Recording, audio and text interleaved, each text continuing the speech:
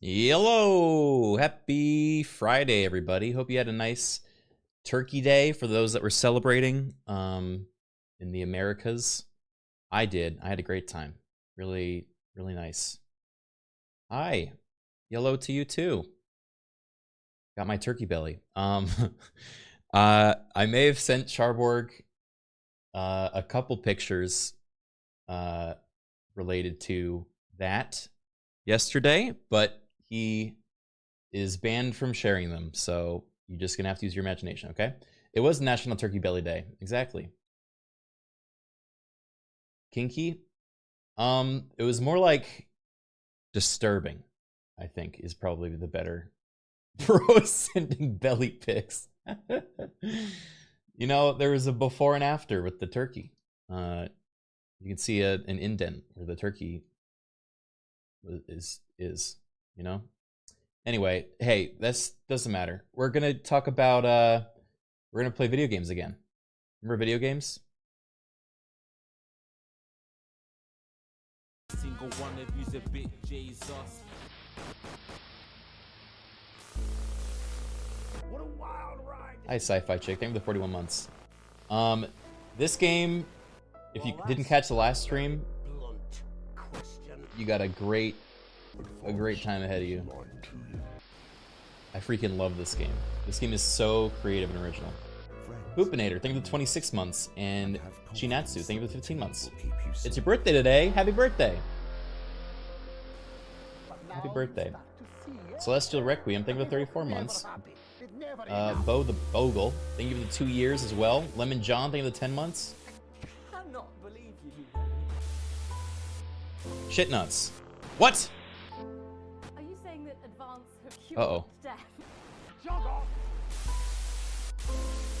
Okay. Okay, it's still okay. It didn't ruin anything. On a similar vein, did Criken ever play Hypnospace Outlaw? I did stream that. Good evening, I'm Megan Wolf. And I'm Jeremy. Our main headlines tonight. Daddy, it's starting! Every single one of you's a bit Jesus. Niacium, thank you for 41 months. Alright. I'm gonna load so we can get in. Why did I name myself Criken1? So the way this game works, guys, if you missed out, is it's a narrative that is evolving on a live British TV show. A news broadcast, essentially. Thank you, Anime King, for continuing your gifted sub. And so we are basically the showrunner of the show, the editor, and it's our job to keep the show going and focus on the important things, but also tell the news, right? And try to be as unbiased as possible if we can help it. That's easier said than done, it turns out. And, you know, there's like this weird pseudo-narrative that's kind of evolving, but it's also just incredibly funny and dry British humor. And we had a very disturbing scene last time around a bear, a Mr. Bear. If anyone remembers the song. Hey, Mr. Bear. Alright, I forget. What's it over there? I forget the... something about mediocrity, right? What's that over there? Yeah, there you go. Yeah, so you guys remember. Also, Ancient Ones were mentioned at one point. We don't really know what that means yet. Agent M, thank you for the 13 months. Pro says Ka, thank you for the 2 years as well. That's where your dreams go to die. Yeah, that was the song. Nailed it. Alright. How long is one day? In this? Oh, they skip a bunch of days, don't worry. The first stream of this was about 3 hours. And we're now continuing the story. So, we are basically waging at this place. And, well, we're doing our best, basically. Rhythm beam of the heart monitor brings you slowly back to consciousness. Opening your eyes, you're greeted by a semicircle of concerned faces. Your family by your side, a reassuringly familiar sight in these new surroundings. You blink a few times to clear the sleep from your eyes and bring everyone to focus. Oh yeah, I had like a stroke or something. You feel a hand on yours, gentle but reassuring. Sam, they're with you as always. Their expression, understandably concerned, is somehow more affectionate than ever. Chris chimes in from beside them. See, Alex is fine. We missed the game for nothing. You and Chris still aren't on great terms, but it's hard to miss the tone of disdain in their voice. Remind yourself this isn't about Chris and squeeze Sam's hand, smiling at them. The red lines on Sam's forehead fade a bit. Lord knows you've both got enough to be anxious about without your health being thrown into the mix. With a final smile at them, you turn to the rest of your family. As you see Susie's absence, you notice Charlie's fidgeting, clearly trying to not look worried. As soon as you turn to look at him, you can see Charlie tense up, his concern clearly up on his face. So, you're definitely good, right? He finally asks, quickly looking away. There's nothing to worry about. Charlie looks at you and grins, one of those infectious smiles that spreads around the room. It's always good to have him in your corner. Your smile fades as you notice your mother staring listlessly out the window. Despite all of your best efforts, she's not been doing well lately. Your mother starts your call, clearly shocking her out of her reverie. Thank you, Itzgerp, for the 64 months. This is basically like a movie night, guys. All right, so settle in. It's going to be a movie night with some extra steps. Should be a lot of fun. She turns to you and smiles, and you're grateful to see the increasingly rare recognition in her eyes. Yes, dear, of course. How are you feeling? You smile warmly and nod just before you can respond. A doctor bustles in and ushers everyone out. She asks you, and that feels what feels like the 100th time, how you're feeling. Surprisingly well, all things considered. Excellent. There's no sign of any real damage. She's just a bit of a shock to the old system, pardon the pun. Not that we'd recommend you doing anything like that again, of course. After a couple of days rest at home, you should feel right as rain. So I think we got electrocuted. Oh, in the private room in care, the doctor gestures to your room. You notice how, which you now notice looks rather expensive, has all been paid for by Mr. Bozeman. He left those flowers and said not to worry, to take the rest of the week off. We'll see you Monday, apparently. So our boss told us to take the whole week off just because we passed out due to a faulty system on his watch. That's so nice of him. Oh God, the bear. You come home from a particularly late shift to find the kitchen light still on, which isn't normally a good sign. Everyone's usually in bed by now. Softly opening the kitchen door, you find Sam sat at the table. Bills and papers are strewn in front of them, as well as what looks to be their second pack of biscuits. They give you a quick kiss as you take a seat next to them. Sam frowns and goes back to the bill they're holding. Hey, sweetheart, just looking at the numbers again. You look into the door to the pantry, now converted into your mother's bedroom. We've been doing our best, but I think Cassandra really needs a nurse to look after her now. Filling the bills are all you can see. Fortunately, with the money that's been coming in and what we've been able to save, we've got more than enough to keep going. Sam smiles at you. I know things have been difficult and the daily care won't be cheap, but she's your mother. We have to, really, don't we? Of course we'll pay. The sword of Damocles sheathed, at least for the moment. You grab the papers and stuff them into a drawer. It's such a relief to not have to worry about it anymore, or so you told Sam. Hours later, you're still awake, staring at the ceiling, thinking, how long will the money last? Oh boy.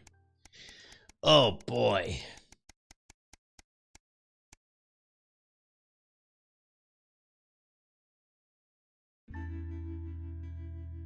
Sam's out with work tonight and Charlie's staying at a friend's. The house is yours. You order a takeaway and a couple of drinks. Decide to relax in front of the TV. Not a great selection tonight, but surely something to watch. A comedy, horror? No, Sam likes horror. You just switch off. Action thrillers, this one. I'm a fan of historical dramas. Yeah, historical dramas. Why not? Genghis Khan wasn't really something you were interested in, but drama's not half bad. You even learn a few things, but the fact his real name was Temujin. Who knew?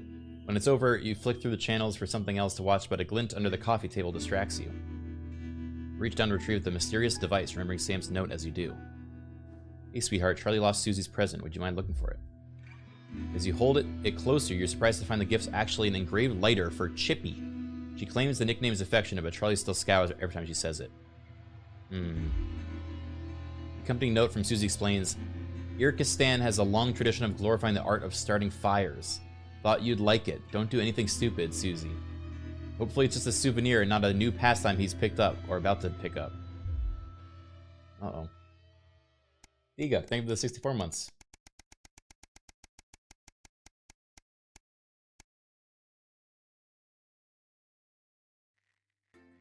Oh boy, here we go.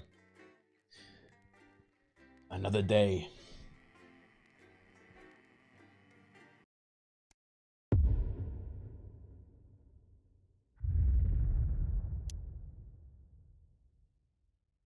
Oh boy. Oh.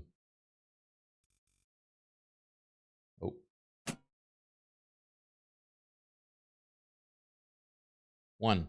What? No signal.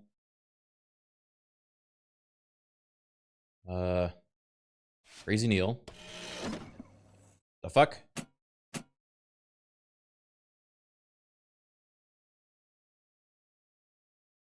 What happened with the power? Uh-oh. Uh-oh. Oh my god. It's close. Jenny? Sorry, Kath, you're gonna have to leave. Sports board! Not letting it go to your head. She nearly blinded me. 10 seconds, everybody. I thought we were part of Huh? these days. Oh fuck, oh fuck. It broken. Stop being so high and mighty and do your job. You're having me fun. Must be played. Don't tempt me. Wait. Fuck. Good evening. I'm Megan Wolf. And I'm Jeremy Dawes. Our main headlines tonight.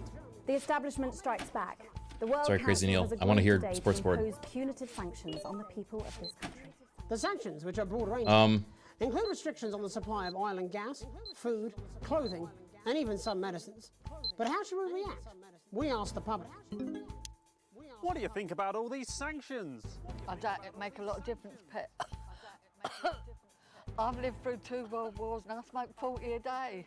And if that ain't killed me, I doubt this will either. Thanks, Patrick. Fascinating stuff. Popular Prime Minister Julia Salisbury has released a reassuringly brave statement in response to the World Council's controversial announcement. This international declaration is nothing short of outrageous. We are a democratically elected government with massive popular support. We do not recognise these sanctions, and we encourage other socially progressive nations of the world to both resist and ignore them. what? Advance have struck fear into the heart of the international community by showing that it is possible to have radical change for the betterment of the many. Should we take this out? Are we And playing? whilst I wish we could improve other countries as much as we have our own, we do not rely on the help of others to thrive. This country This is a Brexit situation. entirely self-sufficient. It's Brexit. We are a They're going team Brexit. now more than ever. Mm-hmm. And this team is on your side. Thank you. Defiant stuff. But what do you, the public, think of our government's stance? Robin Short found out. Hi there. Neutral. Robin Short, National Nightly News. I was wondering if I could get your thoughts on the current government. I'm not really very interested in politics, really. As Mother always said, leave politics to the politicians, Malcolm. Well A said, Flard Malcolm. Day's night. Following the release of the Flard 5000, production of Flards are at an all-time high, requiring the new manufacturing facility in Grizzleford to move to 24-hour-a-day production. Hey, Hackerling. This game is so Finding funky. More and more uses for the ever-versatile Flard. The team at Rewington Cyst certainly have their hands full keeping up with demand. So, Flard. is there anything better than a handful of Flards? We asked Patrick to find out. Patrick? Do you have an opinion of Flards at all? Oh my god, I love Flards. Doesn't everyone? Do you even remember when we didn't have Flards and we had to rely on Werbs? Oh, I'd never go. Werbs. Yuck. A momentary lapse of reason. Oh. Hello? Game crashed.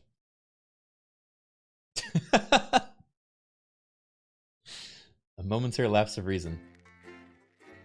Jeremy! Hope it's not corrupted or something.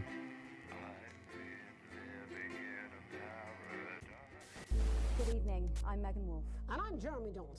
Our main headlines tonight. I love Jeremy. Who's your guys' favorite, Jeremy or Megan?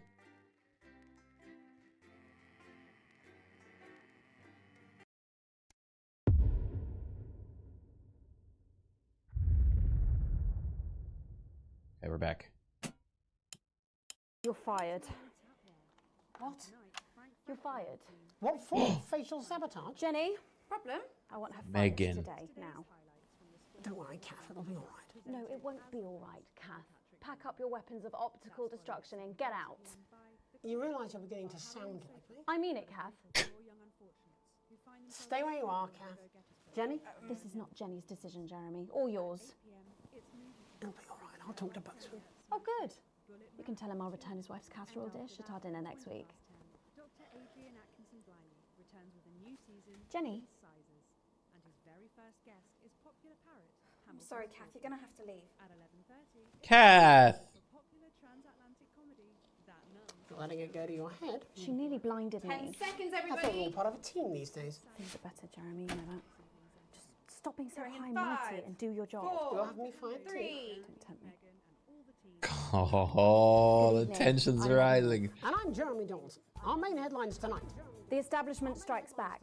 The World Council has agreed today to impose punitive sanctions. So for those that missed the first on people of stream, this country. The sanctions, which This are is broad-ranging, this include is restrictions on the basically supply of oil and what's going gas, out to the food, nation. clothing, and even some medicines.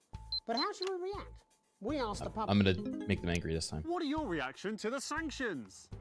I think it's fucking outrageous. My mom needs insulin. Am I supposed to get her transitioned? What's the government doing about it, eh? Thanks, Patrick. Deputy Prime Minister Julia Salisbury has released a reassuringly brave statement in response to the World Council's controversial announcement. This international declaration is Should we- nothing short of outrageous. You know what? I'm taking out We are a Advance. democratically elected and I'm putting in government Crazy with Neil. massive popular support. We do not recognize these sanctions. I'm not with Advance anymore. I'm breaking from the Other mold. socially progressive nations of the world to both resist and ignore them. Advance have struck fear into the heart of the international community by showing No more that mold. it is possible to have radical change for the betterment of the many. And whilst I wish we could improve other countries as much as we have our own, we do not rely on the help of others to thrive. This country is entirely self-sufficient. We are a team, now more than ever. And this team is on your side. Thank you. Defiant stuff. But So- what do you, the public, think of our government's stance? Robin Short found I think out. it's interesting. So we're getting different interviews based on which one I pick, right? What? That shower of iridescent pricks? Punishing success and rewarding laziness? They're taking this country down the bloody Swanee. And it's not just me that What's a thinks so. Swanee? My wife Iris, she agrees. A Flard Day's Night. Following the release of the Flard 5000, production of Flards are at an all-time high, requiring the new manufacturing facility in Grizzleford to move to 24-hour-a-day production. With people finding more and more We hate uses for the Flard now. ever-versatile Flard, the team at Remington Cyst certainly have their hands full keeping up with demand. So, is there anything better than a handful of Flards? We asked Patrick to find out. Patrick? What's your opinion of Flards? It's him again. I'd get them banned, mate. Floods killed 3 members of my family and more than one pet. We should have stuck with words. It was safer then. Pipers at the gates of dawn. We should have stuck with Commuters in the words. capital this morning found themselves surprised and amused by the latest stunt from popular pressure group Disrupt. Silent protests were held outside underground stations throughout the capital, bringing a pleasantly surreal quality to the morning commute. Unless, like me, you have a phobia of mimes. But how do we, We love as mimes. a country, really feel about Disrupt? Robin? How do you feel about Disrupt? Ah, well, now you're talking. Ruddy hero, showing us not to take it lying down like Iris here. So you both feel they're a God. cause worth supporting? Well, Iris doesn't speak on mine, but we're pretty sure there's still one in there, aren't we, love? Oh my God. Wherever it is, it loves Disrupt, fighting the oiks for our freedom. And what could possibly be wrong with that? Do you need me to get you some help? Feast or famine. Jeez. Resourceful doctors David Wong and Ingrid Sforsborg and Horgensford today announced their first successful harvest in Dante's taint. Although they can currently only grow a few fungal strains, the scientists seem to be staying positive, as the following picture shows. The undauntable scientists chose to try and survive in the cave system while the complex rescue operation inches forward up here on dry land. Let's hope they're like Stroganoff. But with Advance planning to spend an eye-watering amount of public money on the rescue craft, we asked Patrick Bannon to find Angry. out what we should all be thinking about the accelerating costs. This rescue is going to be expensive. What are your thoughts on that? Well, I don't want to sound cool, mate, but fuck them. Oh. I mean, if they found some rare rocks down there, would I have got a share of the profits? Nah, of course not. So why am I expected to pay now it's all gone tits up? Are you going to pay? Are you? How much do you want? I think of, oh, God. I am not a number. Applications finally opened today for the new Advanced Team membership cards, a scheme by the government to allow fast access to all the new public services being introduced daily. The team membership cards are entirely voluntary, but will be recognised as legal identification by all major organisations, including the police, banks and, vitally, pubs and bars. Angry. And of course, there's no charge, Jeremy. It all seems too good to be true. Well, you've always been a cynic. But most importantly, what should you, the public, think about the new team membership cards? Team membership cards? Absolutely bloody not. It's the thin end of the wedge, isn't it, Iris? First it's, can I see your identification, sir? And then it's, would you mind bending over the table, sir? So Sergeant State Educated and Constable Regional Accent here can stick their truncheon up your derriere. Oh, crikey! They should call them what they are. They're bloody ID cards. Oh, for Christ's sake, what is it, Iris? Oh, I'm really not happy, Algernon! I'm so sorry. Crikey.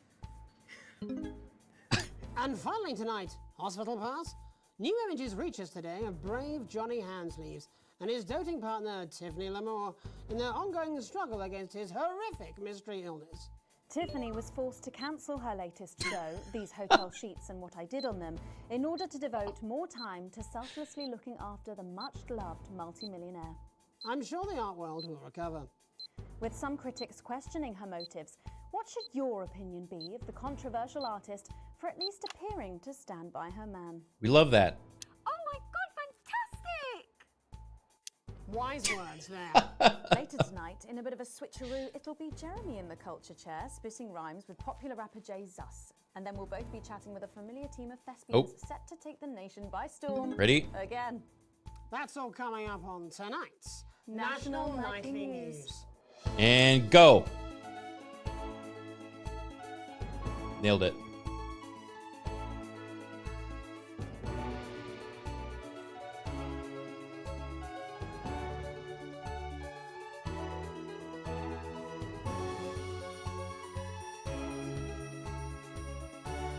And we're live, people. Look alive.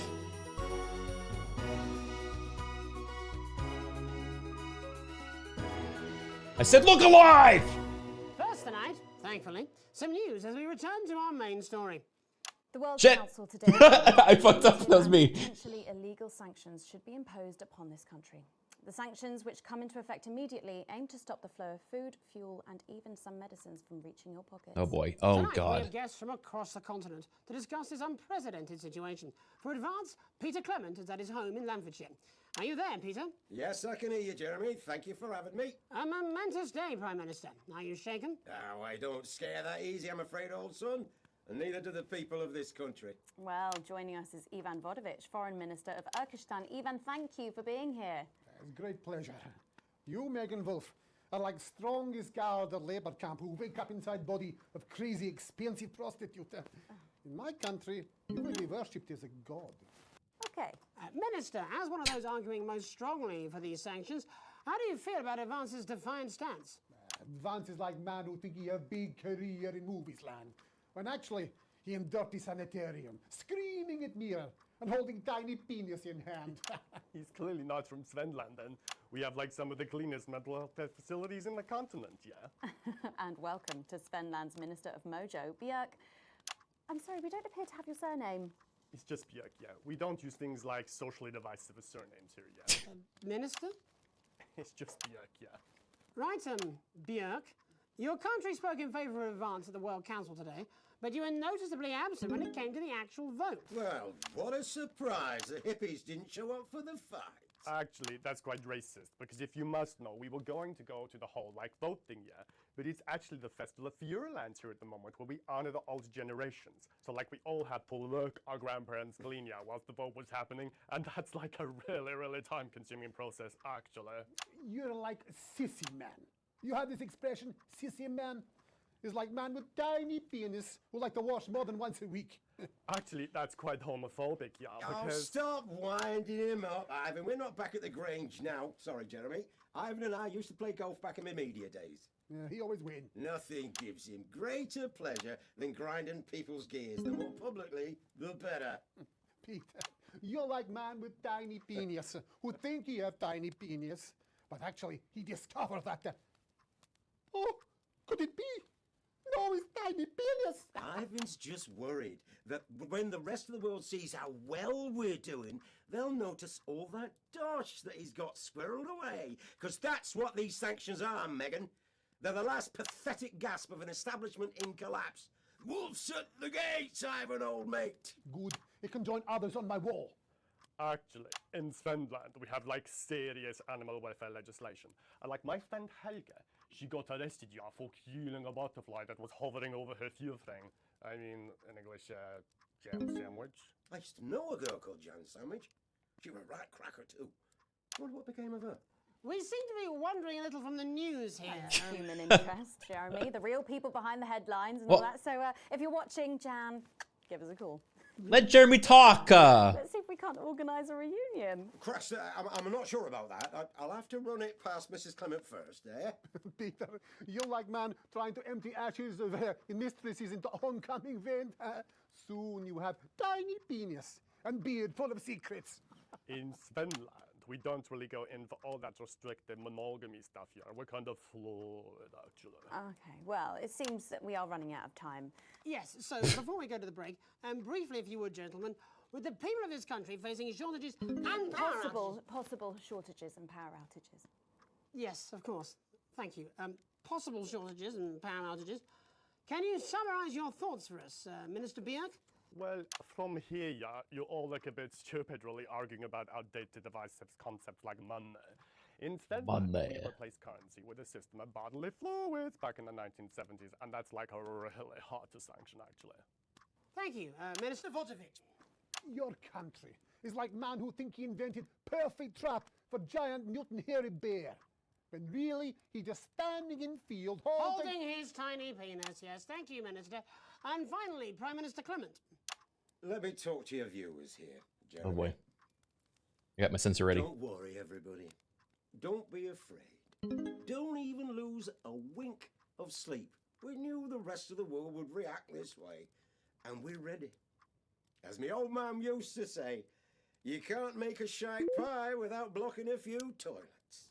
Thank you, Prime Minister. Reassuring words there. We'll be back after these messages. 1 minute back. Hey, Peter, I over your way this weekend. You fancy a quick 9? Yeah, sure, front or back.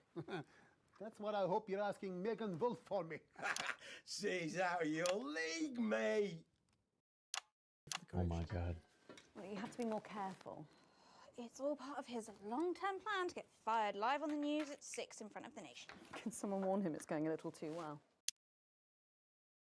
Oh.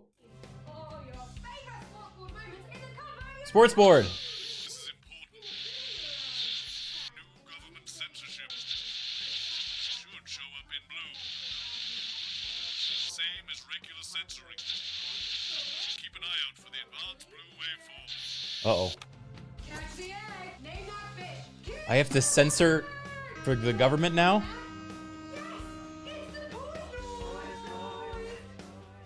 Oh, man.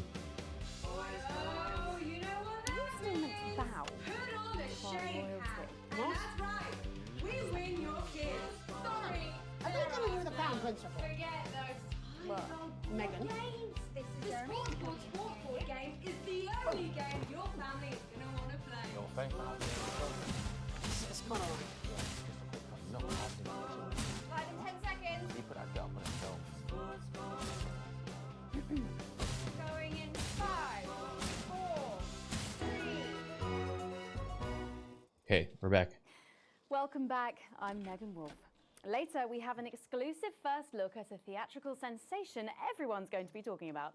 But first, it's time to go over to the culture spot with lovely old Jeremy Donaldson, who's joined by a very special guest. Jeremy. Thanks, Megan. I have the honour and privilege of being joined by hip-hop royalty. He's been called the son of the streets and the father of truth. Not sure how that works, but whatever. Let's welcome Jesus. Thanks, Jeremy. Yeah, it's a real honor to be here on your show, The News. You know, as a kid on the streets, I used to watch you through a window of the shop, so to be here right now is crazy. You've had quite the journey to be here today. Can you tell us about it? Well, you know, I try not to, well, you know, the past is the past, and I don't like to dwell on it. I understand. You But yeah, man, the streets is all I remember. Like, my mother donated me to a charity shop soon after I was born. Elderly lady took pity on me. You know, she let me sleep on a pile of crime fiction until I taught myself how to walk. Crime fiction. Wow, that's quite the childhood. And she died tragically. Right there in my arms, man. You know, I remember a tear falling as she laid there next to the used homeware. And in that moment, I became a child of the streets. I was just 18 months old. What a tale. What a tale. You're known for your direct and honest lyrics. Was your style informed by your troubled past?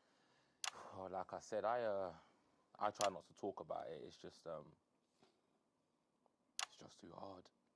Of course. But my first album is about the story of the first 4 times I stole, so I wouldn't starve.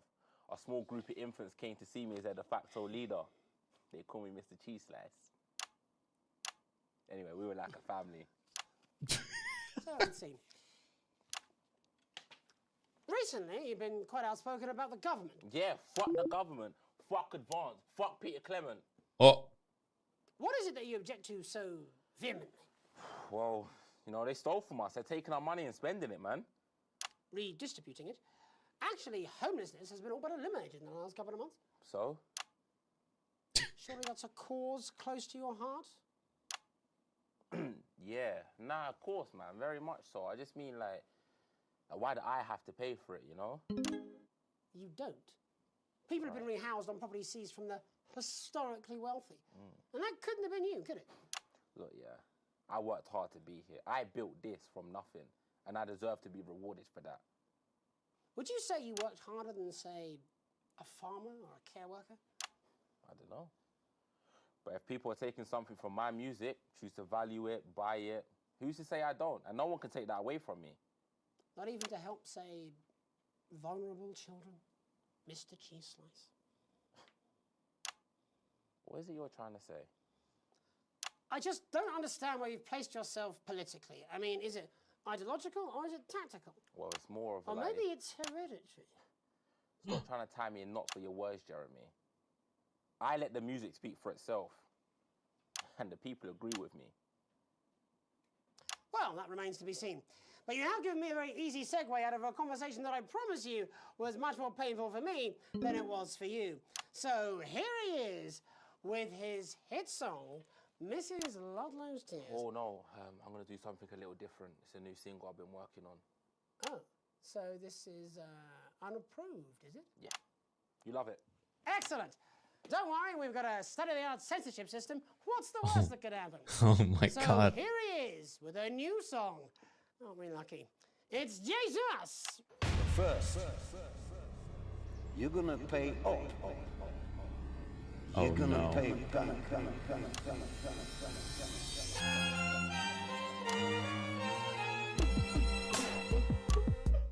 Well, we're all different races from many different places. At any given moment, only one could be the greatest. So you can feel the elation from your participation. Still 2 leaders in this motherfucking nation. Now we're getting action, talking about expansion. Why does Julius require a massive fucking man?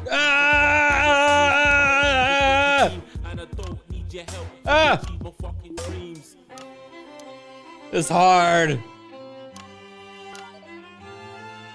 So don't make a fuss when you find you're one of us. Yeah, every single one of you's a bit Jesus. And you can call me crazy, cause no one ever pays me. But I won't waste a lifetime being motherfucking lazy. I may be inventive. Don't call me a government dog. But why would I get out of bed with no fucking incentive? Although Shit. it's contravention of your obvious intention. I like to eat a little of the fruits in my invention. You make us the same, but we're not. You are though? All our dreams, all our schemes, all our means are not the same. Oh yeah? Fine. No more crazy Neil. Now I go to the government. That's what you guys get. You want me to be a government dog? I'll be a government dog.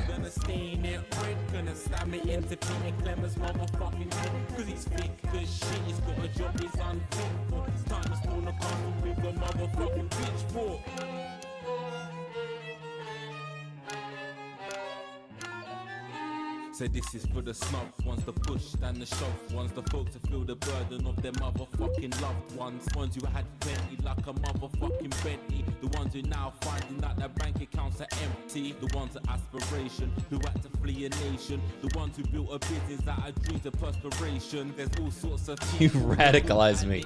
evil, it only takes a glance to see we're not all equal.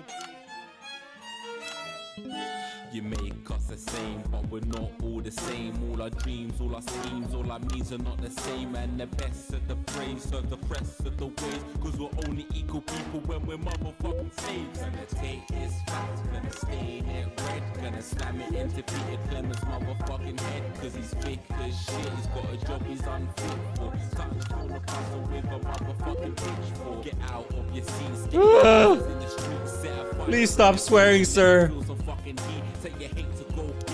Please.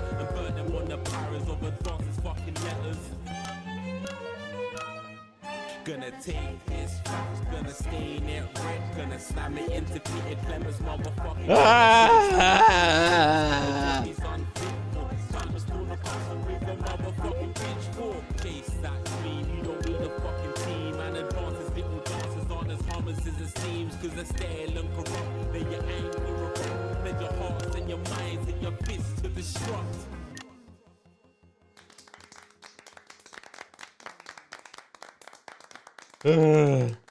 Kubla, thank you for the 2-year resub. With his new song.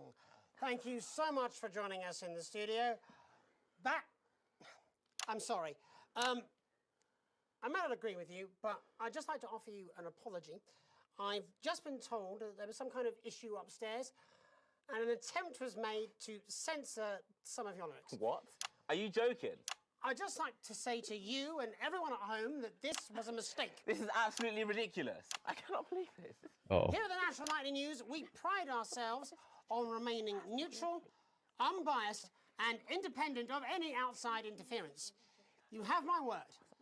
We will never censor ideas. Back to you, Megan. Well, a bit of dangerous language there. Sorry about that. Well, thank you to little Jeremy Donaldson for providing our culture spot. I'm gonna get fired. I was literally just told to censor it. Their upcoming dramatic outing. Don't go away. We'll be right back after this. That's the ad. That's a bad. This is a bad time for this ad.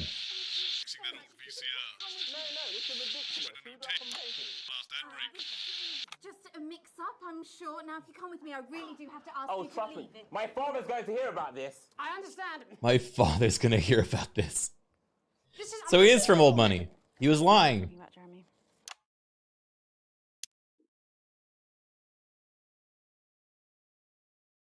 Territory.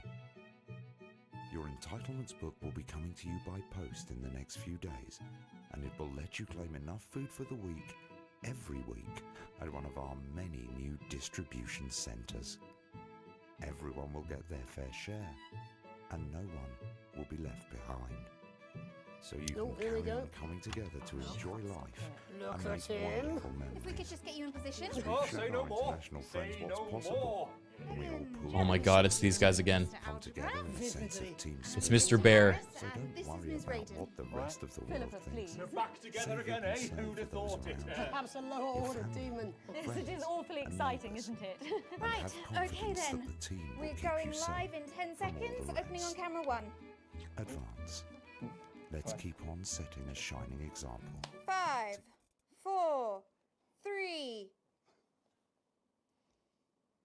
Welcome back. And no, you're not mistaken. Sitting. Wait, can you raise in-game volume? Yeah, I feel like it was quiet too. Here, I'll turn it up for you guys.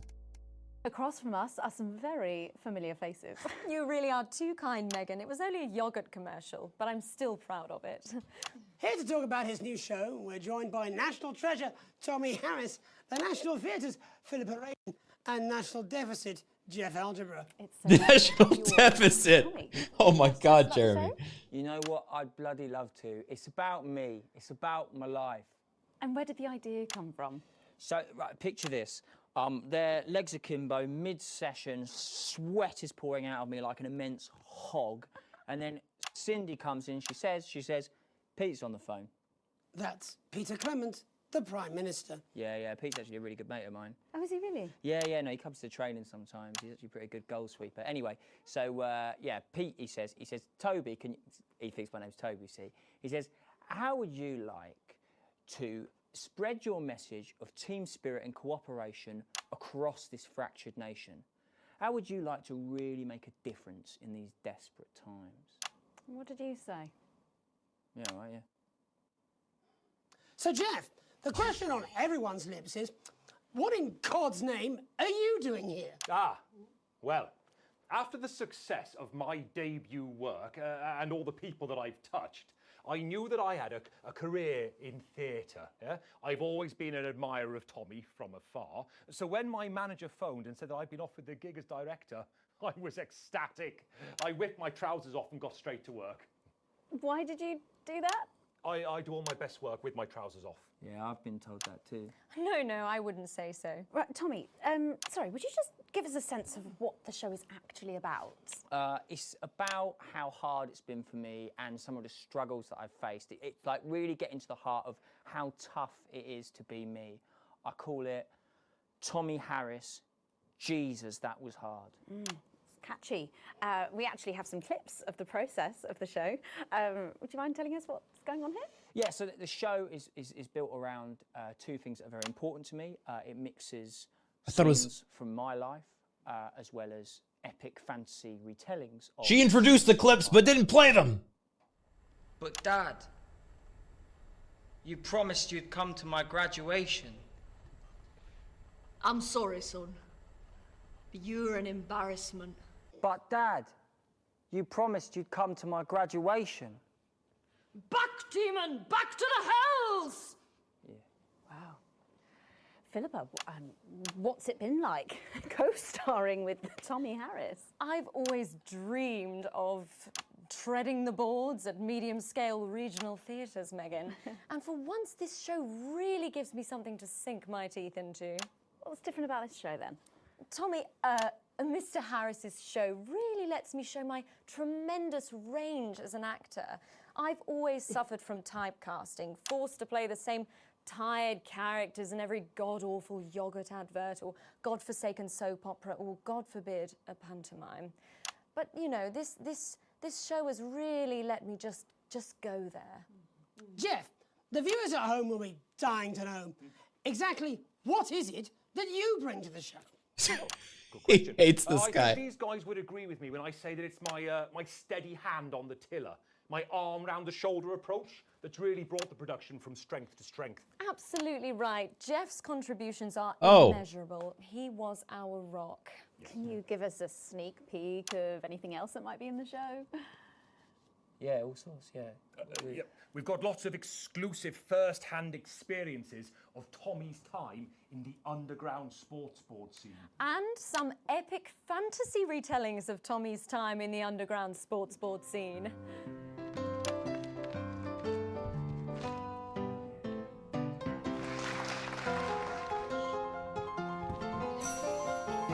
You'll never take the sacred pass! And am I right in saying this was officially commissioned by the government? Yeah, yeah, all paid for by the taxpayer, which, you know, to be honest, was actually a lifesaver, really. Yeah, I think it's fair to say that without Advance's support, no. we'd have had to cut the finale. Which Did I frankly side would up have with been the a wrong team? travesty. Oh, God, Jesus Christ! Oh no. And you do this every night? Absolutely. It's a metaphor. For what? Death.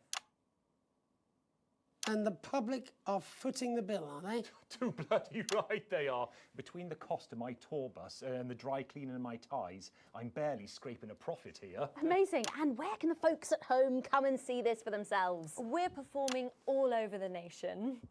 And people can see it for absolutely free, all courtesy of Advance. Isn't that incredible, Jeremy? Yes, it's unbelievable, Megan. Well, thank you all so much for coming. Next time we see you, no doubt, you'll have taken our jobs. Yeah. That's all we have time for tonight. Join us tomorrow when I'll be interviewing the world's most attractive horse.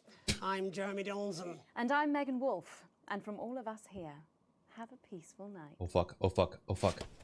That's the ads. Let's get reset for tomorrow, please. Hey, we must stop bumping into each other like this, eh? Oh. Crazy Neil. Oh. Because I've got a solstice with a mostness. So come on down to Crazy Neil's for a crazy... Oh, thank God. Some garden furniture, patio furniture with some garden furniture next to it on the garden next to the patio. We've got garden furniture that looks like a cello, garden furniture that looks like a car, garden furniture that looks like garden furniture. Come on down for a crazy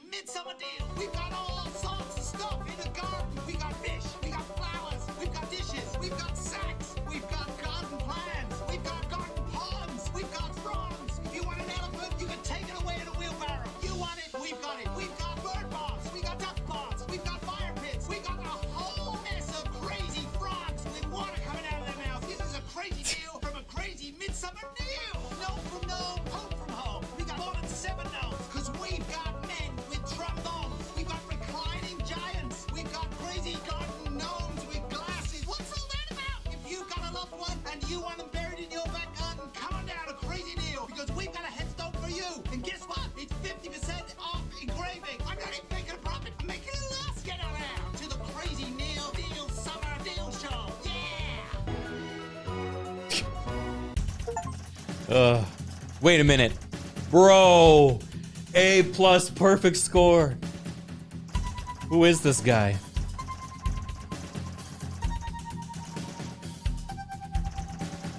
Yeah. Crazy Neil going up.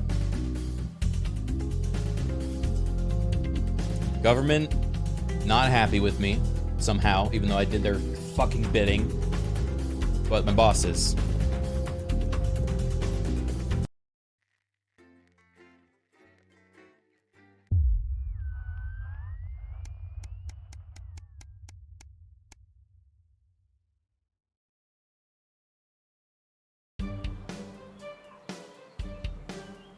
Oh, that's saying the world hates the government? It's a lazy Sunday afternoon in summer with you and Sam making the most of both kids being out of the house. You bang your head coming out of the cupboard with the last 2 slices of homemade cake. It used to be much easier when you could store things in the pantry. It's rare for you and Sam to actually get to finish sweet things in this house, and you savor every moment. Just as you take your last bite, you hear the sound of a front door slamming. That'll be Charlie back from the Go-Getters. You can hear him practically running to come find you, and he's grinning from ear to ear when he finally does. I have some really big news! You and Sam play along, sitting attentively with bated breath. Ready? Charlie asks, and you both nod enthusiastically. With a flourish, he reveals a new badge from his pocket and proudly presents it for you both to examine. As he announces, as of today, I'm a member of the first tier of Cohesion Cadets. There's way more stuff I'm going to be doing, and I'll be working some weekends, but it's really cool. Sam congratulates Charlie, but you can't help but frown. This seems like a big step up from teenagers.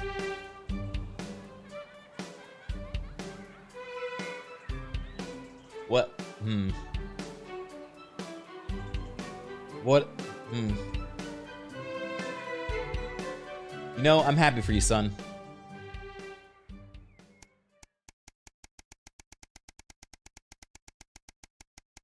This game is creepier than I expected. I think it's a really cool tone. You clearly love your daughter more. Oh, shopping, something that always seems so tedious before the sanctions, has become even more of a chore now. You managed to get almost everything you need for the family this evening, but you'll have to come back tomorrow to get through the week. There's a queue to leave the car park, though it's hard to make out why in the dark. As the final car in front drives off, you realize the queue is actually due to a checkpoint set up at the exit. A friendly-looking man in an advanced uniform, CCO, emblazoned in a number of places on it, approaches your car and knocks on the driver's side window. Good evening. Nothing to worry about. I was wondering if you could show your team membership card, please. Weren't these cards supposed to be voluntary? I'm sorry, I don't have one. Oh, that's not a problem. We've got forms with us right here, and we're more than happy to sign you up. The man gestures to his colleague behind him, a young woman in a similar uniform. She clearly received the short end of the stick and is stuck with the paperwork. I thought these cards weren't required. Well, strictly speaking, they're not. But there's also loads of benefits to having them, and no reason not to get one. His smile fades a bit, and when he puts a hand up to scratch the back of his neck for a moment, he leans over you. His presence now seems a bit intimidating. That's not something I want right now. Almost instantly, the friendly demeanor is gone, and his expression is one of stern disapproval. Well, obviously, I can't make you sign up, but I would strongly recommend you do, and soon. We wouldn't want people to think you had anything to hide, would we? He takes a step back and gestures for you to drive on. You're sure you see him writing something down in your rearview mirror as you head home, somewhat more hurriedly than before. Oh boy.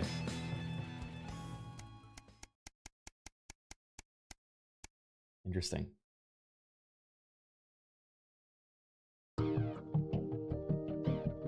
It's Saturday, one of your few days off, and you've made the most of it. But as late afternoon draws on, the invitation sits pinned on the fridge, staring accusingly at you. The Channel 1 Gala is a mandatory work event, Bozeman was very quick to tell you. Also, don't you dare be late. You skipped a work weekend once, you can't do it again. You can live with another note from Bozeman if you keep your Saturday night. Now I'll go. Let's start getting ready. You wonder if Sam will give you a lift. A drink or two might help with the enforced office socializing. Hopefully it won't be too bad. After all, you're pretty good at your job, right? Yeah. I got an A+. You arrive on time, barely, at the Savonia, one of the oldest and grandest hotels in the capital. You're surprised to see a queue to get in, and quickly realize it's because people are being searched at the door by some very military-looking personnel in smart attire. While you're waiting, you can't help but notice just how very opulent the building is, possibly the fanciest place you've been to in your whole life. You submit to being patted down with a sigh of relief or let into the hotel. Once inside, you're directed to the grand ballroom, and following the signs, you marvel at the sheer scale of the place and the amount of armed security guards. When you finally arrive, a very severe woman looking at the door asks for your name. I'm Alex Winston. She curtly checks her list before whispering something to the waiter beside her. You've made it just in time to be seated before dinner. Please follow Manuel here to your table. The waiter smiles at you and opens up the great double doors, gesturing for you to enter. Immediately, you see why it's called the Grand Ballroom. You pause for a second to take it all in. You feel a slight tap on your arm, and Emmanuel gestures for you to follow him. He seats you at a table in the central floor area and a decent view of the stage. Clearly, you're in Bozeman's good books at the moment. You're sat with some colleagues you've seen around the Channel 1 offices before, but don't know that well. One of them informs you far too excitedly, it's a very corporate evening of awards and speeches. Great, at least the food should be good. Dinner is indeed lovely, and with the heap of the no doubt very expensive wine, conversation flows easily enough. In fact, much to your surprise, you're actually presented with an award for Best Newcomer to the Channel 1 family! We got an award! Yippee! As you walk up to collect it, you recognize the presenter as Dr. Adrian Atkinson-Blimey of Incisors fame. He thanks Advance for sponsoring this year's gala before specifically thanking Prime Minister Julia Salisbury and Peter Clement for being in attendance tonight. As you take the stage, you see the frontmost central table does indeed seat the Prime Ministers, as well as Bozeman, Meghan, and some very well-to-do types that you don't recognize. Where's Jeremy? That explains all the security. As you're handed the award, Dr. Atkinson-Blimey asks if you'd like to say a few words.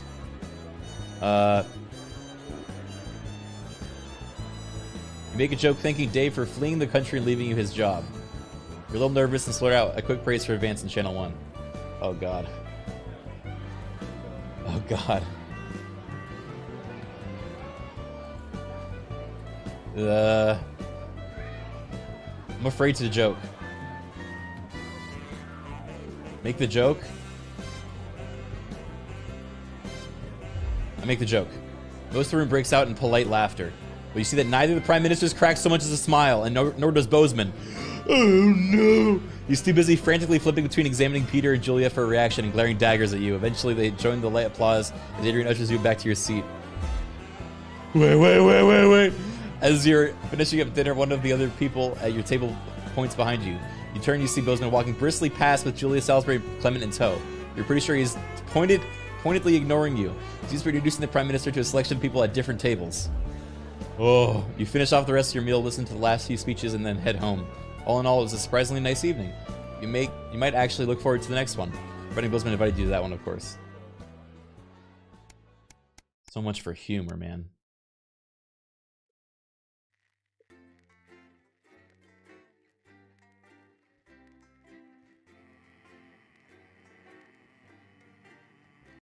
Oh, loading tip guy's off today.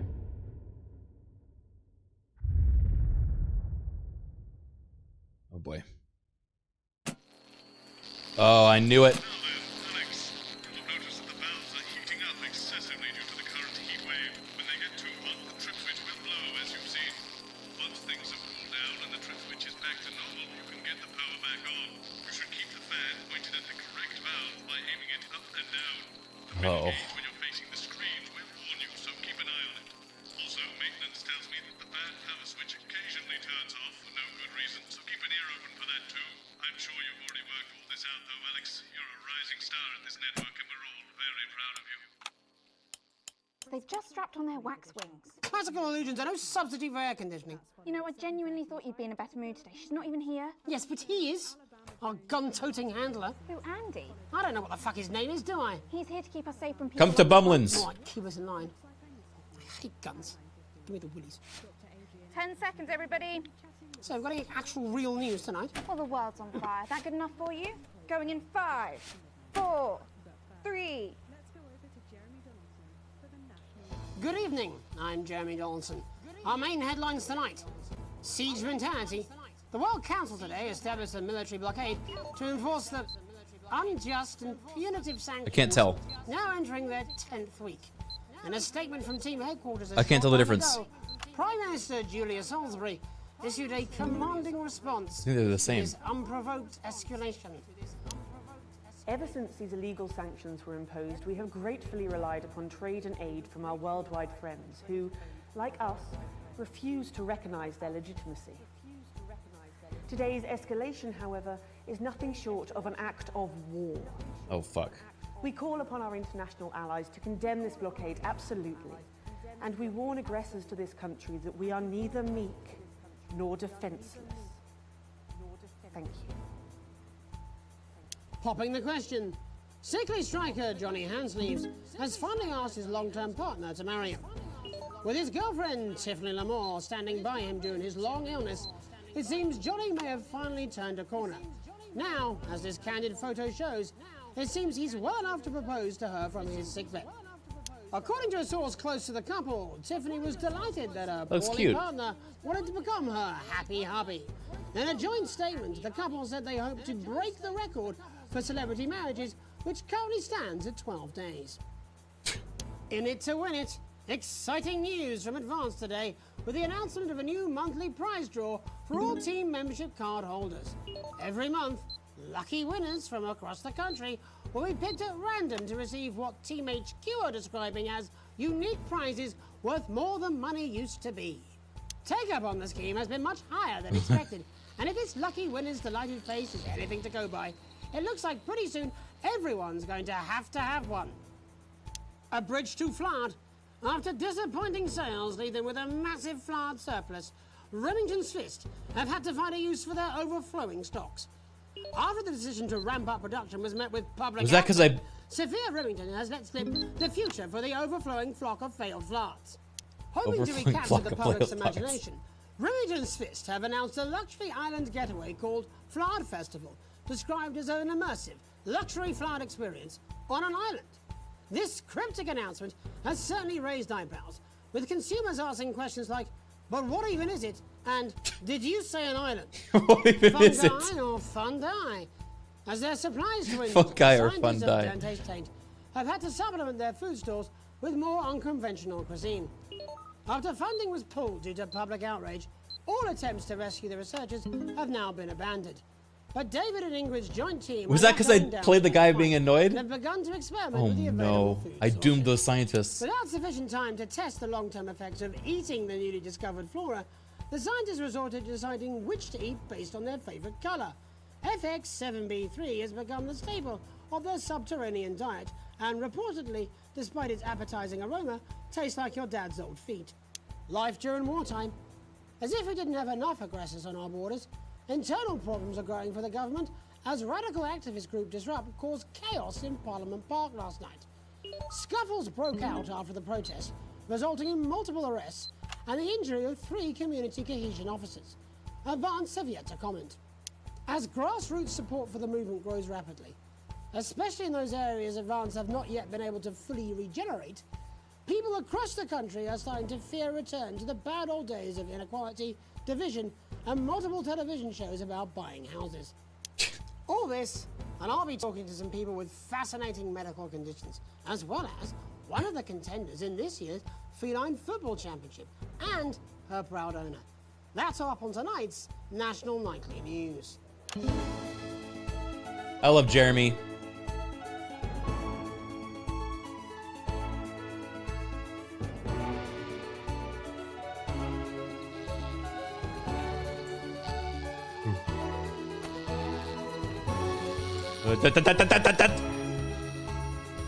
Everything's all right.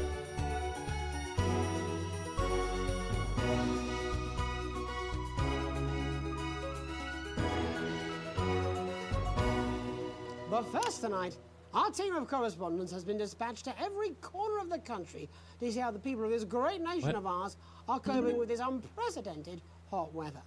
First, let's go to Megan Wolf in Shining-on-Sea to see what the scientific community has to say. Megan, how's the weather there? It's absolutely glorious, Jeremy. Thank you for asking. I'm here with Dr. Anna Burns at the University of Princeford. Are you enjoying the cocktail with what looks suspicious? Yes, it's wonderful, isn't it? My eyelids are sweating. That's been going so well recently. And you're part of a team carrying out a study into just what's causing this unbelievable heat, is that right? Yes, that's correct. Yes, we want to be able to reassure the public once and for all that there's absolutely nothing to worry about and that they can enjoy their sunstroke and fossil fuels in peace. So I'm very confident about that. Oh, very much so. I can say without any hesitation, there's really no cause for any concern here. I've actually left my car running. So tell us about this experiment. Well, we take data from weather What's stations the sound? all over the world, along with atmospheric samples, and we take all that and we feed it into this state-of-the-art computer. Oh, it's and the thing. very soon we'll be getting a high-tech readout of the results. Blimey, that sounds very fancy. I should just say, none of this would be possible without the generous support of Remington's Fist. This is all thanks to their unrivaled investment in our future, and may I just say, complimentary personal anecdote. Oh, here we go. Complimentary personal anecdote. And, as expected, everything is absolutely fucked. Hang on. This can't be right. Right, but obviously you said a second ago that everything is absolutely fine, so, you know. Well, actually, under concern level, it just says, why, God, why? We should be celebrating these wonderful results, I think. Here it just says, shit. I just wanted to see what Jeremy was up to. Celebration. Shit. Can't go around looking like that. Shit, There you go, shit, much shit. better. Can I just say thank you again to Sophia Remington for providing all of this. Everyone, we don't have long. Time is running It's running out. Absolutely right. That is all we have time for. Abandon hope and return to the forest. Abandon hope and return to the forest. I'd like to thank Dr. Burns for just one opinion on the climate. The sea will reclaim us all. There you have it, Jeremy. Proof, if proof be need be, that everything is just fine. I'm Megan Wolf, here with science. Back to you. Megan Wolf there, attempting to do some actual news. Next, heads over to Robin Short, who's in Scritchford with some of the winners of this week's team membership lottery. Robin? Thanks, Jeremy. I'm here in Scritchford with Gary Failsafe, a janitor at the local... Has anyone seen Jenny? Jackhammer, an aspiring poet. Both of you were drawn at random from those who hold team membership cards to receive this week's amazing prize. How do you feel? Filled with fervent euphoria. Yeah, good, yeah. And all that we had to do was fill in a quick form or two. Wow, that sounds so convenient. But we're all dying to know, what have you won? That's right, Robin. I've won dinner with Julius Salisbury at one of the capital's top restaurants. Peter Clement's out to help him dredge the gutter in. That's absolutely terrific. You must both be over the moon. I've written a poem about... Tell me about the moment when you first heard the news. Well, I was battling against a particularly difficult floater, probably one of the sixth formers, when the headmaster came and found me. I was involved in a similarly brutal conflict with a particularly arduous stanza. So you were both polishing turds? No, I don't like to polish them. I like to keep them intact for my collection. Oh. Oh. How unexpected. I don't polish turds. I write poetry. Potato, potato. So, Gary... Do you think Peter Clement's going to let me keep the contents of his downpipe? There's no harm in asking, I suppose. Would you like to hear one? No, thank you. Gary, when you signed up for team membership, was it in hopes of winning the lottery, or were there other reasons? I like a flutter, of course, but no, the boss said I had to sign up to keep coming into school. Very sensible. It's important to know who we're trusting around our children. Oh, I have an unpublished book of sonnets about children. Perhaps you'd like to hear one. No! Or an anthology of haikus on the death of innocence. I'd rather hear about Gary's turd collection. Really? I thought you might say that. Oh. Oh. Are you...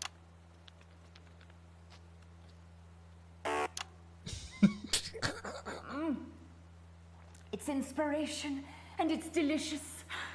Right you are. Today on the show there's no news. Just a man who keeps multiple poos. Here, this big one's my favourite. See how it's fibrous, really lovely texture. Would you encourage other people to enter for their chance to win? If it's colour you're looking for, take a gander at old Blue Eyes here. The national news lost its way when it covered some crap on a tray. Some of these are quite rare. Maybe that was unfair. And that's all we have time for today. Back to you, Jeremy.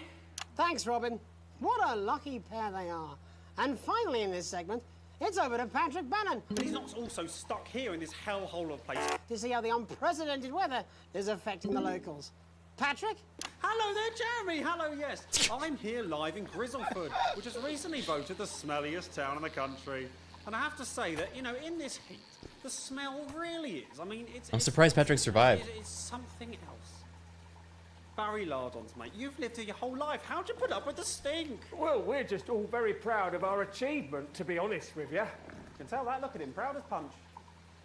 Oh, it was You a know dream what it's sequence. like, Okay. son, being the second smelliest town. No, I don't. Living in the shadow of Arseminster. Those smug fucks.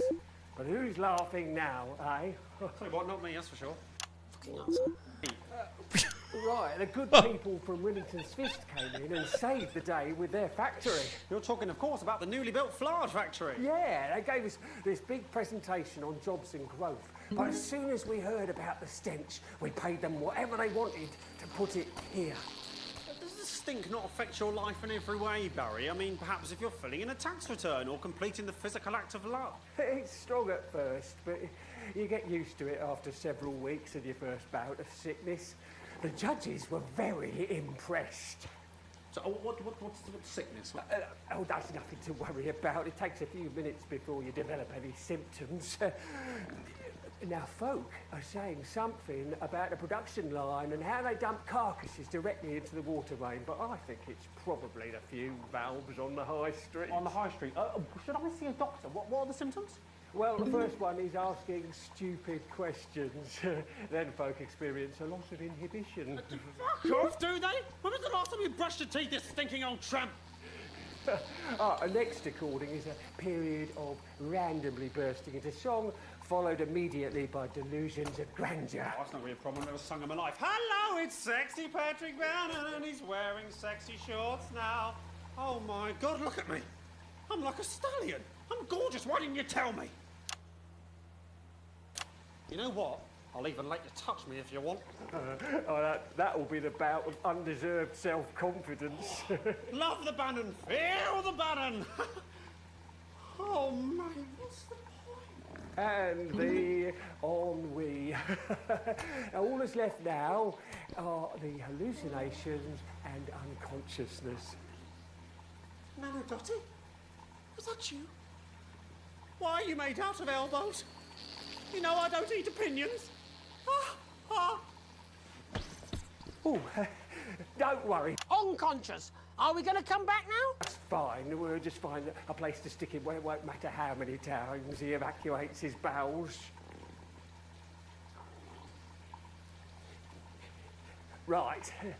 That's all here from Grizzleford, a town that's really making a stink. I'm Barry Lardons. Back to you, Jeremy. Thanks, Barry. You need to stand back. Coastline as we speak. When we come back, I'll be talking to 3 members of the general public who appear to be here purely for medical reasons. Ah, you've started now. Nothing better to do. We'll be back after these messages. Before it gets messy. This next section I'm just having a little bit of fun with it, guys. Oh. may request some censorship if he goes too off topic. You've done a great job so far keeping everyone happy, so let's keep up the good work. Ferris wheel. What do you mean? Jeremy? Carousel. Uh-oh. Roller coaster. We might have to do some sleuthing We've got after none of this. that, but I can tell you what we do have. It's Bumsley! New cars. Colourful germ pit. This swing. Stay with us in our rustic accommodation with all the facilities you'd expect. Water. Doing an interview with a war minister or a report from Hey, Gwenson shoot, Downs. Even the weather's more fucking relevant than With this. our fantastic live entertainment actual activities, legally edible Exactly, food and which air. is wrong. You're People's minds should be very much the on perfect things. family Christ, getaway it's at so Bumlet. fucking hot. Located just a few minutes drive from local attractions like Bum Sands and The Hole. That's it. This is Bum sands in the bum hole. Over yourself, Jeremy. Why don't you stop feeling sorry for yourself for 5, Bumlet. We'll take the whole 5, family. 4, 3. Welcome back to the National Nightly News. Welcome back to the National Jeremy Donaldson. Later, we'll be talking to the captain of the territory's first cat football team, Professor Pumpkin. But first, I'm joined by 3 guests with some balmy bodily behaviours. Joining me is a woman who's been hiccuping for over 9 months. Isn't that right, Miss Piercy? Yes, that's right. Yes. Tell us, what brought all this on? Well, it's all a bit of a blur, Jeremy, to be totally frank with you. So I was watching your show and I remember seeing the news about the election and it hasn't stopped since. Fascinating stuff. Also here is Frankie Steampipe. Perhaps you could explain to us exactly what your physiological foreboil is. I'm here to say it's high time people like me were respected. We're constantly overlooked in the workplace, we're whispered about on buses, and we're asked politely to leave children's birthday parties. And it's disgusting.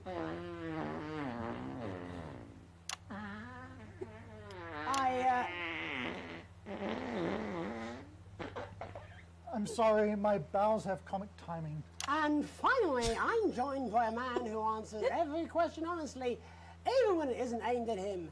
How do you cope with that, Mr. Truman? With a combination of booze, self-hatred, and hardcore pornography. Is that right? Not according to my therapist. Well, in that case, let's speak to Rose. Tell me, how does the hiccuping impact you? I get shushed a lot, which is hard. At work, they've asked me to stop answering the phones. It's really affected my confidence. Well, I find it really fucking irritating. Do people tend to believe your story? Fuck no. Actually, I've been surprised at how much support I've received.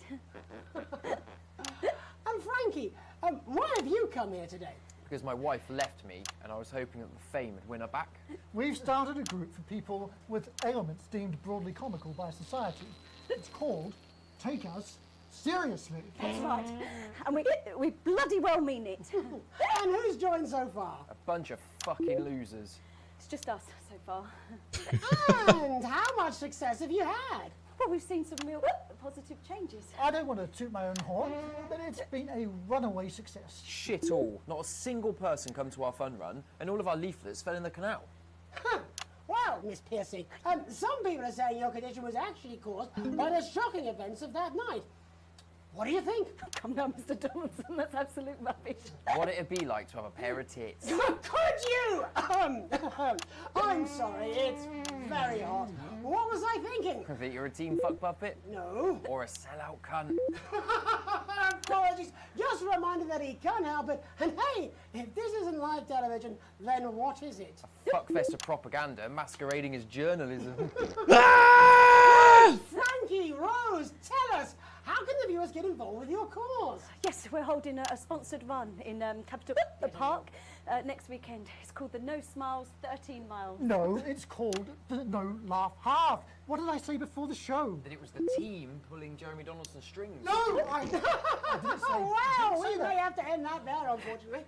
What a harmless bit of fun.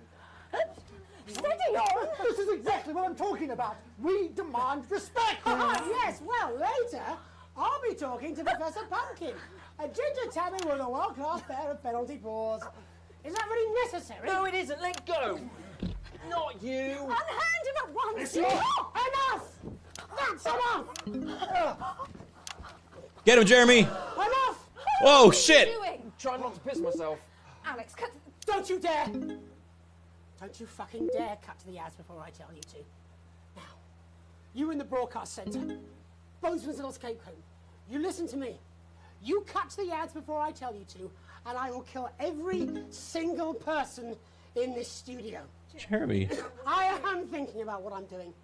I've been thinking about it for a long time. We all should be. Christ, it's so fucking hot in here. Do you remember when we used to do the real news?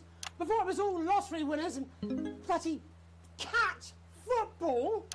We are on the brinks of a siege, the likes of which the world hasn't seen in hundreds of years. The enemy is at the gates, and I'm stuck here talking to these three fucking idiots. I think my hiccups have stopped. You three, get the fuck out of my studio. Go on, now, go, before I change my mind. Jenny, lock the doors. Lock the doors. Yes, Jeremy. Now. Good. Yes. Now. Right then. You in the broadcast centre. Alex, you listen to me. You pay attention. He knows my name. Now, I'm sure you've already loaded up exactly what you're going to play in the commercial, but today is going to be a little bit different. Look to your right. Yes, really. Look to your right. There is a VHS tape, and I want you to load it into one of the machines, and when I say so, and not before, you play it. You've got about 15 seconds, so I wouldn't waste any time. Now, all cameras, I assume all of you you, won't be playing that on tape. me.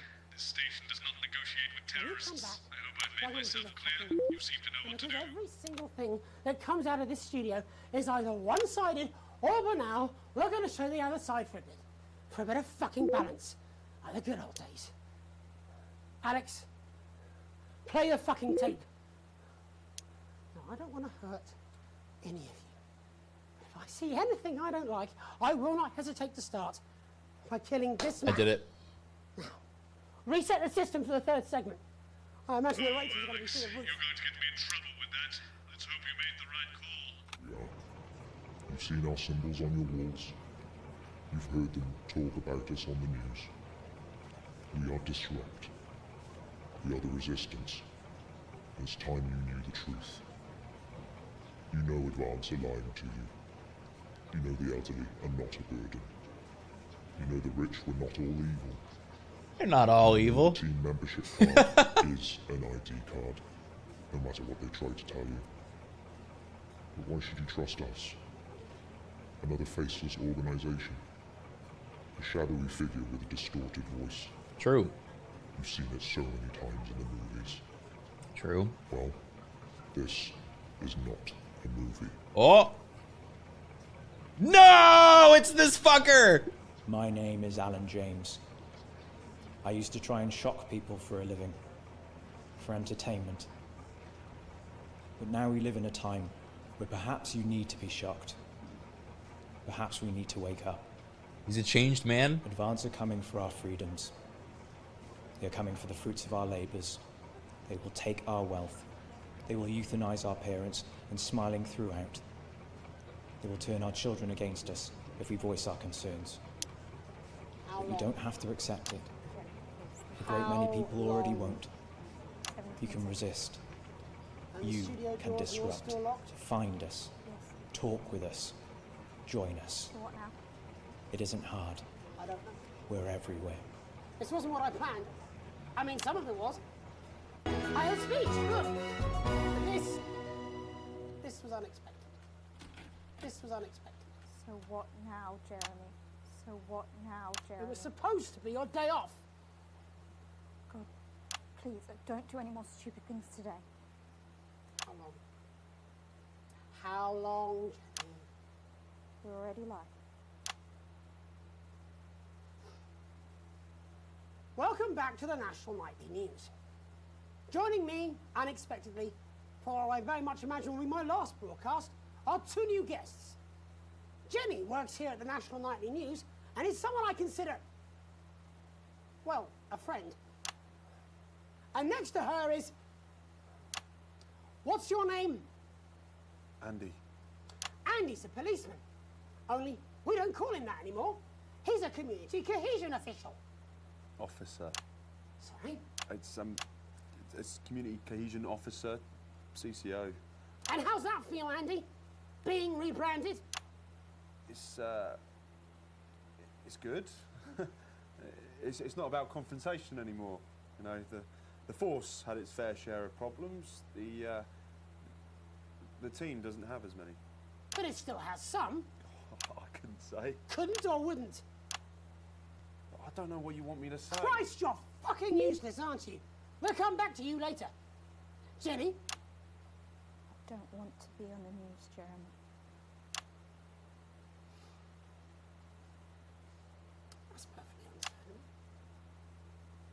want to do this.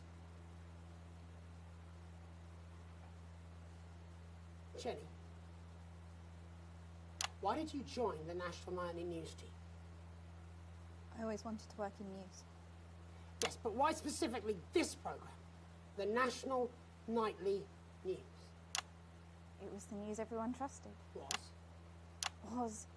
Is. Do you really want to quibble semantics at gunpoint? Is there something else you'd rather discuss? Well, there is a great big Alan James-sized elephant in the room you seem to be ignoring. What do you mean? I saw your face when that hood came down. You didn't know, did you? It's about the message, not the messenger. Like I said, you didn't know. No. I didn't know. The people I met were with... He wasn't there. God, I didn't know it was Alan James. I'm sorry.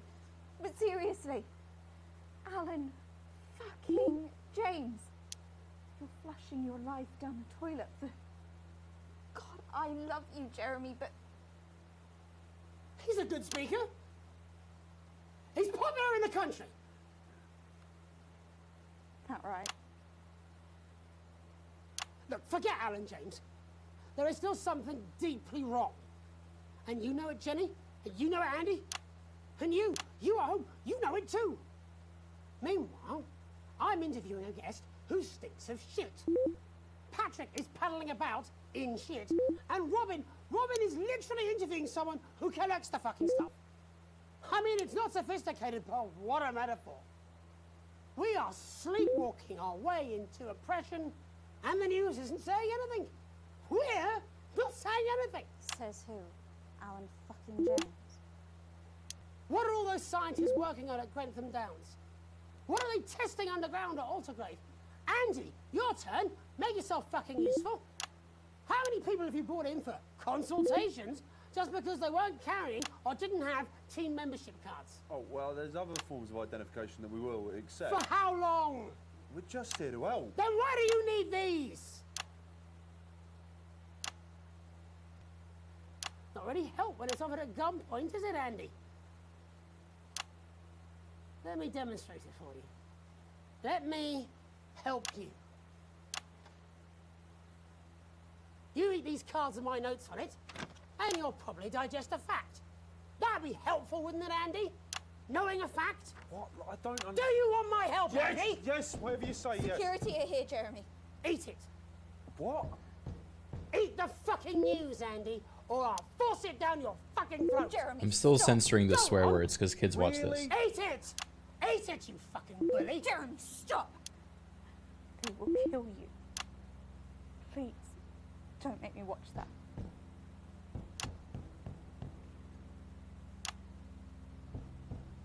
Of course. You're right. Sorry. Sorry, everyone. You can put the card down now, Andy. You can go now. You too, Jenny. Fuck off over there. We're nearly done. Oh. All cameras on me.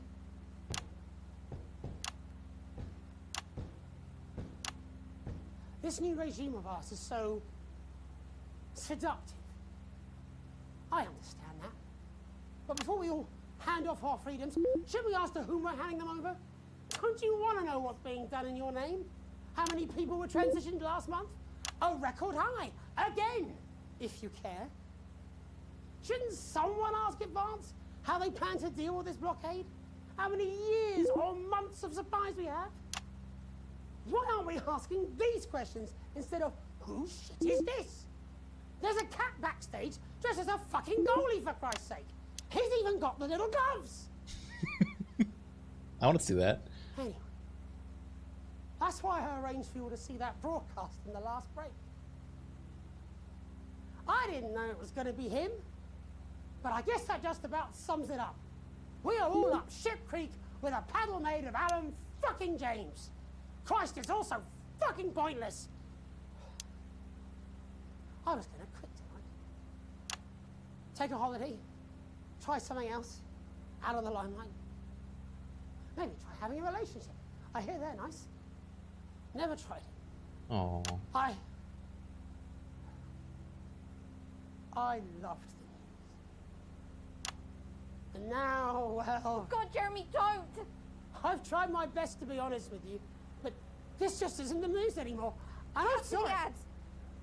I've...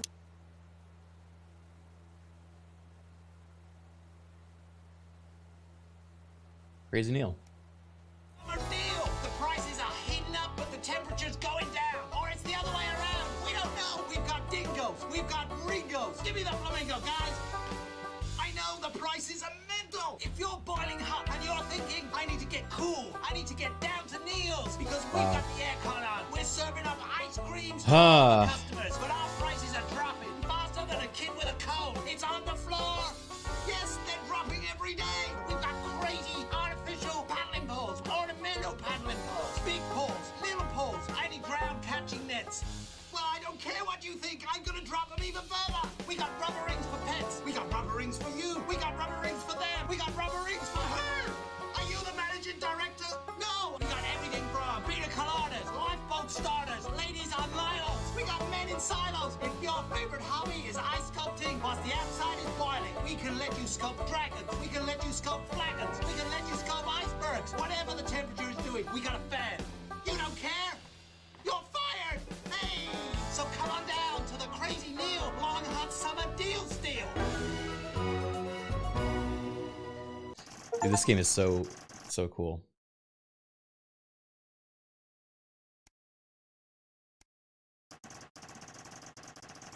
Hey, got a bonus!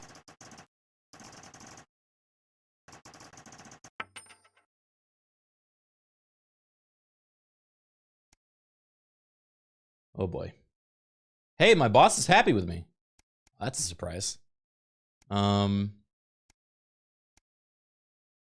gonna look at that last day. In a minute, we'll be going live to the newsroom. But before that, let's take a quick peek at tonight's scorching lineup. At 6:30, Megan Wolf is at the beach, chatting with members of the general public for a special... Actually, wait, I want to do the rushes.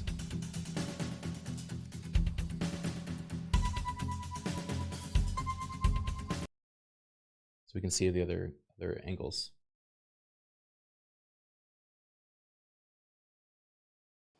All this, and I'll be talking to some people with fascinating medical conditions, as well as one of the contenders in this year's Feline Football Championship, and her proud owner. That's all up on tonight's National Nightly News. And after that, I'll be asking my own thumb what it thinks about the global financial situation, as well as what 3 members of the general public think about how a nuclear reactor might work. Could you be a little more dismissive in your delivery? I think there's a viewer out there somewhere who missed it. Viewers? We still have some of those, do we? Perhaps they're hoping to run into a fact. Jeremy, get it together. Don't give Bozeman any more ammunition. Oh, no, thank you. Coming back from the titles, quiet in the studio. I really best not. It's interesting to see the stuff we couldn't see while we're live, right? But first tonight, our team of correspondents has been dispatched to every corner of the country go on, to see how the people of this great nation of ours are Just the coping one with this I am supposed to be working. First, let's go to Megan Wolf in Shining-on-Sea to see what the scientific community has to say. Megan, This game is so creative. how's I the love weather it. there? It's absolutely glorious, Jeremy. Thank you for asking. I'm here with Dr. Anna Burns at On the a University beach of Princeton. with a Are you fucking enjoying the weather as cocktail much as I with what am? looks suspiciously like actual news. Would you rather she was here with you? Because that's been going so well recently. No, I don't want that either. What I want is, well, never mind. Right now, I'd happily settle for a desk fan. Bozeman will never approve it. Do you know they have dinner together? Who? Bozeman and Megan, and Bozeman's wife, who is lovely, apparently. Who would have thought it? Bozeman managed to persuade some poor, hapless victim to shackle themselves to his ego. Your mic's still live. And I have met Bozeman's wife, and she is lovely, actually. What do you mean you've met Bozeman's wife? How come you've met her? I don't even know she exists. Because in the 8 years I've worked with you, I've never seen you attend a single workplace social event. Aha! That's why I wasn't there. Yes. Imagine the horror of spending an evening with your colleagues. I'd rather spend an evening with that fucking rapper. Do you remember when you used to be fun? Yes, it was about the last time we did the actual news, wasn't it? Before your lot turned into this shit. Your lot. I'm sorry. My lot? Well, it's not my fault, is it? Why are you even here today? I mean, it's supposed to be your day off. I am not talking to you.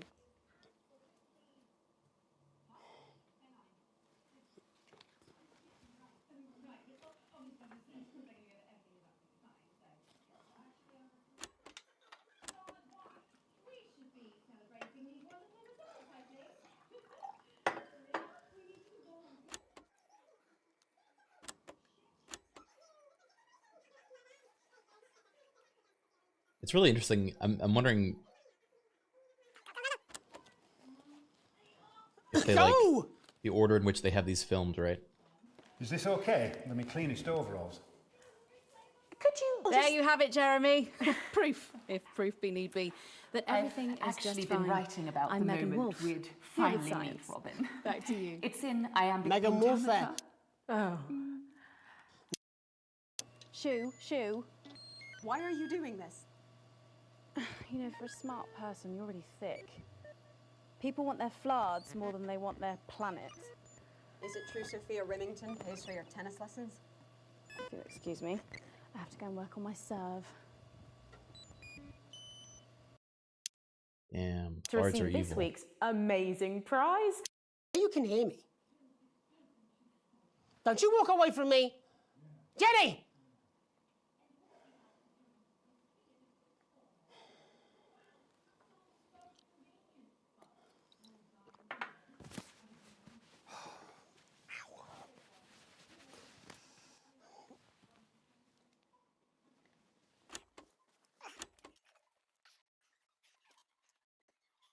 Poor Jeremy.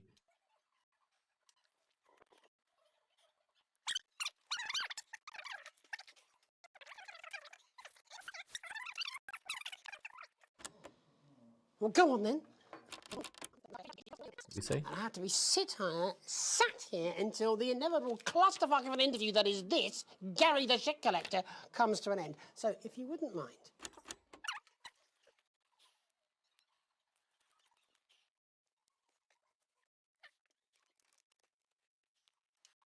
There's a little peek at the gun in his jacket when he took it off. Wow. Wait.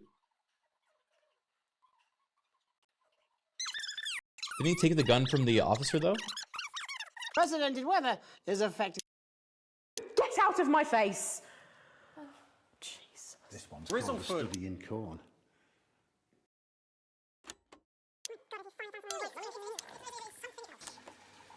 Barry Lardon. For your information, Jeremy, me and my lot aren't the reason there's no real news left. I put plenty of ideas forward, but they always get squashed up the chain. Fucking Bozeman. No, not Bozeman, further up. Oh, tell me more. I shouldn't have even said that. Well, Patrick, who's not looking presentable now, eh? Fucking arsehole.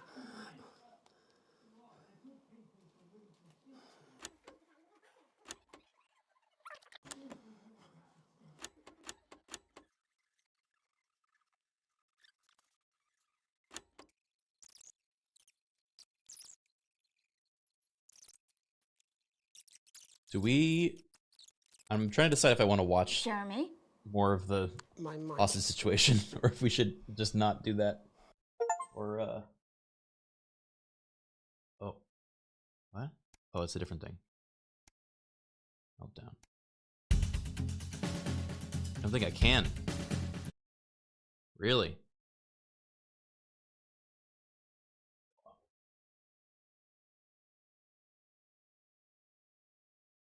Studler, thank you for the reset. How long? Sure. How long? How long?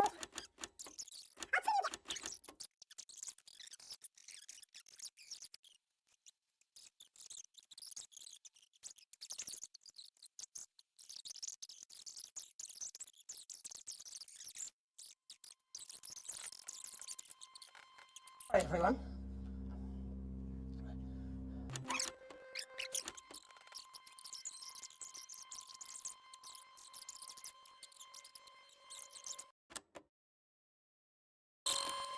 Ads. Interesting. It actually cuts it when it cuts to the ads. So that changed, I think, an outcome.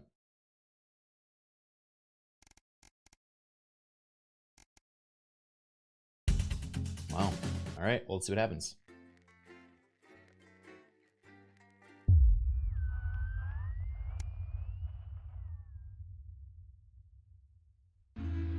Events of the story change depending on what you focus the camera on this day. You wake up, it's still partly in shock from what you saw in the news last night.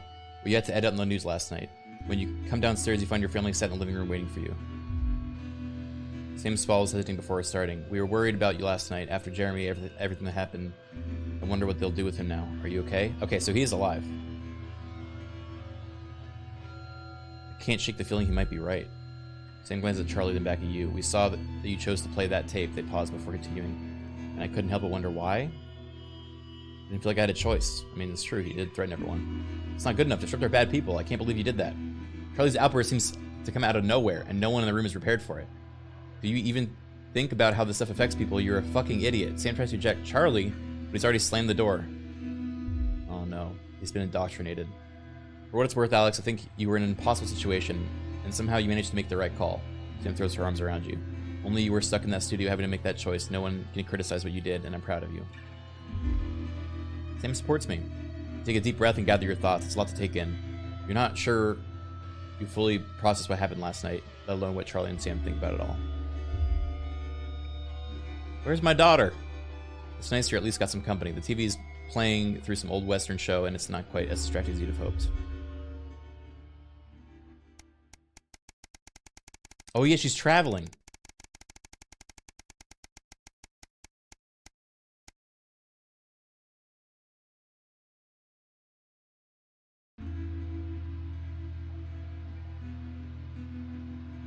It's been 6 months since you and Sam last discussed Grandma's ever-increasing medical costs, and Emma, whilst very pleasant, has proved an expensive nurse as you'd feared.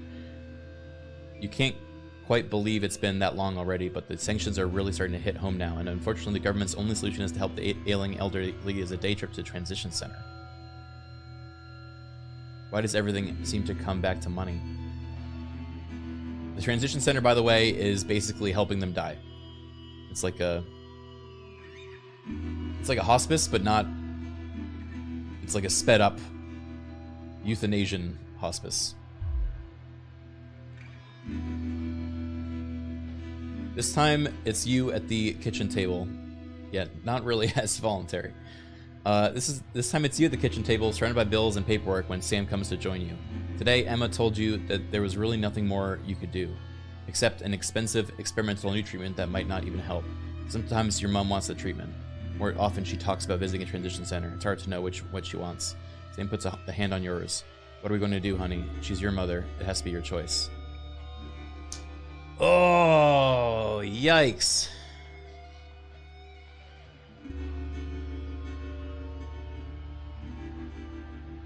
This is hard. This is heavy.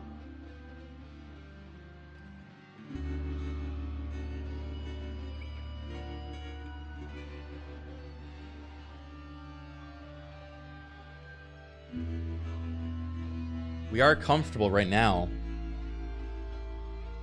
After this, it's not going to be so good. Does she want it? It's unclear because she's not mentally well. It says that she talks sometimes about wanting it and other times about going to the transition center.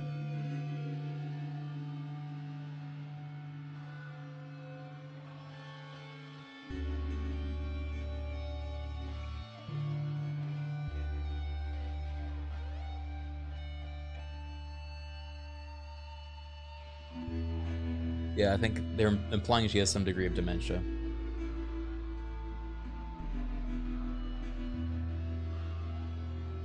I have a feeling that more hard times are coming.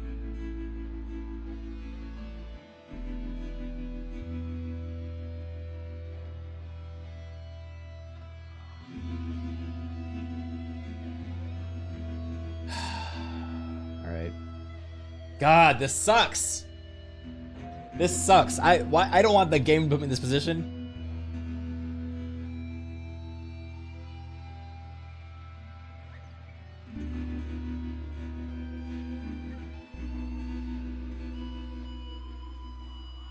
I'm not going to put the rest of my family at risk.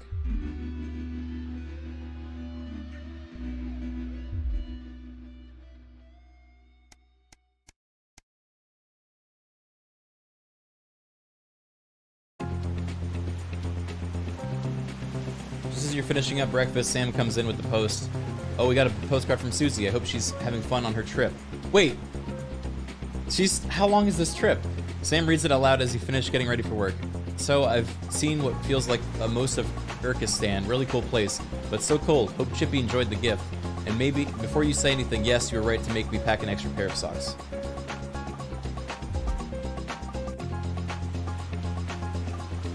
Next, we got the train to Koneslava, much warmer and loads of beaches to enjoy. I couldn't stay there forever, but had to head to San Palermo before it got too cold. I'm glad we did. We'll probably got 1 or 2 more stops before heading home, and I'll be back in time for Christmas, I promise. I'm glad that she's having a good time. That's why we do it. This game does go hard. Saint Mr. Ghost, thank you for the 4 months.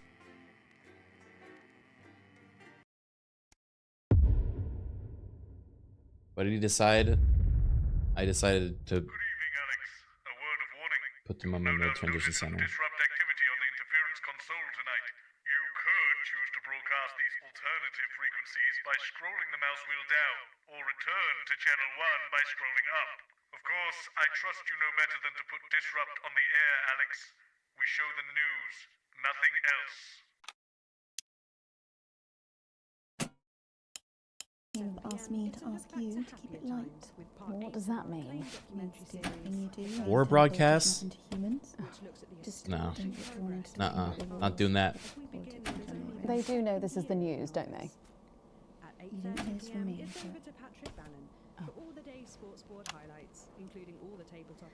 Apparently, there's a crew at Team HQ right now. Oh yeah, they did get us a new VCR. That's fun. Oh, great. So they get the brains and we get the performing monkey. Sometimes you sound just like him, you know. How are you? Brave young ladies' battles to survive the cruel administrations of our neighbours. It At is what it 11:25, it's Incisors. It And is what it tonight, Dr. Adrian Atkinson Blimey I'm will be missing getting his two, teeth into Fiona from Hamble Bambleberry, who is 10 seconds, everybody. on the humble biscuit. And that takes us, after the weather and public information Going in film, 5, into our close down. 4, But first 3. tonight, it's time to join Megan and the team for the National Night. Good evening. This is the National Nightly News. I'm Megan Wolfe. It's the 140th day of war. Our main headlines tonight. Company of Heroes. Skirmishes on land and sea again today as our armed forces tested the mettle of the World Council's illegal blockade. Advance's strategy of multiple small-scale incursions into the disputed zone is certainly keeping the enemy on high alert, unable to work out where or when the next strike will come. Sadly, however, more casualties were reported today, and as the weeks and months of this war make ever more demands on our armed services, those numbers will, tragically, only continue to rise. Don't starve. Advance's food programme moved from strength to strength today as rationing depots were opened in the last remaining unfed areas of the territory.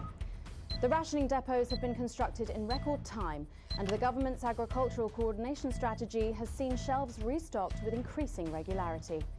However, with a reported rise in mental and physical health issues since the imposition of the blockade, critics have questioned whether those smaller communities which are only now starting to receive help could have been better and quicker served. Tiny bread. 7 days to die.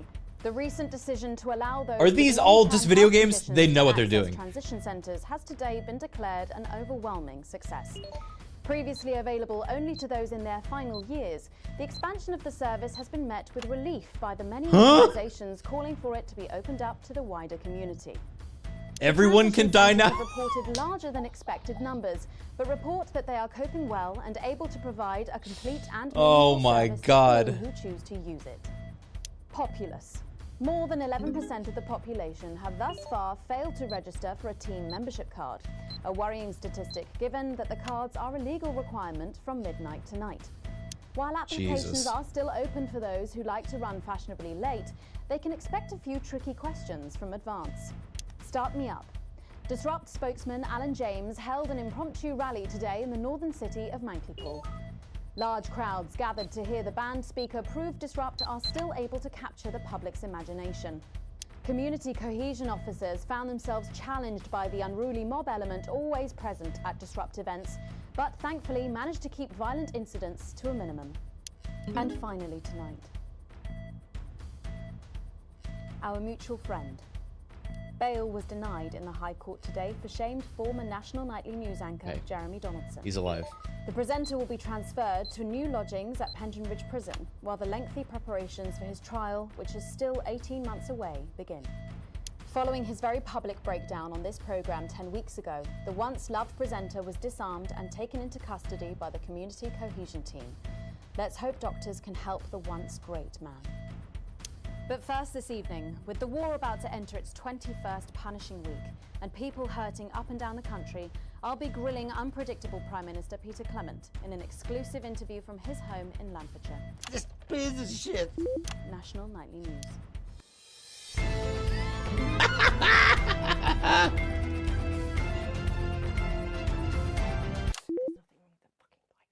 Speak up, my default is, can't it? I got his ass.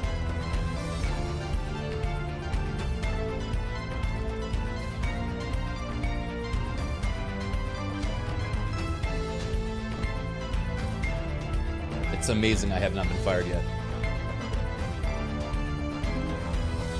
In part 2, I'm a little overexcited to announce I'll be interviewing the one and only Lil C. And later we've got a new feature that's sure to keep you coming back for more. But first tonight, let's check in with Prime Minister Peter Clement, who's speaking to us from his home in Lancashire. Good evening, Prime Minister. Have we caught you exercising? Oh, God. Oh, have we started? Yes, that's right, Miss Wolf. Just a few minor adjustments. I mean, nothing drastic. I haven't joined the gym more or anything. As my old man used to say, just because she won't take it up the shit, it doesn't mean you shouldn't try for a quick fiddle up the car park. Language, Prime Minister. What? Quick fiddle? What's wrong? Oh, shitter. It's shitter, isn't it? Yep, that's the one. And can you tell us what brought about this new you? Oh. Well, you know, Mrs. C and I were watching, you know, the night the blockade began. When Jeremy Donaldson... I stuck around, and I did something I would never have done in my old life. I listened. Remember, and I were a bit wheezy from all the cigars and all that. And Mrs. C turns to me after the signal dropped away, and she were in floods of tears. And she says, "PC," she said, "I couldn't go on without you," she said. So I made a decision. And since that day, I have stopped smoking cigars. Except for Christmas. My birthdays. Weddings. State dinners. As well as that, I got this useless bloody bag which doesn't go anywhere. And apparently I'm going on a walking holiday this Christmas, and that should finish me off for bloody good. Did you make the decision to holiday within the country this winter because of the blockade, Prime Minister? Well, Mrs. C has never liked travelling at the best of times. These are certainly not the best of times, on that we can all agree. There's a lot of red tape involved in leaving the territory at the moment, as I'm sure you're all aware. Some of those forms are bastard long. All in it together. What? All in it together! Oh, yeah. Also, it doesn't seem very advanced to be going abroad when the rest of the country is grounded. And yet, Julia Salisbury announced today that she'll be visiting Svenland during this year's winter break. Is that really an example of team spirit? What? Did you know about this, Gail? Damn. Megan's actually, like, she's changed. Well, leaving that for a moment, it says on this card that a body like yours must take some planning to achieve. What's your morning routine? Well, Jeremy Scott to her, yeah. Frigid morning routine. That Jeremy Donaldson had a very is undeniable, but rather than law enforcement, wouldn't medical experts be the one to call? Of course, that was never going to happen. Jeremy had a very public breakdown. With the blockade in its 20th week. Oh, his name is a swear now. What plans do you have to get us out? I missed what my boss said. Well, that's a very blunt question, Miss Surely Wolf. one for which you, the democratically elected Prime Minister, must have an answer. Don't you get smart with me, Pat. I was a fucking national treasure before you were a twinkle in the milkman's scrotum. You want to talk about plans? Let me tell you about plans. That's all we do. Fucking plans and revised plans, and then meetings to discuss the implementation of plans and plans and yet more planning for fucking plans and yet more fucking plans. I mean, I feel like they're shooting themselves in the foot more than switching the broadcast would. I used to really like you, Pat. You were a breath of fresh air. But I've been watching you, and you know what? You get more like him every day. I will take that as a compliment. Prime Minister, later on this evening, your co-leader Julia Salisbury is going to give a national address from team headquarters. Can you give us a hint of what she's going to say? Yes. Well, I imagine that there Sorry, will be you the imagine? usual. No, what I mean is. You do know about this broadcast, don't you, Prime Minister? Well, I'm sure I did. But Julia and I have no secrets from each other. We don't memorize each other's bloody diaries either. As my old mum used to say, if you wanted to get a job done quick, don't get bogged down in the pubes. What else you got? Sorry? Only cards. What else? A little piece of my life do you want to rustle through? Get out. Refill my last. Come on. Come on. Okay. What music do you listen to when you work out? Well, Gail tells me that I work out to Little C, but I have absolutely no fucking idea who that is. Do you think the C stands for? It stands for collaborative, Prime Minister. Yeah, actually, that does make more sense, actually. How's rationing affecting you? It's hard, but we get by. You just have to learn to get by on the basics. Take comfort in each other. I've got Mrs. C and many a fine single malt. I want for nothing. Except for a decent night's sleep, of course. Prime Minister, thank you for joining us. When we come back, it's time for the Culture Spot with Lil C and a world premiere performance of her new song. I genuinely can't wait to hear that. We'll be back. What's this bitch is up to? And get me a bottle of something strong. And that is what happens when you wander from the car. I don't think he knew about her statement. I don't think anyone's supposed to know. When you mentioned it, Bozeman's face turned a colour that I think you call embolism. Am I in trouble? Bozeman? Nah, you're like the daughter you never had. Go! Come on down! And pull a cracker! It'll go bang in your face! And you'll take whatever comes out! Yay! Christmas Yay! pineapple on a tree! Take 2 baubles! Take 3! We don't care how many baubles! Take a candle! Set fire to your Christmas tree! Set fire to your life! If you're thinking Christmas is a way off and the blockade is getting you down, stock might be low, but the prices are lower. We've even had to get crazy creative, and we've got specials on all. No doubt have spotted the updated mixing disc. You'll need the new buttons during the next sections. First, we'll need applause when the guest enters, and before her song. Don't worry, I'll walk you through it when we get there. Oh, great. We got crazy Christmas dancing hats. We got crazy Christmas dancing hats and jumpers. If you're feeling hungry, don't feel down in the mouth. You can have a dog on a log. And remember, a dog isn't for life. It's just for Christmas to eat. It's a crazy deal at Crazy Meals. We've got elves on trees. We've got trees on elves. If you want to know where the elf on the shelf is, we've got elves on elves. Bend over and ready for you to take home. We got naughty Christmas nativities with naughty Christmas figurines. We got crazy Christmas nut bums. We've got crazy Christmas big bums. It's the 6th Mrs. Crazy Neil used to say to me, bang, bang, bang. She had to go, but I still love Christmas. Christmas without her is not the same, but I don't care because I'm insane. Come on down to Crazy Neil's for your Christmas needs. Watch not included. Thanks for coming back. Later, we have an exciting new feature that we just know you're going to love, so stay tuned for that. But first, I'm really excited for our next guest. She rose to prominence as the delightful Susie May in All My Daughter's Children's Men, before taking the music industry by storm this year with her debut album smashing the chart records at the age of just 20. Let's give it up and welcome Lil C!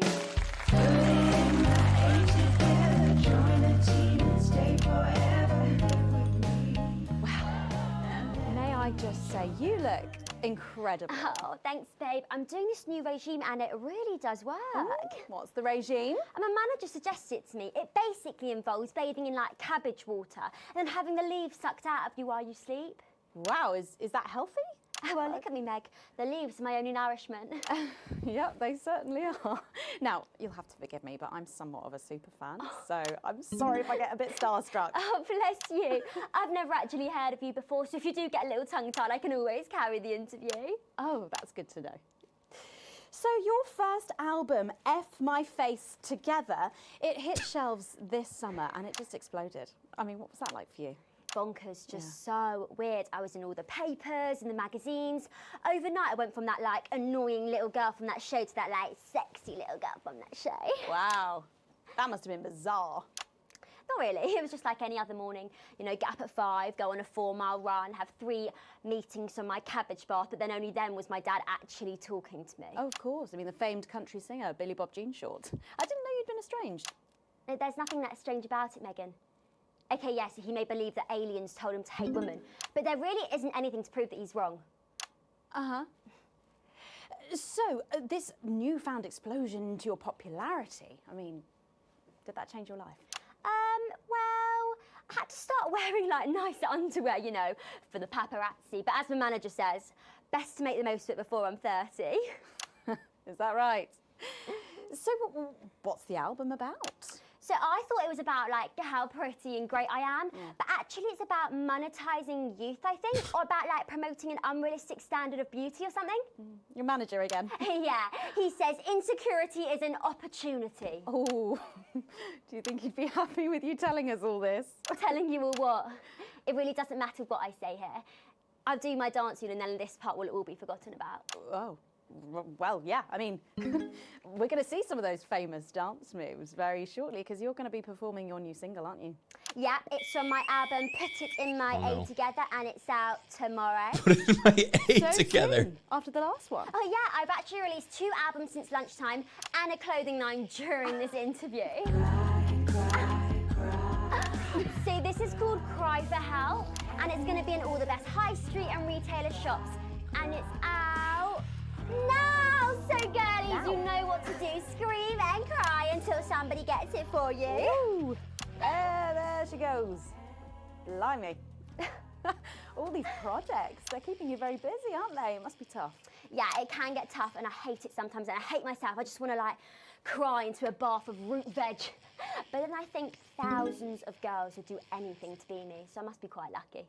Well, you know you don't have to do this, though, don't you? Yeah, I do think that sometimes. Most nights, between, like, my 4th vodka and the 8th time a stranger slaps me around the arse, I think things could have been different, you know, like, better. But I don't know. I love doing autographs and having somebody dress me and tell me what to wear. Did you always want to do music? Well, ever since I was a little girl, I did. I'd sit in front of the radio, and as soon as my favourite girl group would come on, I'd press record on my cassette. But then my dad would come in and tell me to turn it off and to go back upstairs and start practising again. Sorry, is your dad your manager? Yeah, which can be tough. And sometimes when it gets really hard, he'll say, "Make Quagler proud and you might just survive childbirth." Well, you know what, despite anything, you'll make me proud. Oh, if only your opinion was as valuable as his. And on that problematic note, you're going to be singing your song for us soon, aren't you? Tell me about it, So it's called These Babies Gonna Bring You Home, and I actually got sent the lyrics in the car on the way up here. But you know what, it's actually all right. And don't worry, all my work is team approved. All right then, well, you can go and get ready for that. We'll see you in a little bit. It was a very specific type of pleasure to chat to her, and I just can't wait to hear this. Oh, so here is Lucy with an exclusive first performance of her new track, These Babies Gonna Bring You Home. Take it away. Ladies and gentlemen, it's the Force's favorite, the Queen of Teams, here to break in your blockades, Lil C. Oops.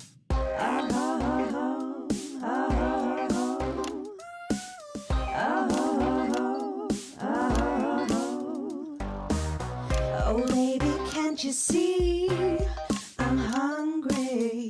There's a place in me Help! that's empty. This feels illegal. I want that meat you're packing. Only you can fill that crack in me. I'm under siege, so come and free me.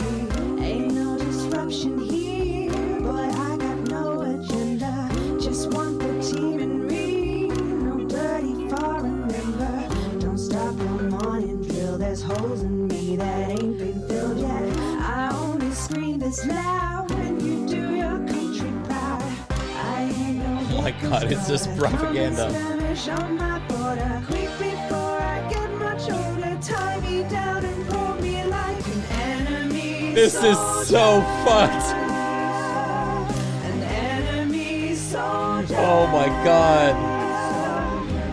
So let them try and break our dream. We fight and love and die at two. So what a Peter Clemens boys can come and use me as a toy. I wanna see some action. So come and break my sanctions.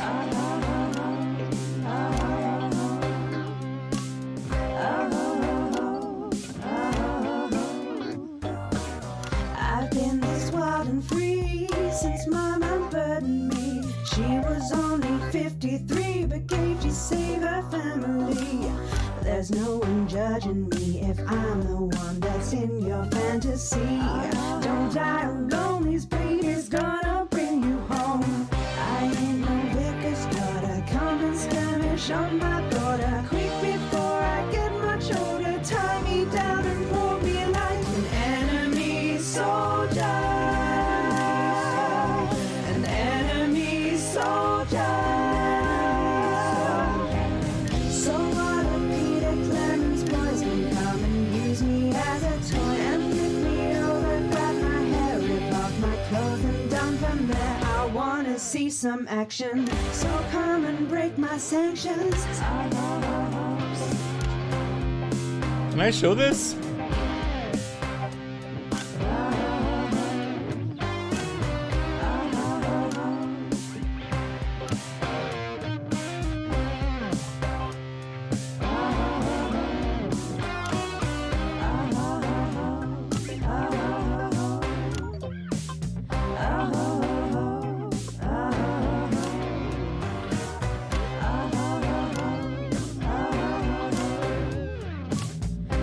Oh. Whoops, I didn't see Megan was there. Well, if that doesn't distract you from the world outside, I don't know what will. I'd like to thank Lil C for doing that. Don't go anywhere. After the break, we'll finally be revealing the new segment of our show that we just know you're going to love. We'll be back right after this. And we're out.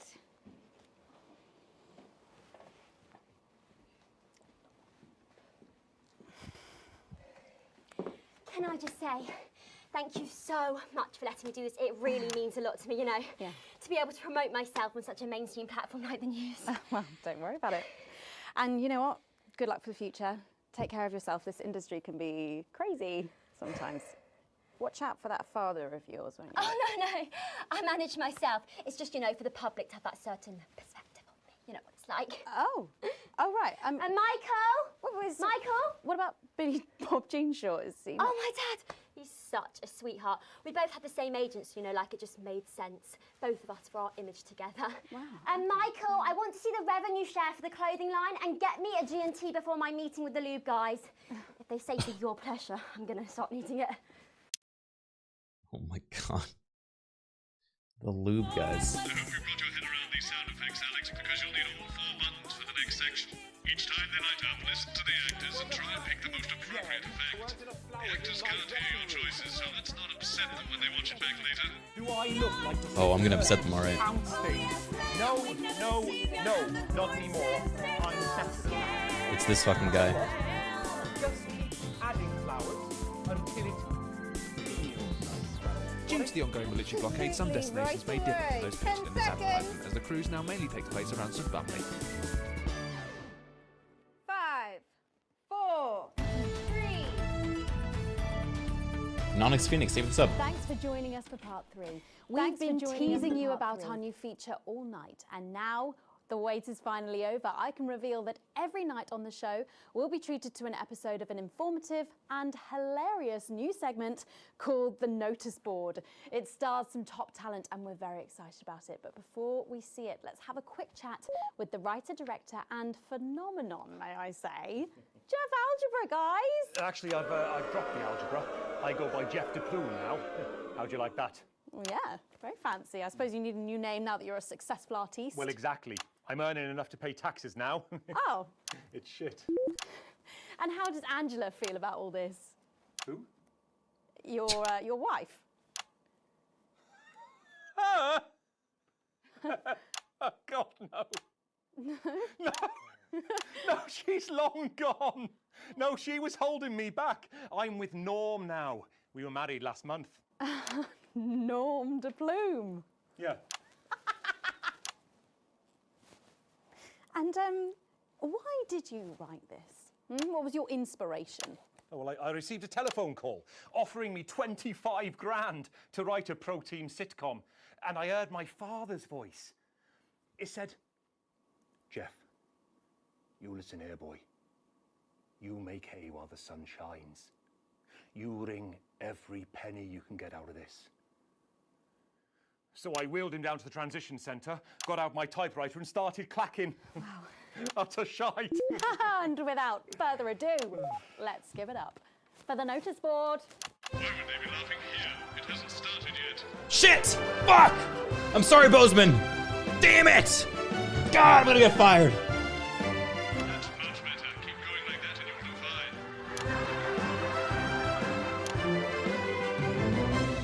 Good morning, Miss Craven. Oh, morning, Ray. Everything all right, Mrs. Craven? You look as worried as the vicar in closing time. Oh, Ray, it's those young louts. They've vandalised my shop again. No! Yes! They've written all sorts of obscene language and crude pictures, and I know it's those damn youths. I don't know. It could be the vicar at closing time. I'm just worried they won't ever become productive members of the community. What if they never see the error of their ways and end up as social outcasts, such as shoplifters or bong rats? Don't worry, Mrs. Craven. This is a very supportive community, and I'm sure that in time they will fit into this society like this key into this lock.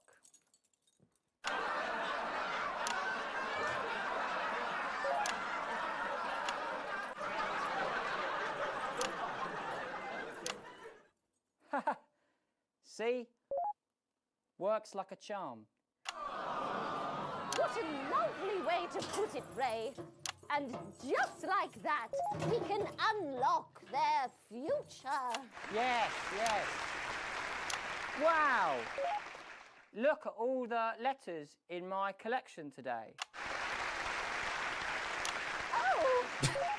I think that one's addressed to me.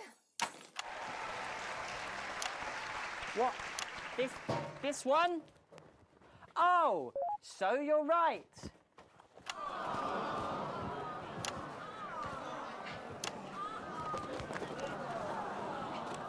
Here it is. Oh, it's a letter from my granddaughter, Brenda. She says she got an A on her maths exam because one of her friends has been helping her.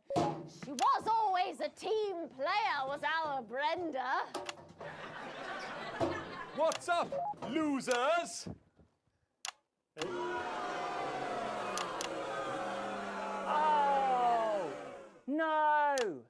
It's Brad. He's the coolest guy in the village. That's right. I just got here on my motorbike. Oh, clear off, Brad. We don't want any of your ilk around here. What? Rad dudes? No, ruffians. Have you come to tag the notice board with your gang signs? No way. I've actually come to pin my resume on that notice board.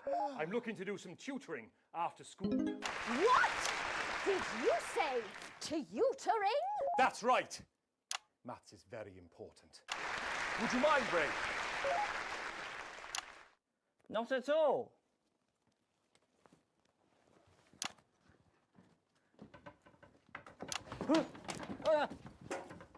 So you, a young person, time helping others and not just urinating on churches or huffing glue?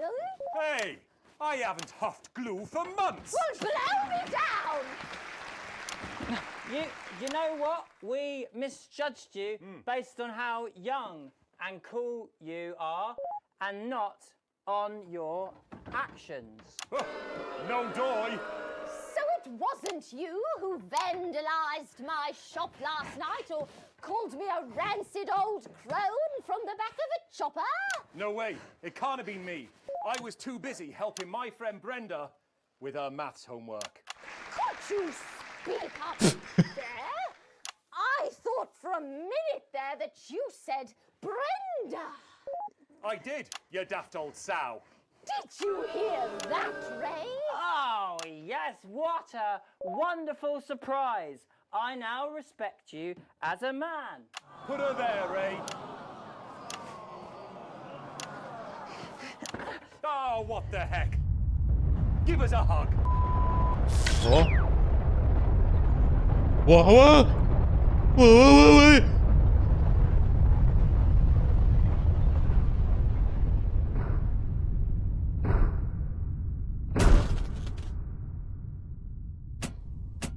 We are picking up reports from across the continent of what appear to be... what appear to be nuclear explosions in 4 major foreign cities. What? Initial estimates put the death toll into... they put them into millions. I'm being told we're experiencing some power shortages as a result, so apologies for the interruption. And apparently we can go live now to team headquarters for an emergency broadcast from Prime Minister Julia Salisbury any moment. Yes, let's go to that now.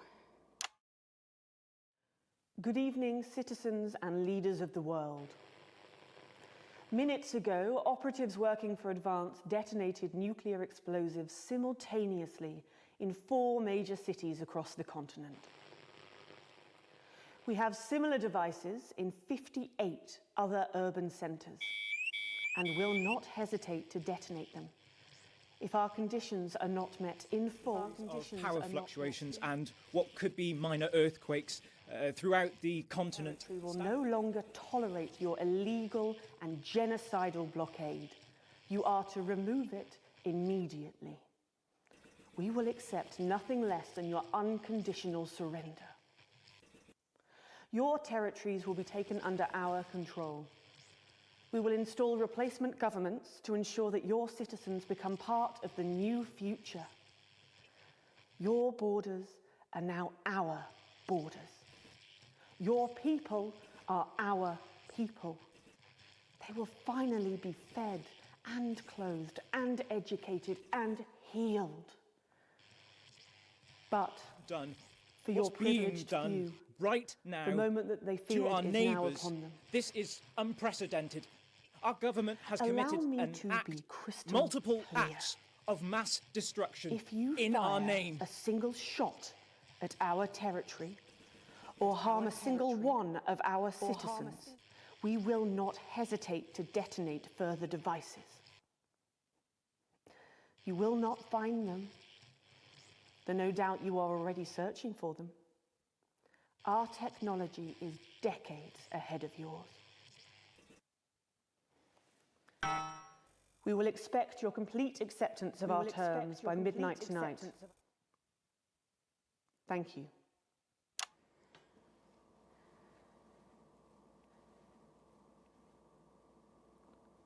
I don't really talk about my personal life in my job. It's not relevant or important. So many of you may be surprised to learn that I have a brother. His name is David. And right now, I can't get his stupid face out of my head. He's a researcher and he's currently travelling the continent for work. And I don't know where he is right now.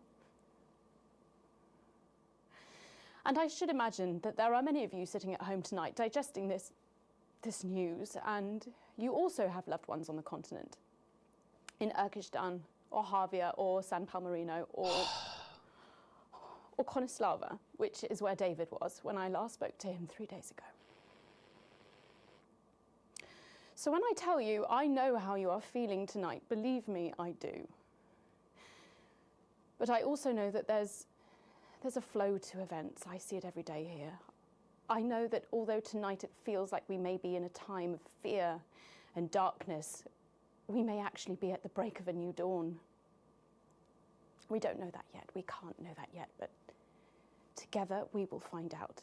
And I will be here every night, feeling what you are feeling.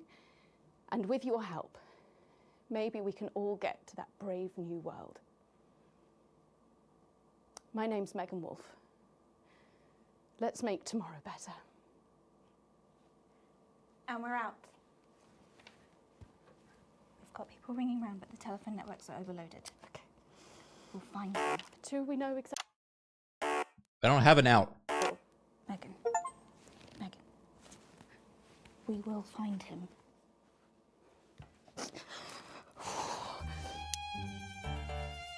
What the hell ad are we playing?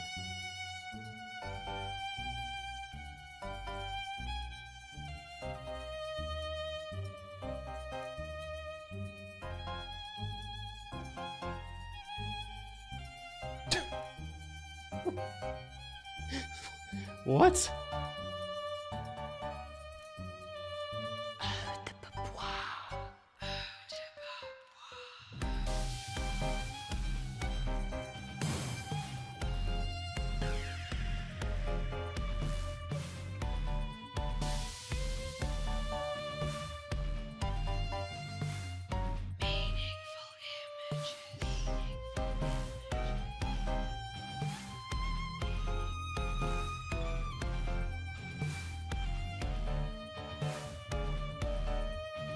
Eau de Bois.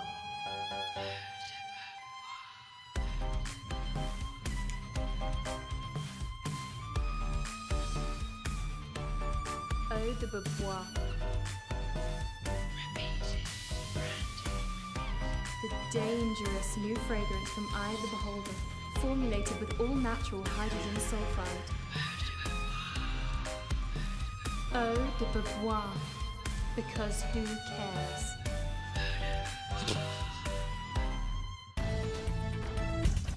Well, that's a good turn.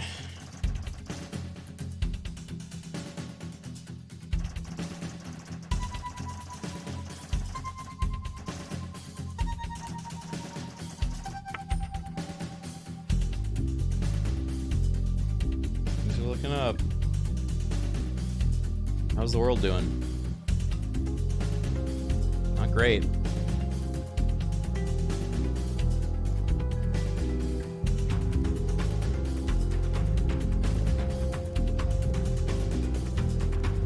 Wait. Why can't I watch this? Oh, here. Before we join Megan Wolf and the team for tonight's National Nightly News, there's just time to take a peek at what's coming up later tonight on Channel 1. At 6:30, I wanted to see the funny thing we did. Let's watch the funny show before the nuke happened, okay?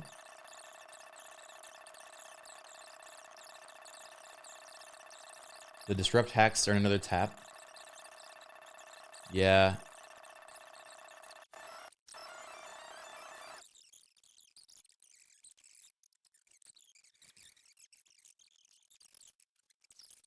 I don't know. I guess we should watch them now.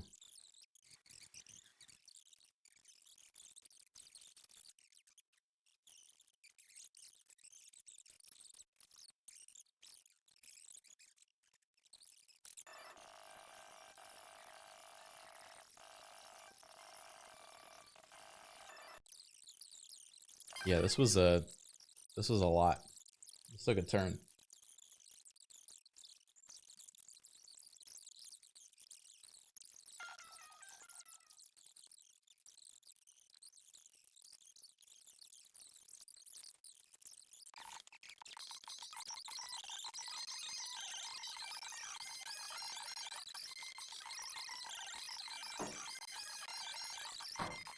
Yeah, the acting's great. They've all done a really good job.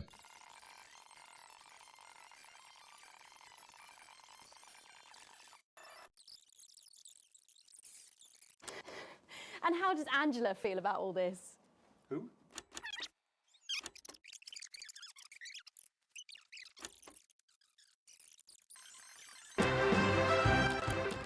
All right, let's see.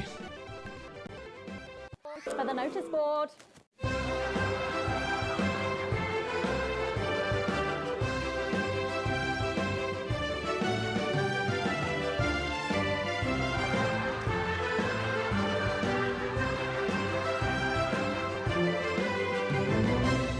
Good morning, Miss Craven.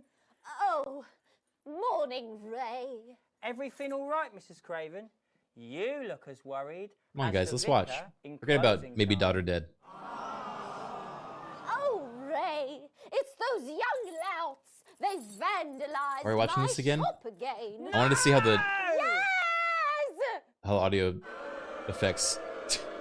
They've written all sorts of obscene language and crude pictures, and I know it's those damn youths. I don't know. It could be the vicar at closing time. I'm just worried they won't I ever love his become delivery. productive members of the community. What if they never see the error of their ways and end up as social outcasts, such as shoplifters or bong rats? Don't worry, Mrs. Craven. This is a very supportive community, and I'm sure that in time they will fit into this society like this key into this lock.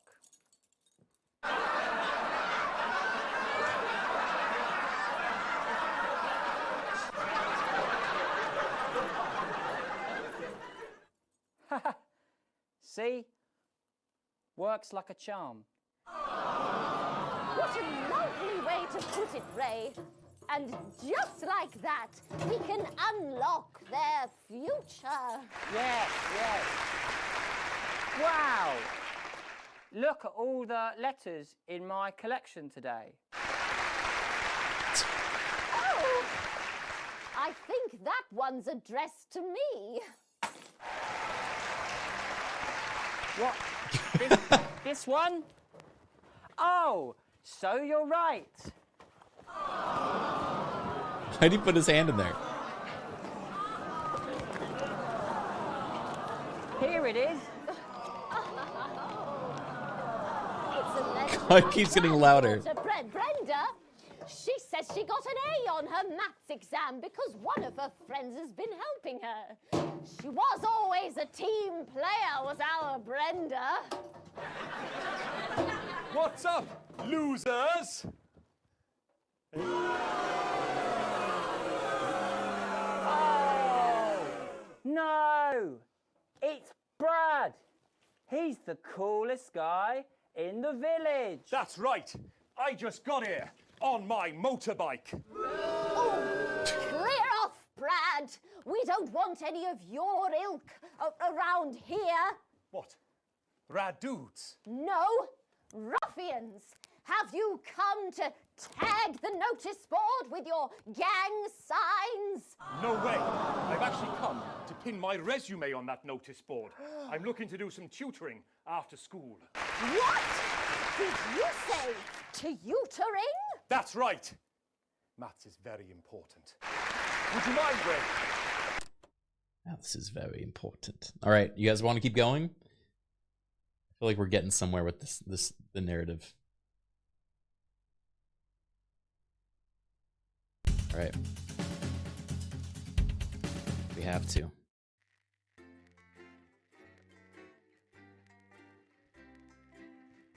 Or do you want to see some of their packs too? We could go back. The rest of your shift passes in a blur with the same. Actually, yeah. We'll go back to the main menu first. Yeah, this has been such a cool game. There's also a horror DLC for this, apparently, that I kind of want to check disrupt hacks.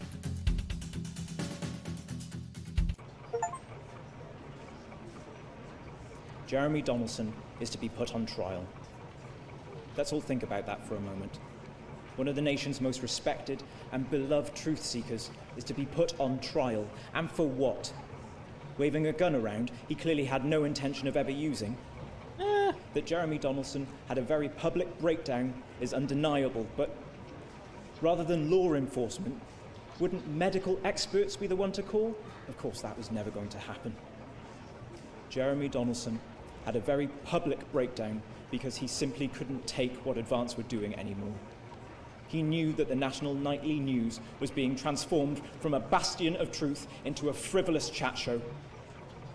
And like a mother watching her child fall under a predator's spell, he couldn't stand by and allow that to happen. He chose to stand up to Advance, and their response will be to destroy him. He will be discredited, shamed, tried and convicted. They will break him as an example to us all.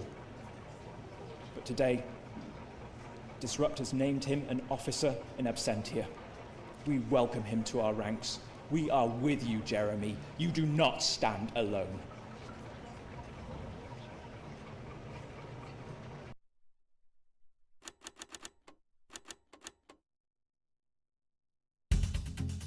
Brofist, yeah.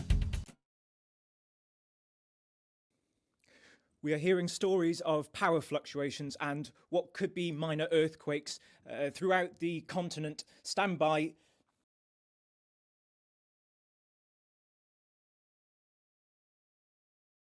We've lost contact with our benefactors in Urkistan and Konoslava. While our equipment seems to be resetting.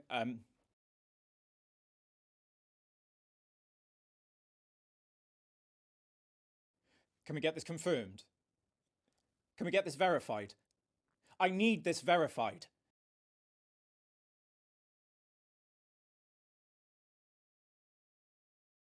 I don't know if you can hear me. I don't know if you are receiving this, but if you are, then you have to know. You have to know what's being done right now to our neighbours. This is unprecedented. Our government has committed multiple acts of mass destruction in our name.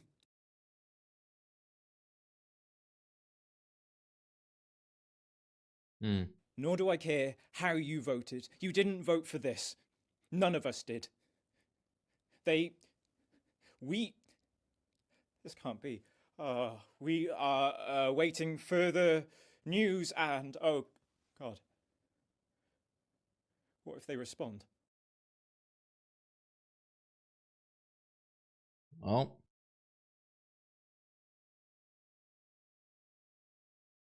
Yeah, this is an insane turn of events. It's starting! Every single one of you's a bit Jesus. All right. Let's see where it goes.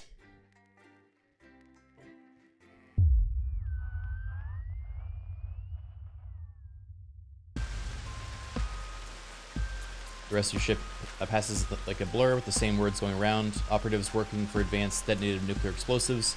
Initial estimates put the death toll in the millions.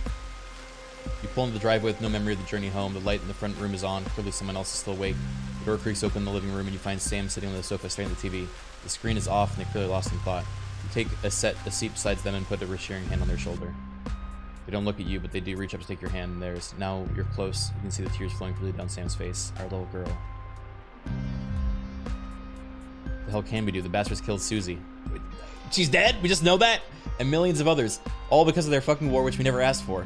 Behind the tears, you see a fire, raw fury you've never seen in Sam before. I hate them, Alex. I know you've been a fan of Advance, but after this, they're monsters. I need you to understand that. That we can't just be indifferent. We need to actually do something. Advance did what was necessary. I'm glad they're prepared to do what is needed. I don't think it's that simple. The country is suffering. Nothing can justify what they did, and anyone who tries to do it is as bad as they are. Yup.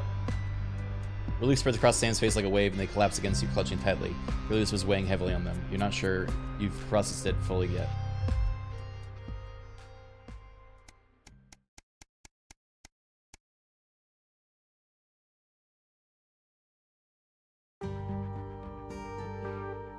The last week has passed in a blur, a rush of things to do, but all immediately forgotten. Your memory clouded in a dark fog. 9 days since the so-called Liberation Night in the beginning of Advance's new future, you weren't the first ones to get at the church today. You were staggered by the number of people who have come to mourn with you, everyone here for the same reason, sharing the same pain, same sense of loss. It's written on all their faces.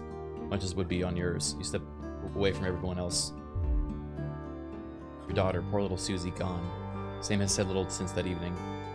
They're still getting over the shock, but when you walk over and squeeze their hand, they squeeze back tightly. We get through this together. They really just...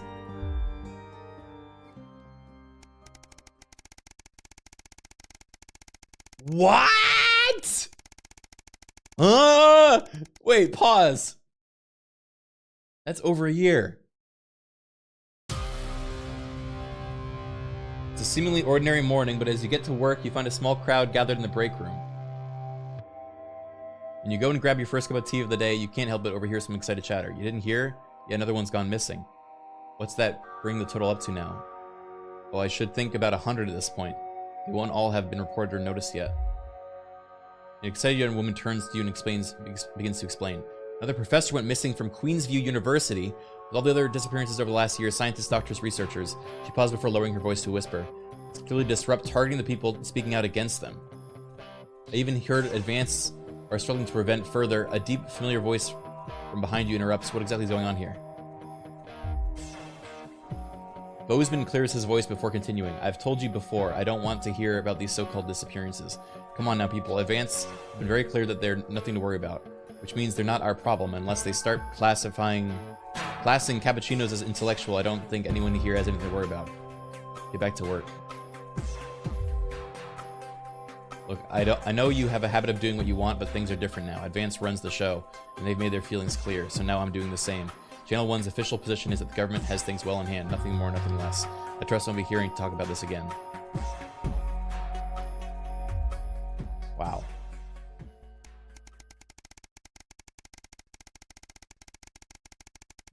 What are we doing? Just working every day? Peddling their fucking propaganda after they kill our daughter for a year?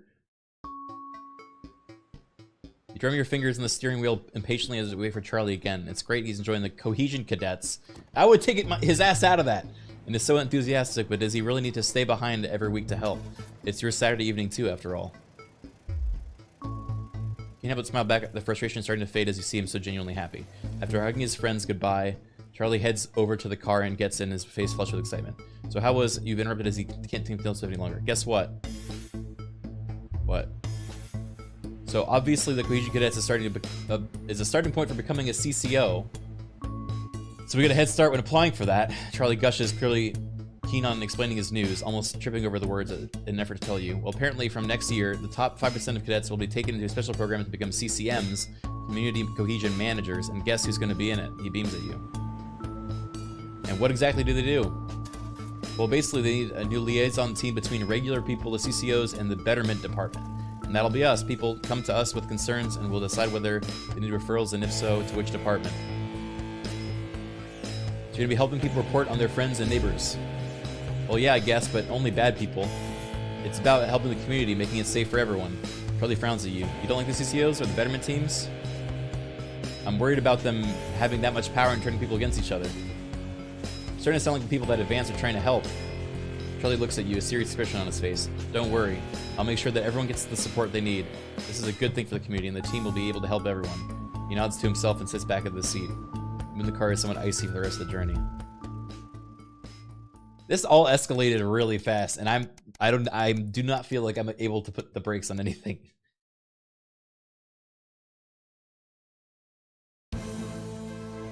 Oh, great. You're surprised to find Sam in bed next to you when you wake up. They must have got in very late from drinks with the folks from school. You decide to let them sleep in and enjoy a lazy Sunday morning. With the house quiet, you decide to bring some breakfast into the living room and watch some TV while you eat. This is breaking news reports coming in across the country that large swaths of farmland went up in flames last night as part of what authorities are calling a heinous and well-planned act of terrorism by the group known as Disrupt. You drop your spoon back in the porridge and turn up the volume. Who's doing this news? Why am I not doing this news? Major pleasure. Thank you for 71 months, by the way.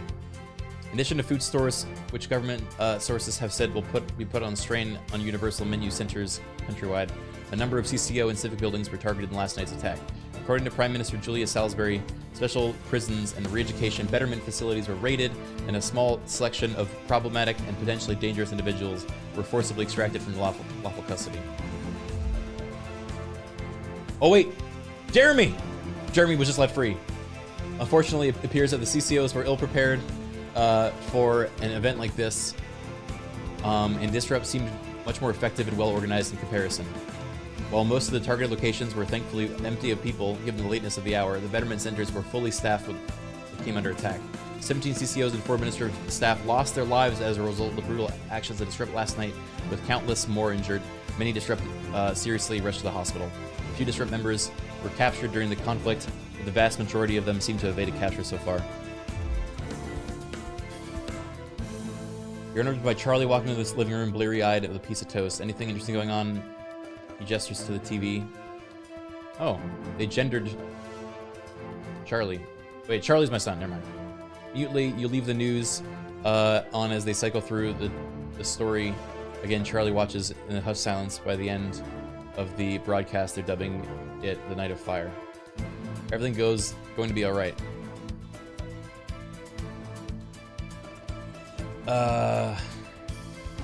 Hope so. I'm not gonna lie to him. I don't fucking know. Our daughter's dead from nukes, okay?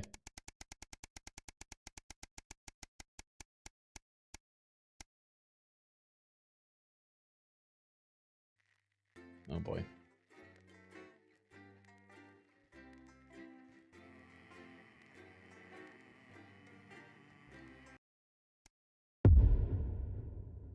Oh boy. A year and a half since Liberation Night. Alex, this is Alan James. Hey, Alan. The revolution starts tonight, Alex, and we need your help.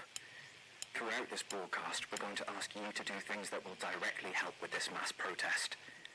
I'll be talking to you regularly tonight, and I'll also be hacking in when I can. Please help get our message out. We're on the verge, Alex. You've always been fair and balanced in your approach to us. With your help, we can tip the balance in our favor. If you play our tape at the second break, that's when we think it will have the most impact. It's on your right. Episode of Just the Job. Crazy Neil will take us home. By a chance to see the very last episode of Just the Job. So what? How's it doing? How should I know? What, you haven't heard from him? He's a wanted criminal, Colin. He's out. But she never missed her birthday. Your grandmother's on the run, Colin. Yeah. Armed robbery, resisting arrest, double homicide on the same bloke. She's right laugh. I hope he's alright though. No, he's got this far, and your brother was fine. Going in 10 seconds, everybody. Wonder what they're doing to him. Oh, brother. Not probably, definitely. Going in 5, 4, 3. Good evening. This is the National Nightly News broadcasting across the territories. My name is Megan. Territories. Our top stories tonight. Future legend. It's been 40 days since Disrupt conducted multiple attacks across the territories. During the coordinated action, subsequently dubbed the Night of Fire, emergency services were kept busy at the agricultural centres, while a series of covert attacks were carried out freeing political prisoners, including former newsman Jeremy Donaldson. Nothing has been heard from the missing journalist since the violent Disrupt attack on his convoy 6 weeks ago. Donaldson was on his way back to Betterment after his notorious court appearance. All of us here at Channel 1 hope that wherever he is now, he's safe. Food, glorious food. With the last of the menu centres opening in territories 5, 8 and 14 today, Advance confirmed that the programme is now in full operation, providing free food for every citizen of the new future. What started as rationing during the 20-week war has blossomed into a social contract that is the envy of the unawakened world. Jack Tractorpants, spokesman for the menu centres, said today that while they can guarantee the contents of every box is nutritious, the actual quality of the meals you cook depends on whether you have a touch of Chef Jordan Rankley or the culinary skills of a professional footballer. If I were a rich man, problems in territories 11, 17 and 22 today as striking bosses attempted to undermine their new economies.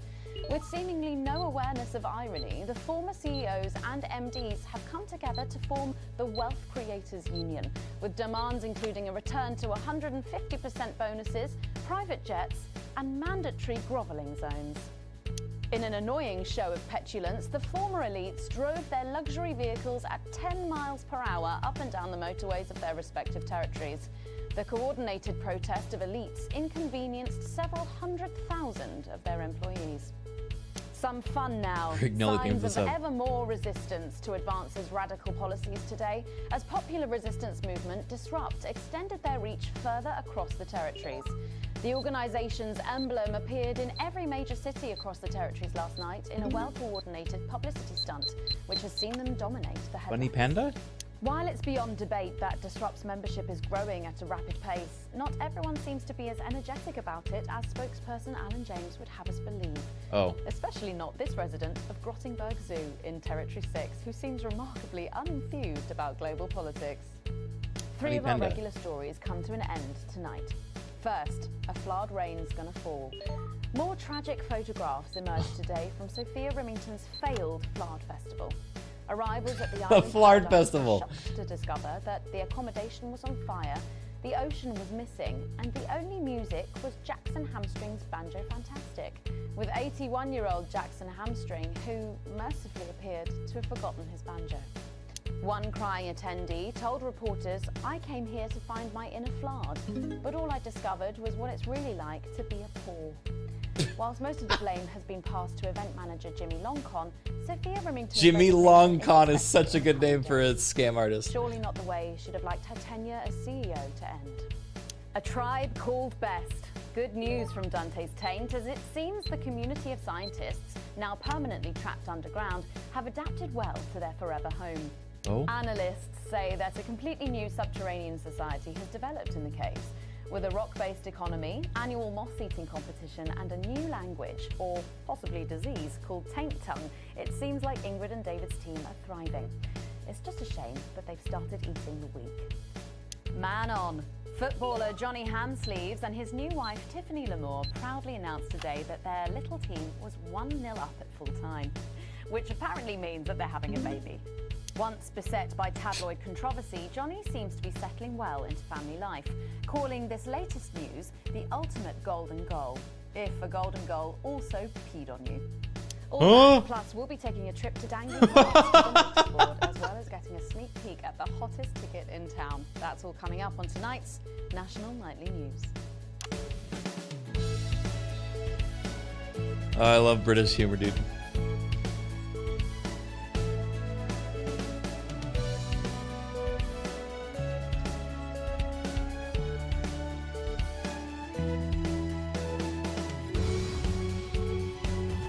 Wait. How can I help? Well, this is how. And as for when, you'll know. Keep watching.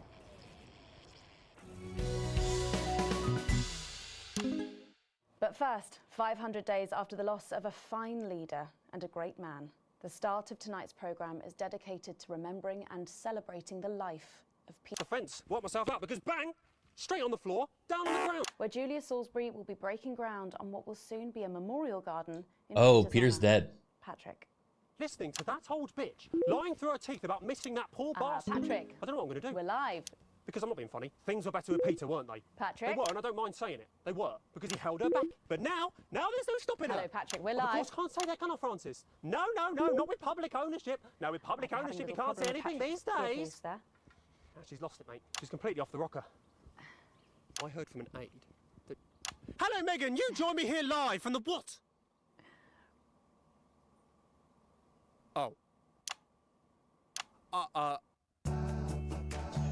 He's dead. Well, we will be going live to that groundbreaking ceremony just as soon as we can get Patrick back. Meanwhile, let me just say, I think the memorial gardens are going to be gorgeous. I've had a sneak peek at the designs and Alana Marsh has done a fabulous job. Oh, okay, all right, it seems like we have got the signal back. Patrick. Thank you, Megan. I'm Patrick Bannon, and live here. Apologies for the technical difficulties there, but any moment now, Julia Salisbury will step out on stage behind me. Alex, Bozeman here. The boys in editing have just informed me that the eulogy footage isn't fully cut together yet. You're going to have to do it on the fly. For goodness sake, make sure you make him look good. Slowly gathering since this afternoon. This is Alan. You can undermine them here and help us win hearts and minds. Make him look bad, Alex. Really bad. Oh, you got it, buddy. Thank God someone's giving me fucking permission. Getting underway. Here is Prime Minister Julia Salisbury, the picture of elegance, to begin her address. Good evening, fellow teammates and friends. 500 days ago, all of our lives changed irrevocably. Still reeling from the triumphs and tribulations of Liberation Night, What? another great loss befell the people of these newly united territories. Thank you for the raid, Pizza Loss of a Superplex. leader, a Sorry, I have to statesman, really focus. a dear friend, and a hero. Peter Gordon Clement. Peter's death at the age of just 62, of course, announced by the team on the 24th of December, just 6 weeks after Liberation Night. Born to a working-class family on a housing estate in Rotherham, Peter first trained as a carpenter before getting his start on television. First moving and building scenery, and then developing into the personality that we all knew and loved so much. Just the Job first hit our screens over 25 years ago, running for 11 series, winning multiple awards, and charming audiences up and down the country. Peter taught us, all of us, not to be content with the way things are, not to accept inequities, no matter how small. But he also taught us what it took to fight them. Courage, integrity, empathy, and hard, bloody graft. Across a career spanning 3 decades, Peter Clement was known for shows including Wake Up, It's Saturday, and much later, late-night chat show PT, which at its peak drew millions of viewers. Peter was by no means a saint. Trust me, he once told me he had more regrets than he'd had stolen dinners. He always did have a knack for a turn of phrase. But it speaks to the strength of his character that he chose to share with us his mistakes alongside his achievements, his faults as well as his talents. Peter had the heart to It's hard to know which ones are the bad all ones. he had for the people of these united territories. Famous for his potty mouth, it's estimated conservatively that Peter Clement uttered over 1.5 million swear words during his career, though some sources put this figure well in excess of 2 million F-bombs alone. Gripped by illness as he was in the weeks and months leading up to Liberation Night, he wasn't the man we loved.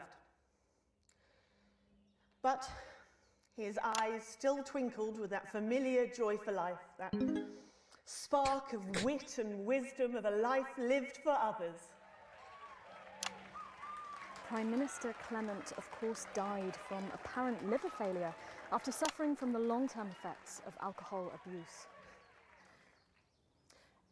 I first met Peter nearly 20 years ago, moments before I was supposed to give a speech. Not unlike this one, actually. Only I'd spilt coffee all down myself, and I was young, nervous, desperate to be liked, and from behind me I heard, "Christ, pet, you've either pissed your kecks or sprung a leak, but either way you got a problem." And before I could even say a word, he stripped off his dry trousers and insisted I took them. That was the sort of man that Peter Clement was. Kind, compassionate, sensitive, a brilliant thinker, a natural leader, but mostly a good man.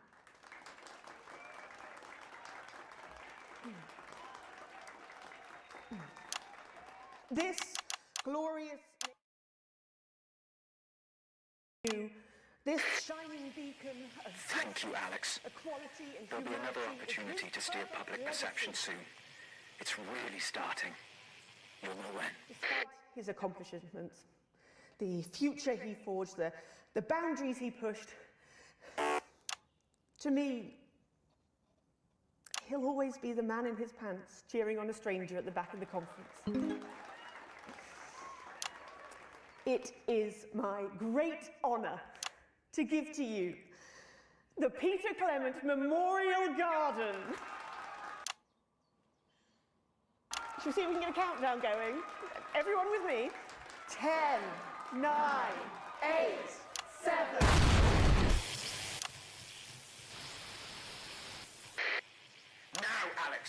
control the message. You two, come with me. Don't panic. What do you mean control the message? You detonated a bomb, man.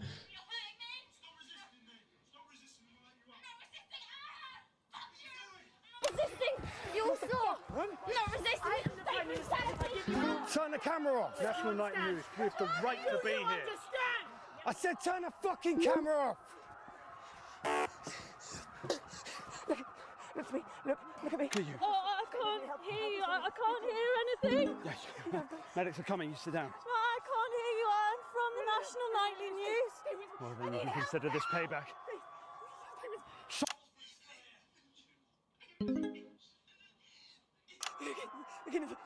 Julius Goldsbury! You were guilty of the murder of more than 10 million people! Justice demands a response! Haven't you done enough? Look around you! Fucking This is what your precious freedom looks like, is it? Under fire! Everyone, rise up! Take to the streets, the time has come! Stop fires! Break windows, draw them out! They can't stop us all! Lower your weapons! Mom? Lower your weapons now! Sent to growth authorization was granted. None. It was unnecessary. Can't you smell? Turn that off. I said, please turn that off. Shocking scenes from the capital there, exclusively on the National Nightly News. Hmm. And our apologies to any of our viewers who might have found this evening's events upsetting. But at the events upsetting. Why are you not in the streets with us tonight? What will it take for you to get up and be a part of this? March on team headquarters, storm the building, demand elections, demand answers. Be what you were born to be, the once and future free. Don't go away. We'll be back after this. I don't really think there's a good option You know, here. If everyone's safe, are the crew okay? All fine. The plan was a good distance. That didn't go so well, Alex. But we Huh? can turn it around in the next segment. Yeah, there was a bomb, man. What do you mean that didn't go well? Great. So there's a revolution happening outside and we're off to dangly fucking parts. That's journalism, apparently. Can we get set for the next sequence? A lock of hair and a cassette tape of yourself speaking correctly, and you too could join the privileged few. Well, things are going pretty well for You kept showing Julia being nice. She kept walking onto frame with the bleeding out, like, people. It's hard to know where to cut. And you could receive a private education, an unbearable sense of entitlement, and your own middle initials. You had to switch? I was switching. Also get this It takes a second to know what the context of the scene is. The cameraman working in the newsroom, who's one of us, is going to get a coded location out. We don't know yet which camera he's on, but if we find out, I'll let you know. Just keep your eyes out for the fist, and try and keep it on the air for at least 5 seconds. Our operatives will do the rest. All right. You really can't afford to wait, even though you really can This is your afford new to makeup wait. artist, right? No. The joy of privilege. 10 seconds, everybody. Sorry, Petrichor is no longer a corporation, but much serious and small. Okay, we are Greg just going got in fired. 5, 4, 3. Welcome back to the National Nightly News with me, Megan Wolfe. Very shortly, we'll be heading on over to the final episode of what has quickly become a hugely successful feature, the notice board. But before we do, let's chat with Philippa Radin. Tell me, why do you think the public love the notice board so much? It's real.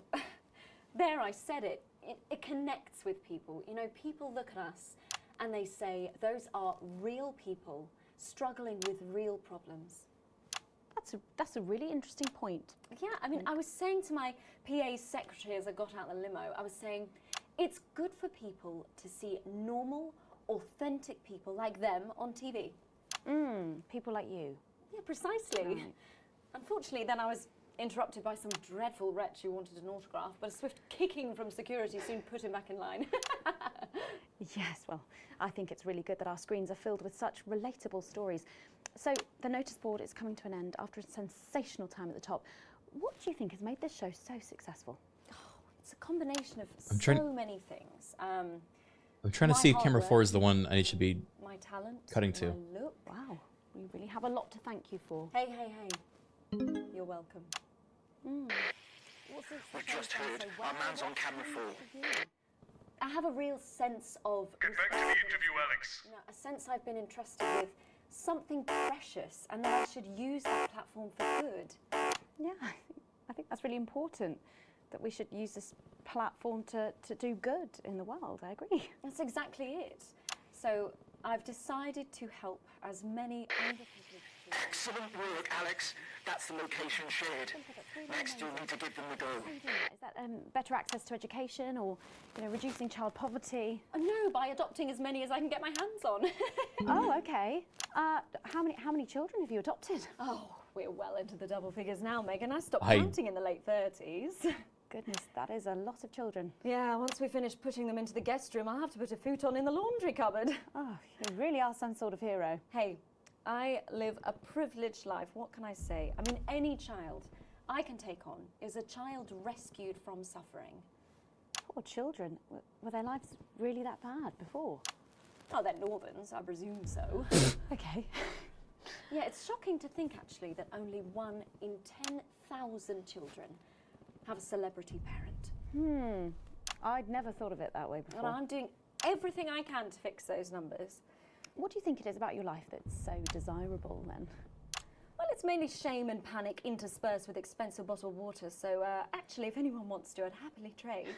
Now that I can relate to. Right, you better go off and get ready. That was Philippa Radin sharing some thoughts about her lifestyle. I think it's really important to stay grounded. Out the and window? keep everything in perspective. Yeah, it's a nice day out. Clearly, not everyone else agrees, but that's enough for me. Let's go now over to Dangly Parts for the final ever episode of the notice board.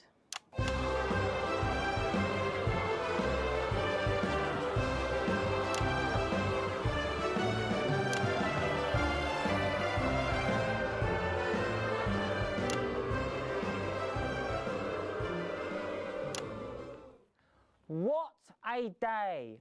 First the tea morning, and now to post this notice. I don't know how I managed to cope with it all. Oh wait, perhaps I do.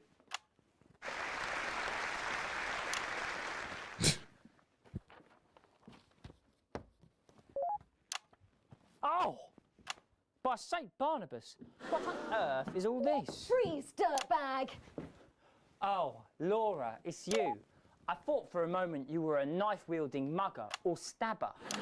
No, I'm afraid not. It's just me, a community cohesion officer, responsible for keeping crime at record lows. Of course, I keep forgetting that thanks to you and your colleagues, violence on our streets is a thing of the past. What's all this, Vicar? I know, it's a disgrace. Somebody It's time for the go code. Give us 3 boos in a row, Alex. That will start the pincer movement. We might just pull this off. Push forwards! 3 boos, Alex. 3 boos! It looks heavy. Ha! They don't call me the Right Reverend. Ripped for no reason. Yes! Yes! It's no good. It looks like all those crucifix classes were a waste of time. Perhaps you, a young CCO, would be able to move it. 2 for 2. Fantastic.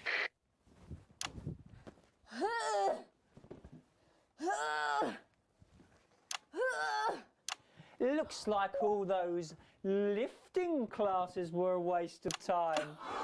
It's too heavy, even for me, a strong and capable woman. You did it, Alex. Surely We're good to there's go. no alive strong enough to lift this. Did someone call for the best firefighter in town? Hi! Well done, Captain Evans. You're so much stronger than us. Especially me, the weak old man. It's the least I could do for my community.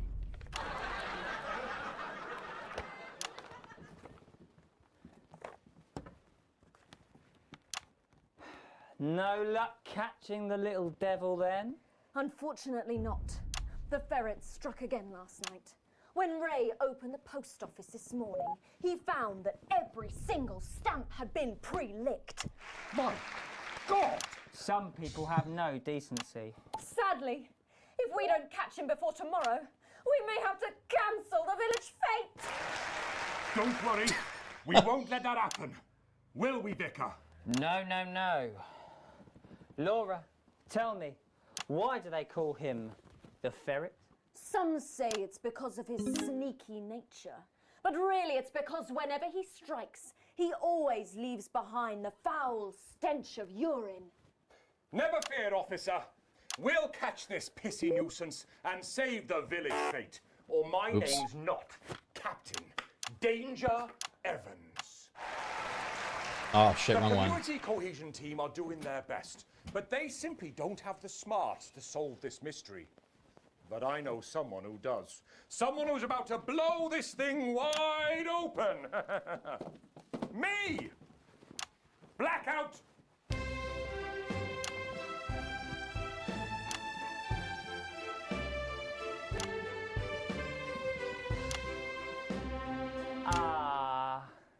It's the morning of the village fete, thanks to theatrical convention. I sure hope everything goes to plan. Oh, look! There's Mrs. Craven setting up her cake stall.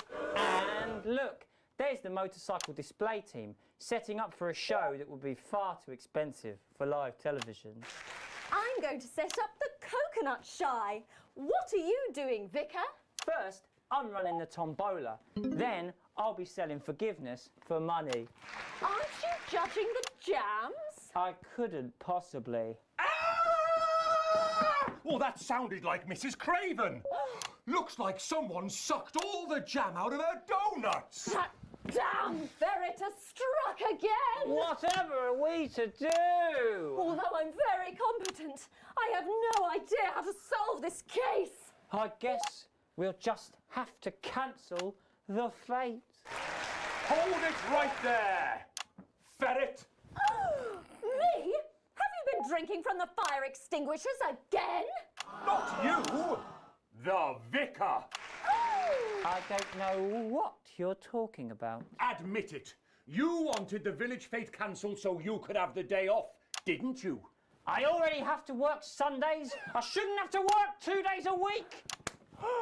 But how did you know? Well, my first clue was the smell. Yes, I do smell of urine. Next, I noticed that the vicar's tongue was particularly dry, almost as if he'd been licking thousands and thousands of stamps. Or perhaps eating Mrs. Craven's baking. Which brings me on to my third clue. The vicar said that he had no more room for jam.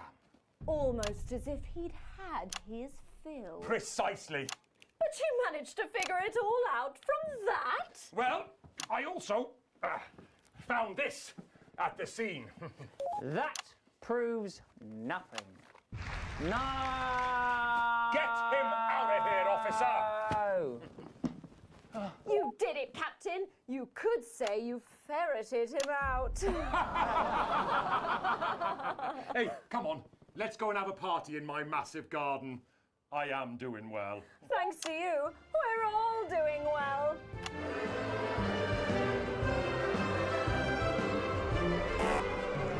That was it, the final ever episode of the Notice Board, and what a way to end it. Thank you as always to Jeff, Philippa and Tommy. After the break, we'll be both dancing and learning, so don't change that channel. We'll be right back. That's the ads. Well done, everybody. Wow! What a brilliant run, eh? After party at my He is place, the eh? yeah. Yeah? Hey, I've got a new grill. What advert is this, Alex? I don't remember passing it for broadcast. You made a mistake there. I'm an economist and commentator. Hey, you! I'm so You've fired. probably seen me on the news talking about Advance and how progressive their policies are. Well, I was wrong. And I'm here tonight to say I'm sorry. And One last push, Alex. We're closing in. forgiveness. One of the guests in the last section is working with us. You'll be asked to censor on our behalf. If you do it right, My mother the is a final nurse orders and will my be given. father worked in a factory. We'll get 3 chances.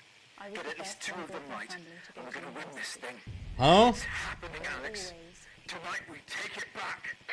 I always envied my What did you want me friends to who do? had so much more. I was listening to this. Over the years, my jealousy grew. So when Advance came to power, I Got a didn't think censor? about the damage they would do. What am I censoring? I acted selfishly. I was glad to see the rich punished.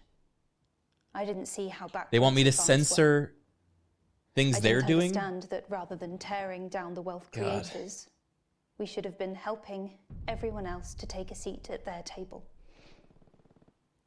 Under Advance, the country is poorer. It is poorer in ambition. It is poorer in aspiration. We are infantilized by Advance's naive policies. Please, Sarah. Policies anything. born Sorry, from Mum, I'm really not supposed to say. absurd, Hi, redistributed I'm Maddie. fantasies. Johnny just said to ask if you need a touch-up. I have whored myself out to the media to defend That's the my shade, is it? indefensible. Yeah. This is I my have shade. betrayed my parents. I see that now. Mum, Dad, You can run back to I'm Johnny now. sorry. Oh my God.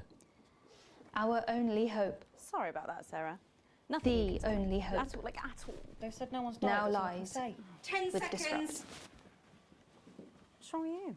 She is in tears. Ugh. Going in 5, 4. Welcome back to the National Nightly News. Welcome Later back in to this the segment, National we're hoping to be able to go back to Patrick Bannon at the scene of tonight's shocking Disrupt attack. But first, I'm delighted to be joined by the cast of the smash hit musical everyone is talking about.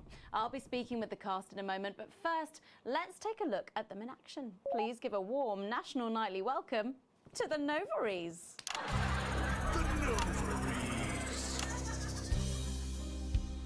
Hello? Doctor? Yes, I see. What Thank the you hell for is being this?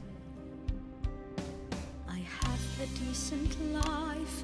I'm a happy, loving wife. And my job is well paid and fulfilling. I have a husband, John. He's due home soon, won't be long. And I have to tell him something that is absolutely chilling. We share coffee in the morning and we make love every day. We take time alone together to talk and laugh and play. We prioritize our needs. We do charitable deeds. But the flowers of a happy life are now beset by weeds. I'm home. Oh, darling John. Oh, dearest John. There's something very wrong. I've just had a conversation with our doctor, David Wong, so please be seated. This news will make you feel defeated. The scans revealed a lump. You poor unlucky chump. Is it cancer? Worse, oh, John. We're having a baby. Worse? Can this be? Oh, woe is me. Why has this happened to me? I always wear 2 condoms for the maximum of safety. In our tiny flat, we built a peaceful habitat. Now our lives are fucked. We're having a baby. Now you can't have any wine at book club. And there won't be any time for foot rubs. Now your hair will stink of weed. And you'll start to disagree. And forget about that holiday in Territory 3. No more waking up at 10:30. In fact, you're never going dead. The choreography is pretty good, man. No more snap decisions to go on to a club. You'll be lucky if you even make it out to the pub. Why can't we be more like our gay and lesbian jobs? The only glue they have to deal with comes from personal bums. Now when I take a sick day at home, The parasite won't leave you alone. how he's grown. We're our top priority. I look after you, and you look after me. Ain't no trouble and strife. We got a childless life. No one wails and no one woes. No one draws things on the walls. A happy husband. A wonderful wife. We got a childless life. We're having a baby. We're having a baby. Changing nappies daily.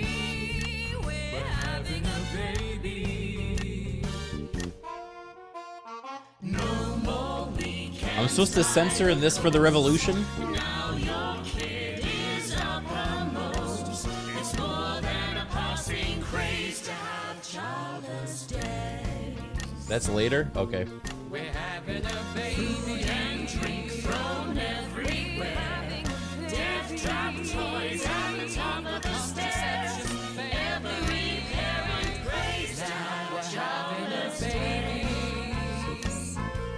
We're having a baby. No more smiles and no more. We're having a baby. 18 years old, bills and leaves. Time for a whole new phase. We're having a baby. One more thing before the show begins. Have you considered that you might be having twins?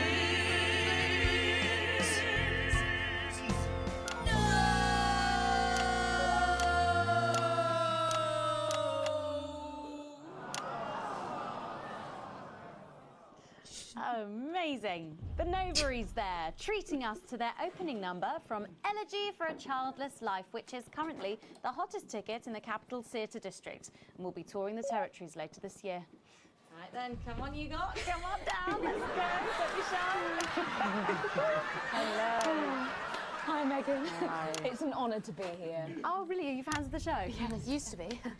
Well, listen, let's get stuck in. Used to be. Your amazing musical. Now, I mean, not only do you perform this show every single night, With matinees on Wednesday and Saturday. right, but you're also the show's creators, am I right? Well, everyone contributed their ideas, and then some of us went away and did the actual work on the script. But no, it's very much a team effort. Oh, that's fantastic. How rude of me. I've not introduced any of you. I'll be the one being replaced next. Let's go down the line, shall we? Hi, I'm Jack. Jim Blunt. Pleasure to be here. Jennifer Boreham Woodley. Hello, I'm John Satley. Used to be in the business professionally. My name's Jill, with a J. And I'm Janet. I'm the youngest. That's incredible. And you were I'm all the friends youngest. previously. I mean, what a coincidence, right?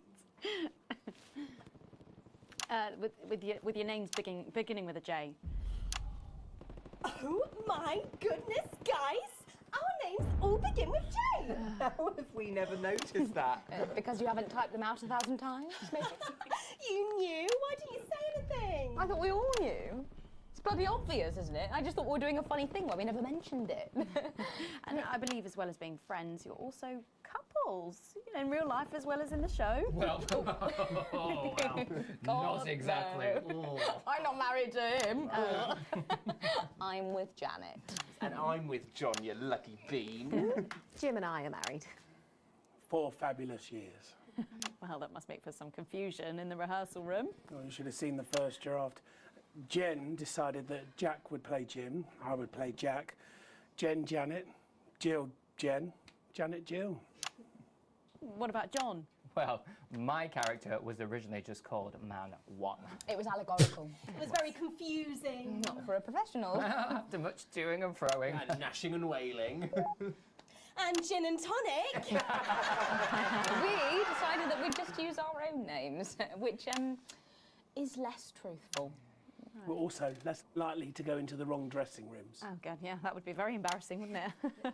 Of course, when I first wrote it, we were only meant to run for a few nights at the Mimbley Village Hall, but when I registered it with the Department for Culture, it caught the eye of someone high up, and before you could say overnight sensation, we were transferring to the capital. It's all been a bit of a roller coaster, really. I'm only 19. I'm the youngest. You really don't have to repeat that. I had to give up my job as a mortuary technician. Well, yes, we all had to move to the capital. I love that job. It's been a very turbulent time. So peaceful, no singing. This piece isn't. Stand by, Alex. Censor the orange. It's about children and why you shouldn't have them. In a way, I guess it is political, with a small p. After all, we are a solid unit, and eagle-eyed audience members will see we nod our heads to advance on stage throughout, and we target the messaging at women aged 22, well, about 35, as they're the most likely to be afflicted by this terrible problem. Terrible problem. Having children. Well, you understand, Megan. You clearly agree. Wow, This isn't about me. Of course, we see that there are advantages to a family unit, but eagle-eyed couples watch as the little parasites advance on their lives. And there's no time to play the guitar, get through a book, or watch a movie. They're exhausted, passed out on the couch by 20 to 9, for God's sake. You're very chatty tonight, dear. Usually I'm the chatty one. Because you're the youngest, we know. It's not a badge of I don't honor, really Janet. know. All of their agendas seem fucked up. Everyone's. So could you just tell us what is the play about? What happens in it? Well, Go ahead. it's a Yeah, maybe it's a code? Obviously. Jennifer, myself, and John have their child, and then the story charts the downfall of their hopes and dreams. And there's lots of singing. And dancing. A lot. My character works at a menu centre for a distribution unit. Eagle-eyed, she sees her friend's rapid advance to a pit of despair. Oh, shit. Becoming a target for children's TV advertising at the age of 22, she decides to take drastic action. I can't really say more, though. I probably said too much already. It is a Let's code. not spoil the second act for anyone who might I was want to listening see to it. Which should be all of you. For too long, we've been told that a life without children is somehow incomplete, that children are a blessing. Well, I've done the research, and they're not. Besides, there's already loads of bastards running around all over the place, so... We just want people to have the option of a happy, child-free life without stigma.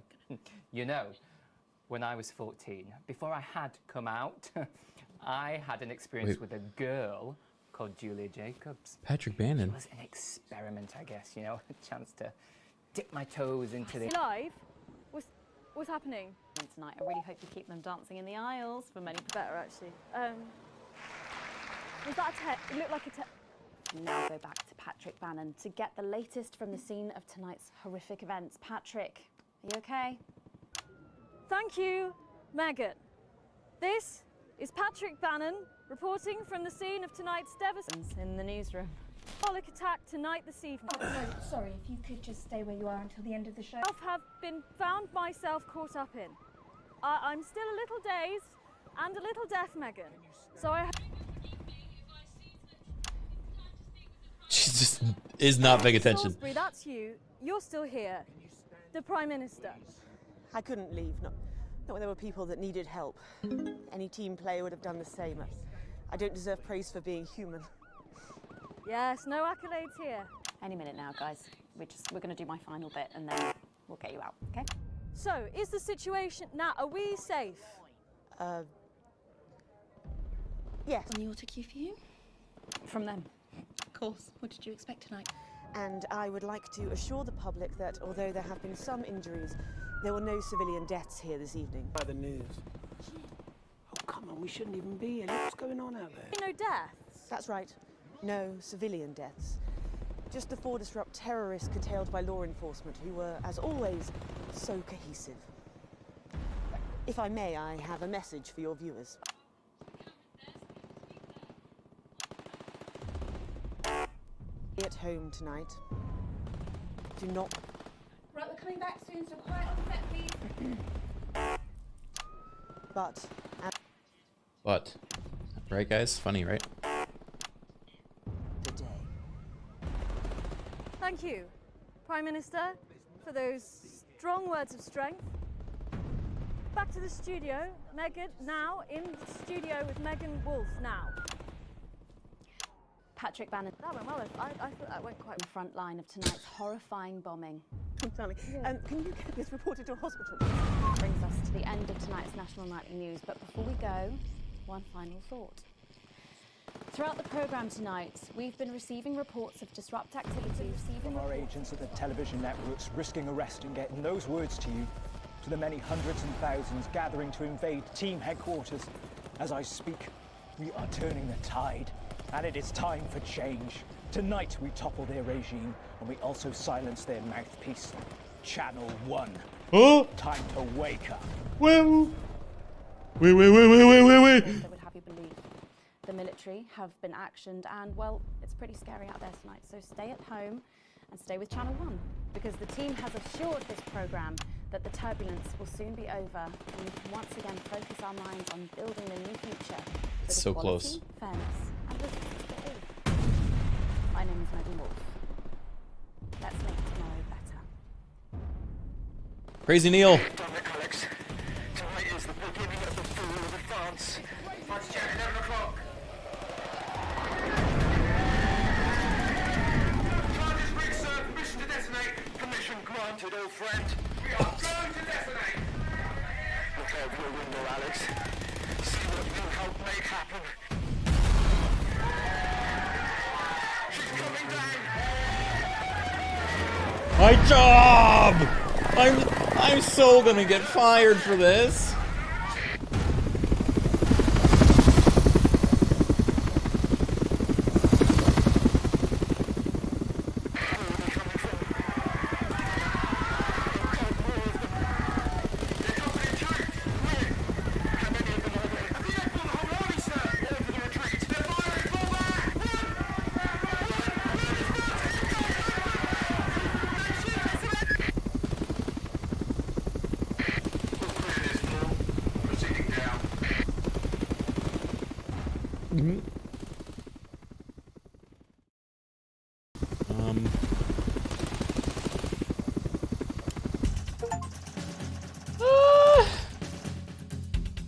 Okay.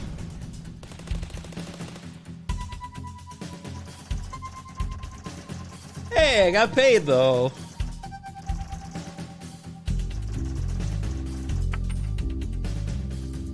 I mean, Crazy Neil's coming in dividends. Oh, my boss is not happy with me after all those terrorist messages.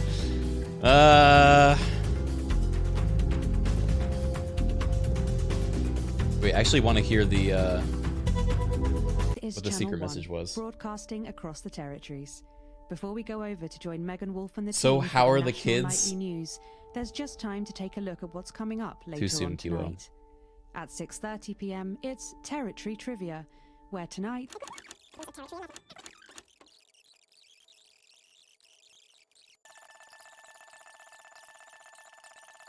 I just want Jeremy back. Bring him back. Bring him home.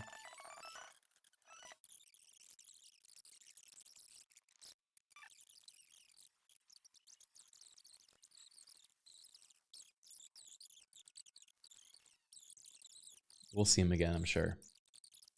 Do you love the game? I love the game. This game is so creative.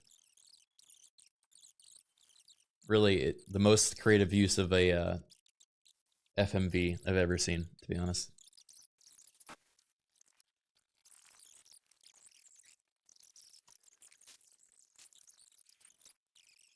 There's DLC too? Yeah, I've heard there's DLC. There's also a horror DLC. I mean, I'd love to see more from this team.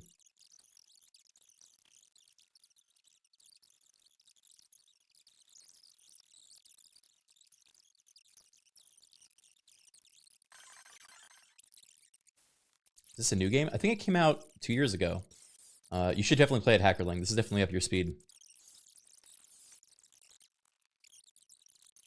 This took FMV further? Oh, yeah. I mean, every FMV game I've played till now has been like, you know, choose your own adventure level, like left or right, different ending outcome thing. But this like uses live, you know, recordings. It makes pre-recorded footage feel live, you know? Because it's like the whole point. And you can do so much more with that. It's also on sale right now, true. Because of the autumn sale.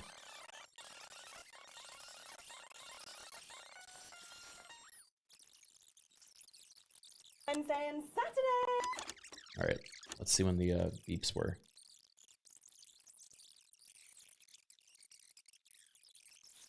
Which I'm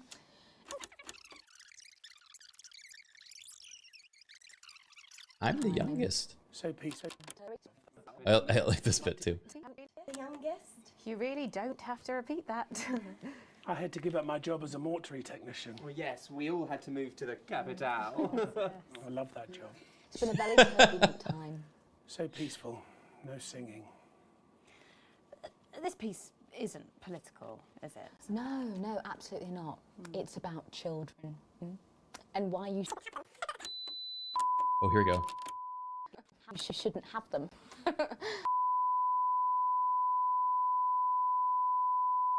Unit, an eager to advance on target 22.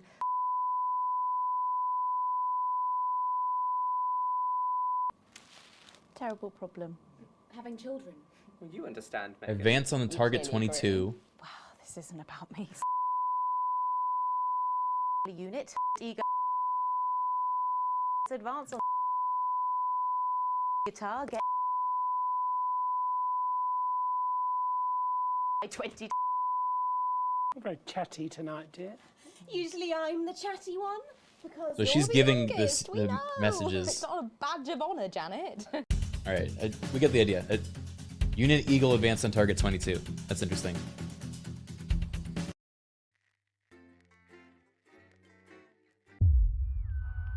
All right, shit's about to get real. Oh no. You arrive at work a little early despite a stressful journey, and you still aren't quite sure of everything that happened, though if the swarm of CCOs all over the building is anything to go by, this isn't just the Channel 1 matter. This is confirmed that you were informed you need to speak to Bozeman immediately and you're escorted to his office. A few minutes later, the boss man arrives disheveled and with a stern-looking CCO in tow. Ah yes, Winston, good. This is Specialist Abels. She will be observing this interview. Please come inside and take a seat. The ruddy-faced man bustles into his office and leaves the door open for you to follow. The few times you've been here before, it was immaculate, with everything in its proper place. Not so today.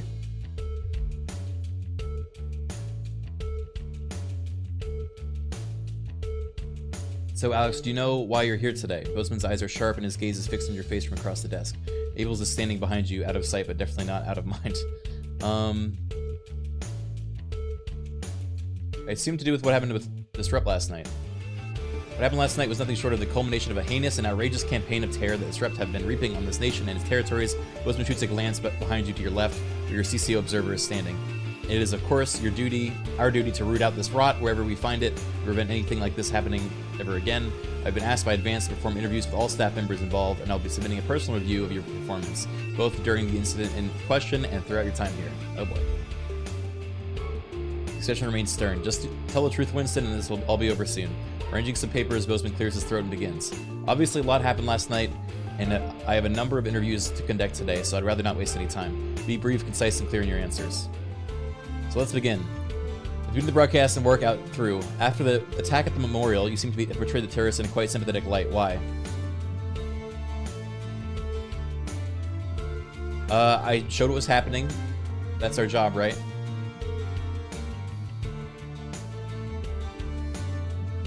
Yeah. So you're saying it couldn't be helped and you had to show the aftermath as you did.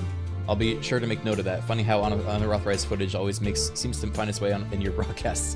Bozeman scribbles some notes down the nose of his pen, scratching onto the notepad, only by the constant tick-tock of his ornate clock.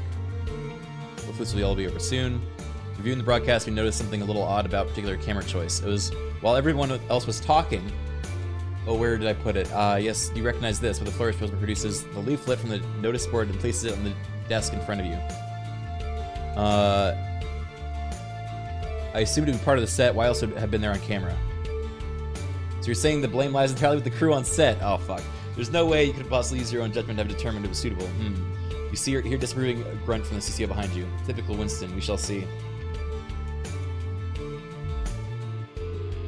There was always one thing we noted during the finale of the notice board. Bozeman picks up the notes on the other side of the desk.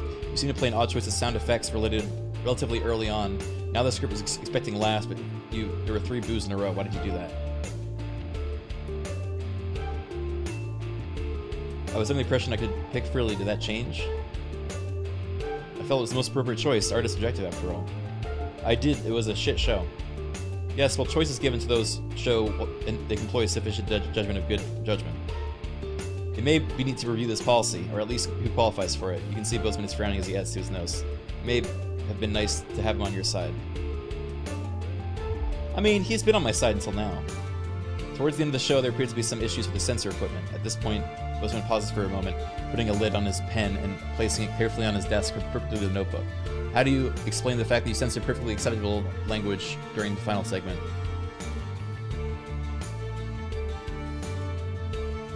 I just did what the display tells me. It would be a very strong coincidence that one of our key pieces of equipment were to develop a malfunction at the exact time Disrupt chose to attack. A disappointing but not unsurprising lapse of an incompetent employee seems much more likely. But I suppose we won't know until maintenance have had a chance to check it out properly. At this point, Bozeman takes out a pair of glasses and places them somewhat delicately at the end of his nose. Then the portly man leaned forward to examine his notes in detail. Now, obviously, we expect the odd bit of performance here and there unavoidable. However, he paused, turning the pages again. Interference is not the same as terrorist propaganda. Would you like to explain how quite so much of this messaging found its way on the airwaves?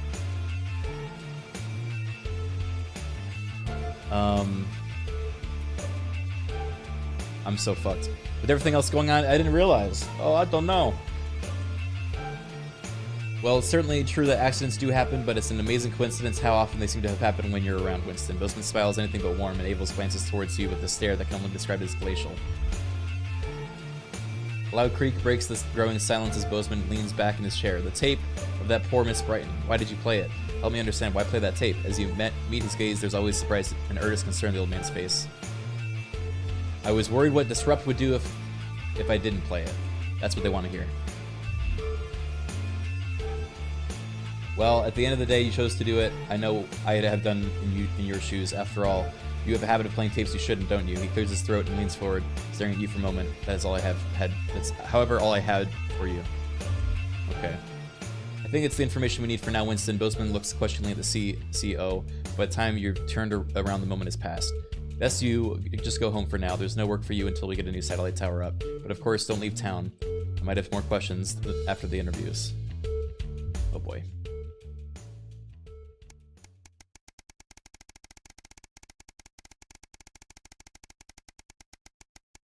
Bozeman hates Crazy Neil.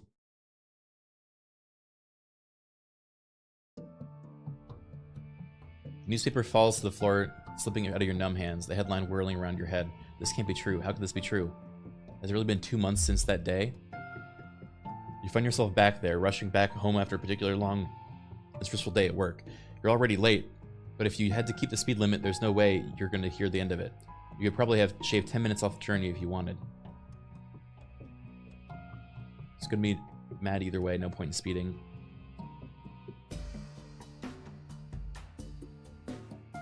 I'm not going to speed. It seems everything's against you this evening. You have to stop at every traffic light. It's well over 45 minutes late by the time you finally pull up to the house, only to see a Betterment parked vehicle outside still flashing. The CCOs are leading someone from your house to the van, your son's voice calling for you. Then the door is shut, and it's driving away, the spinning lights blinding. So, because I didn't speed, my fucking son's taken! Now you're in the break room. People at work have started avoiding you. Some of the show's crews started giving you funny looks. Bozeman's even been micromanaging less than usual. It's just a misunderstanding. It's all over soon. Charlie had loved Advance. From the go-getters, the Cohesion cadets, the Cohesion community managers, he was on track to become.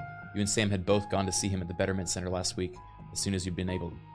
Even when he's been positive, making friends, explaining what the system was there to help people, and that he was actually able to do that while staying there too.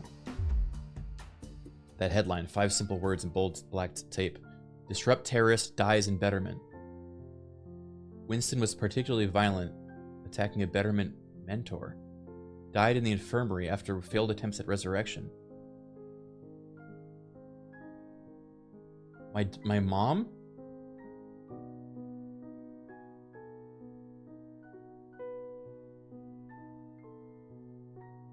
My son?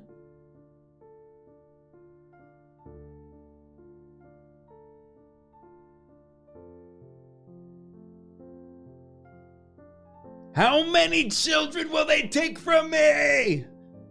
Probably the 2, because I don't think I have any more, but...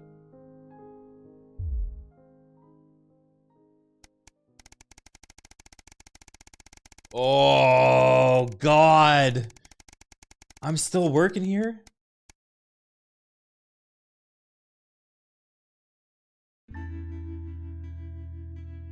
It's your anniversary, and this year you've got a plan.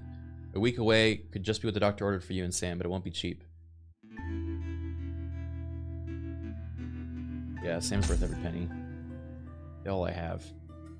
That's a lot. We just lost all of our money. The last time you went away, it was an amazing weekend together, and this time it's going to be even better. And what better way to start it than by going all out into cooking a nice meal from scratch? Fancy. Even you and Chris seem to be on the same page for the first time in years. Chris? Who the fuck's Chris? Other son? Maybe it's been long enough for them to forgive you. Or perhaps they've decided they were unfair to ask you. Oh, the brother-in-law.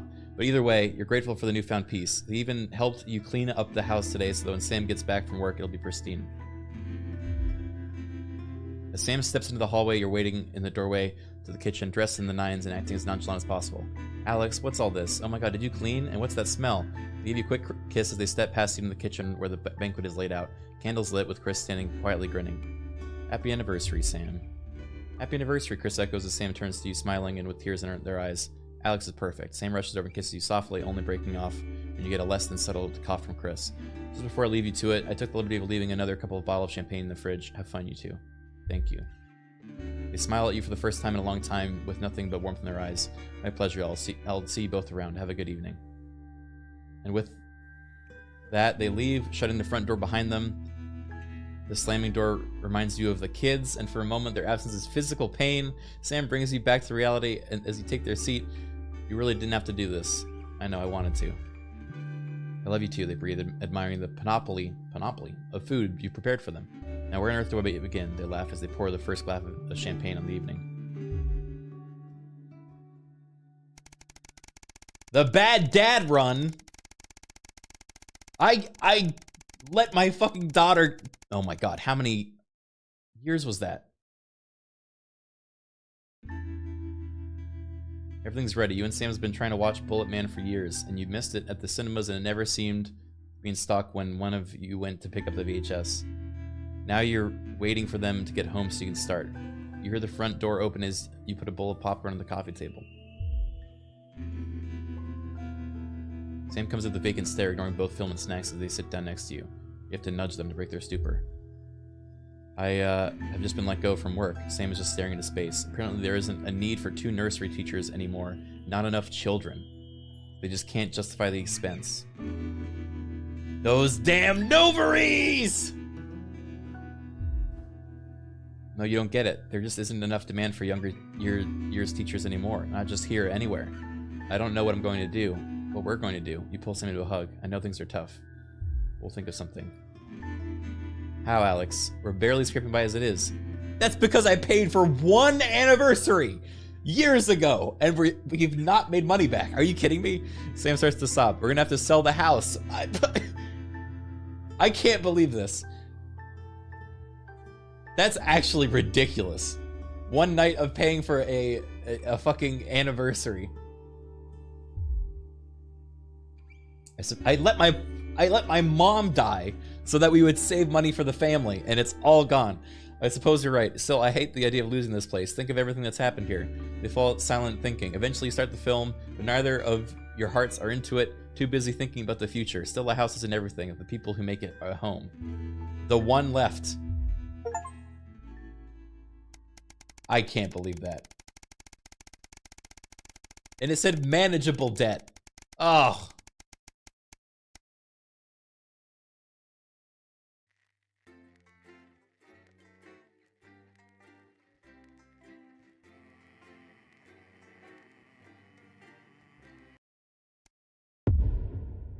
Mr. Bear, what's that over there?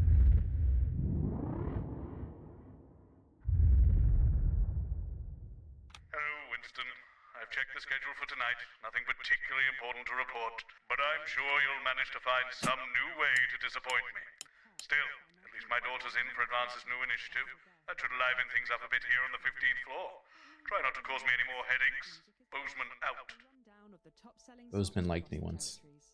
Expect catchy tunes and scenes of an inappropriately sexual nature, not one to miss. At 10 p.m, it's time for Julia's Diary, where the ever-popular Prime Minister reads extracts from her diary in front of a warm fire.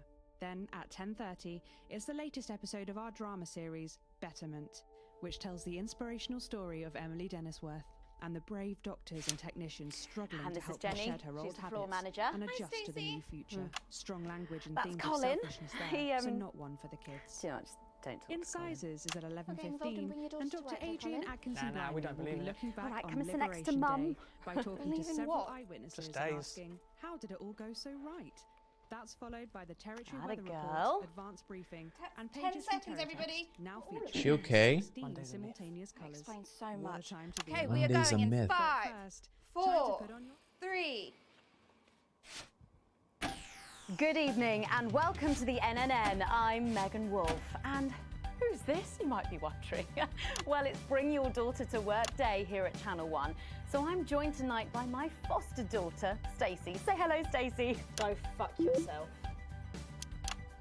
All right then, here are the stories that matter to you.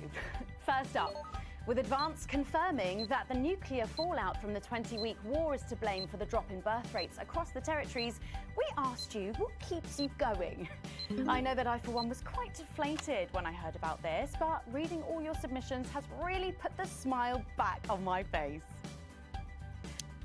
This is from Drew in Humberset. To take our minds off things, me and my partner have been building this house for our hamster. It really does distract us from thinking about the 85% sterility rate.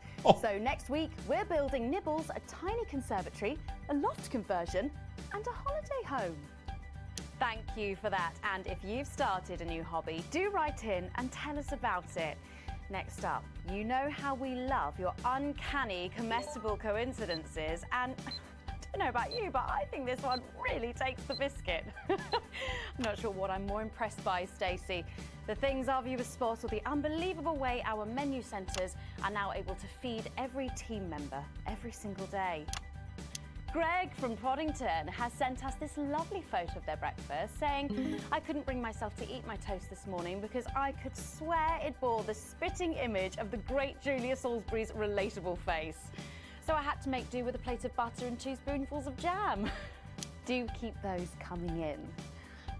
Julia toast. We've just got time for one more of your stories, and this one is an inspiring story of rehabilitation. That's it, just tell us who it's from, yeah, and then read it out. Okay. Apparently, this is from Sherry in Tendon. Here I am, just 6 months out of betterment. I'm healthy, sober and working thanks to the facilities I had access to on the inside. I'll never have to go back to my old life of stealing cars and burning down charity shops. I just wanted to share. We absolutely love hearing the way our neighbours and team members have been able to become better people. So do let us know your stories here. You can do this with Stacey.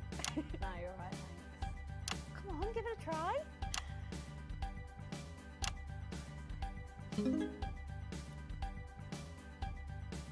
Let us know your stories here at the NNN.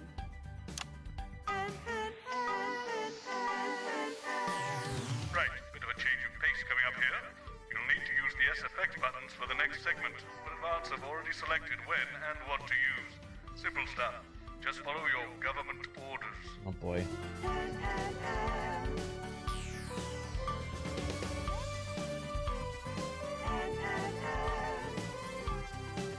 No, Stacey, I just want you to try. Oh, my bad. First up tonight on the NNN, it's time to celebrate this week's team lottery winners live from the Shakespeare Theatre right here in the capital. We're going to hand over to Julia Salisbury. I suppose you don't think much of her either, eh, Stacey? She's got a lot more going for her than you wankers. Okay, surprising vote of approval there from Stacey. Let's go live to that right now. Good evening, everybody, and welcome to this week's Team Awards. I don't think I can do anything else, can I? Of all the many duties I have as team leader, this is by far the most pleasant. What if I just didn't hit anything? As I so often say to you, the uneven past is now, following the demise of Disrupt, firmly behind us. This is the new future, and I say to you, it's better now.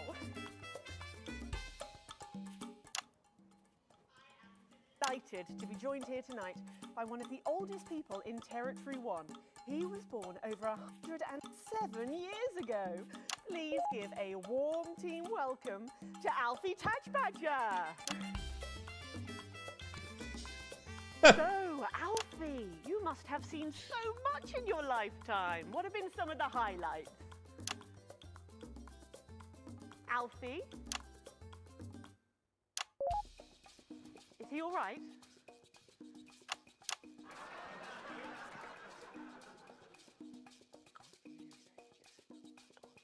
His hearing aid isn't turned on. Oh, could you turn it on?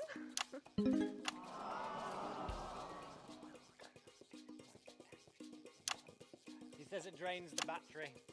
Well, will you tell him that we'll buy him a brand new battery after the presentation?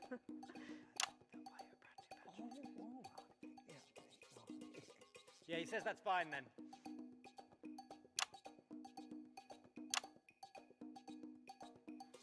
And I will help him with that, yeah. If you would.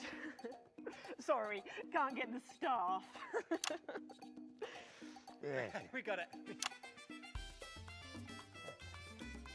So, The way he ran. What? You're 107 years old. Oh, don't bloody remind me. Would you like to tell the audience what that's like?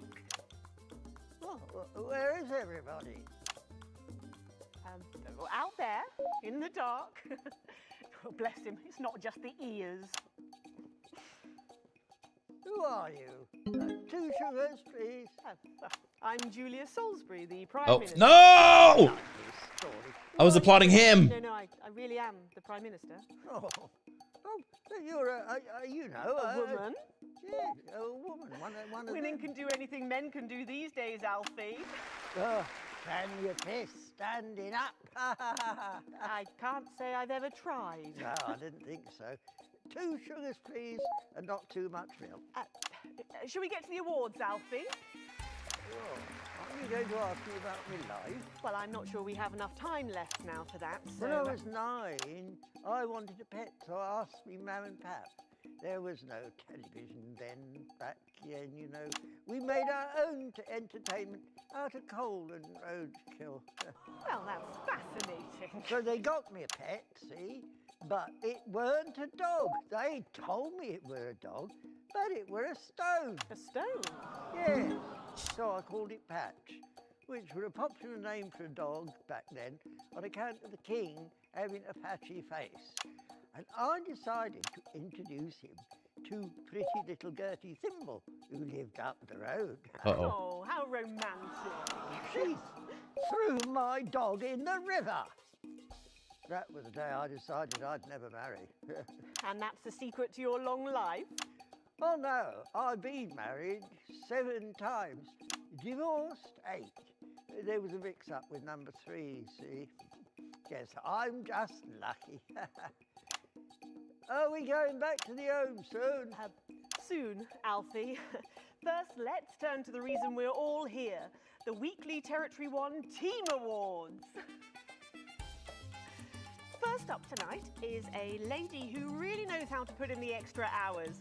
She works at a transition centre in Hamble-Bamblebury, and she has single-handedly allowed more families to unburden each other than any other nurse in Territory 1. Wow.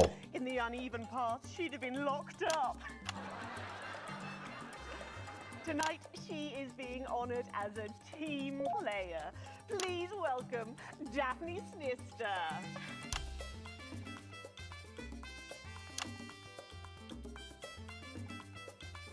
Are you here to change me? Just give her a medal, Alfie. There's a good boy.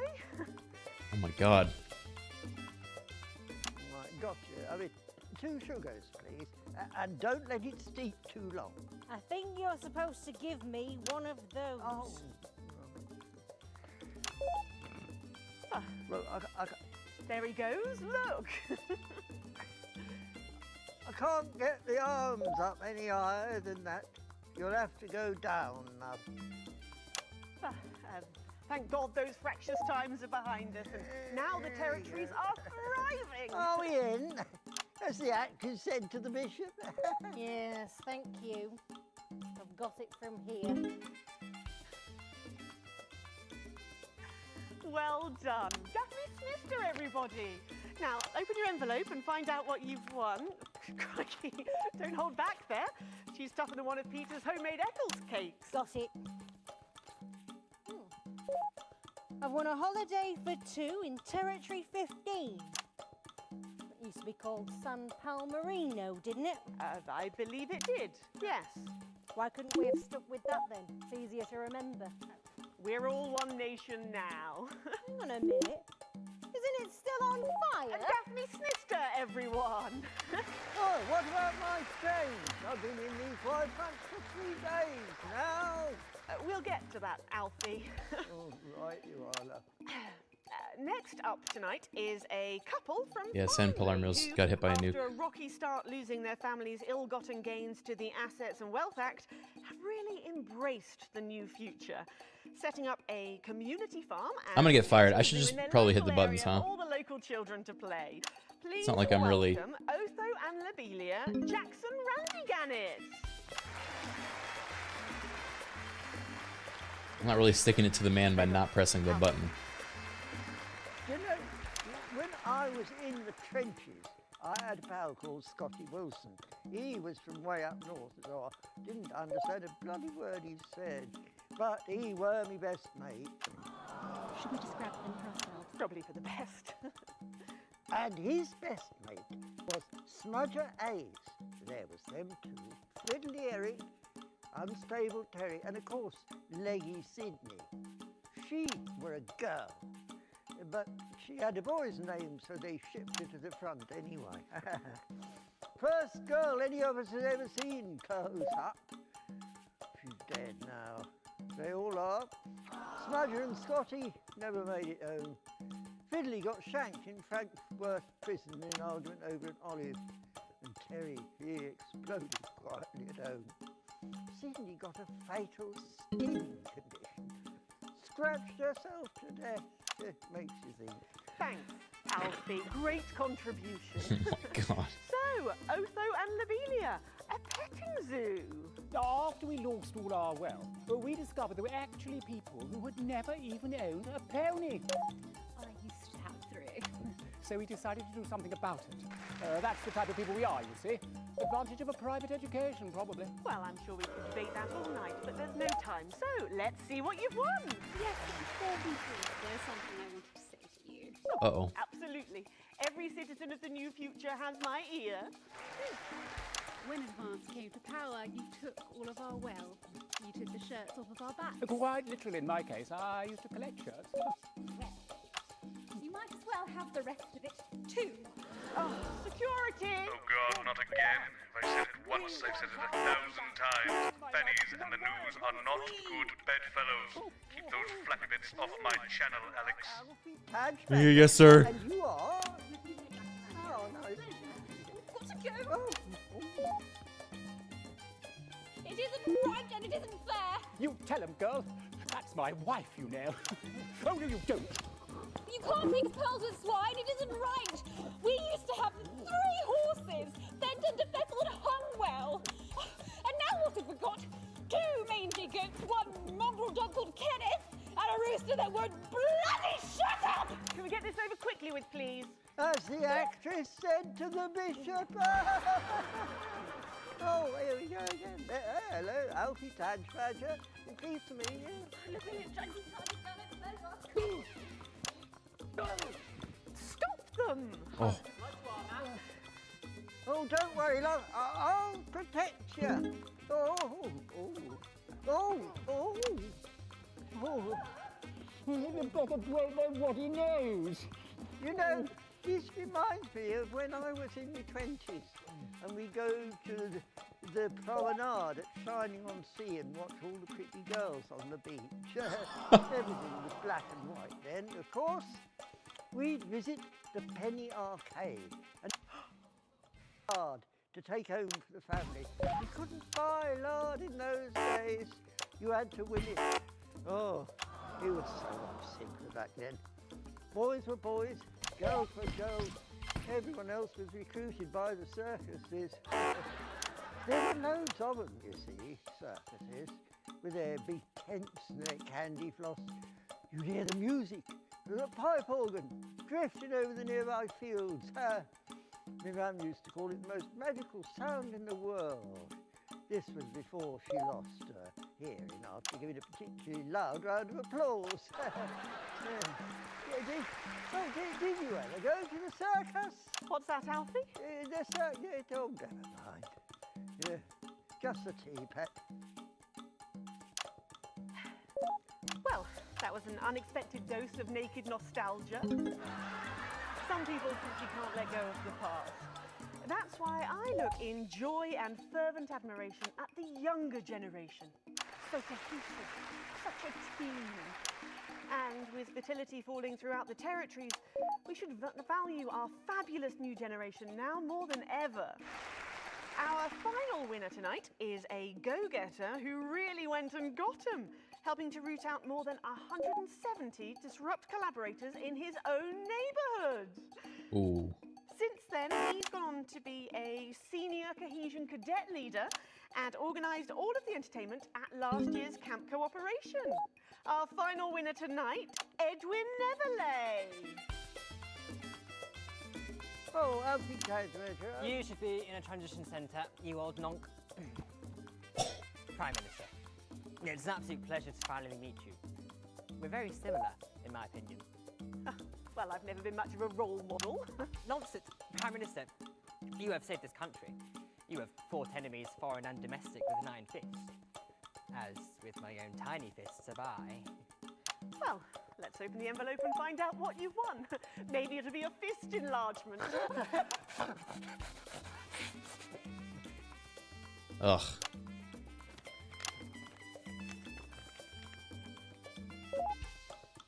A year's internship as a behaviour coach at Betterment. It's just what I've always wanted. Let's show the fools where they went wrong, eh? Well, actually, Betterment is about rehabilitation, Edwin. Absolutely. And if they don't reintegrate, we retaliate. Just like you did on Liberation Night. Thank you for this award, and stay vigilant. Report the non-cohesives. Be a team player. That concludes tonight's awards. Join me next week when, hopefully, things will be a lot more normal. Back to you, Megan. Prime Minister Salisbury there at a highly eventful team awards ceremony. Any thoughts on this week's winners, Stacey? The nurse was fucking scary, the preteens were saggy, and that little prick will never lose his virginity. Okay, well, succinctly put there, if a little profane. After the break, we'll be going live to a star-studded premiere. You won't believe who's on the red carpet tonight. Don't go anywhere, we'll be back after this.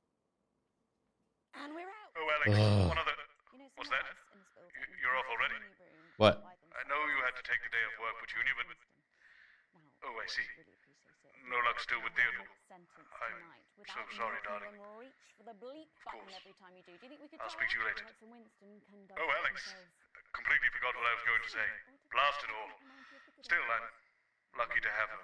Spiraling out of control into some kind of tragic comic disaster. Yeah, that. It's just like having him back in the chair. Is he okay? Laughing. I think he is.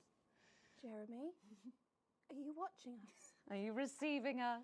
Are you fucking with us? Oh, right. So she can swear. Jeremy. Jeremy! I want Jeremy back. Faster than ever before. We have more time to focus on our inner lives, for leisure, for art. We have less stress, and we are healthier than ever. Our new future is secure. We are strong together, as a community, a team, safe from the divisive despots beyond our borders for whom cohesiveness is an alien concept. Every day, across these territories, neighbours support neighbours, and friends reach out to friends, strengthening and protecting each other through cooperation, through unity, as one. 10 seconds, everybody. Advance. What have you been up to? Always together. And we are going in 5, 4, 3. Welcome back. Stacey's still here. Wishing she wasn't. Thanks, Stacey. And in this segment, we're delighted to have sent Robin and Patrick to the movies. Yes, tonight is the world premiere No way, of Patrick's- The Automated, he's gone. starring Lawrence Blunderclatch and the late, great Helena Blunderclatch. Canterbury Boatshoe. And all the stars are out tonight.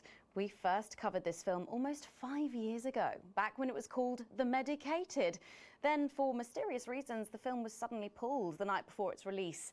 Well, since then, executive producer George Focus has spent 5 long years polishing the film and turning it into a special edition premiering tonight. With extensive state-of-the-art visual effects and a top-quality voice team, George says it's the movie he always wanted to make. Now, let's take a look at it.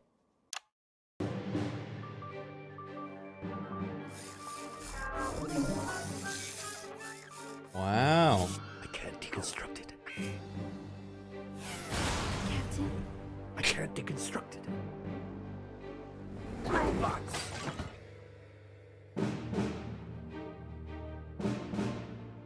Is this a wig? You think I don't grow that?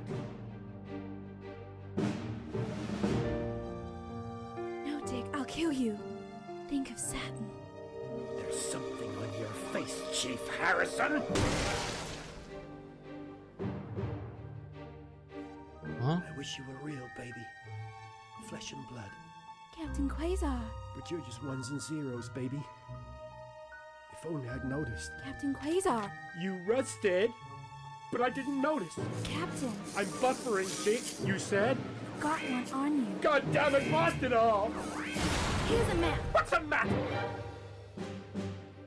Okay, so head north on Interstellar Avenue, left at the asteroid belt, and a tricky 3-point turn at Uranus. What are these symbols?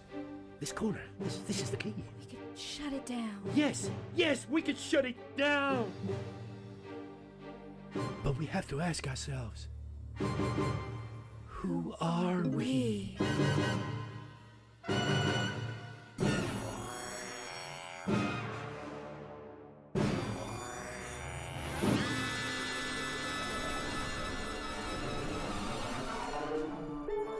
Gosh, thrilling stuff. What did you think, Stacey?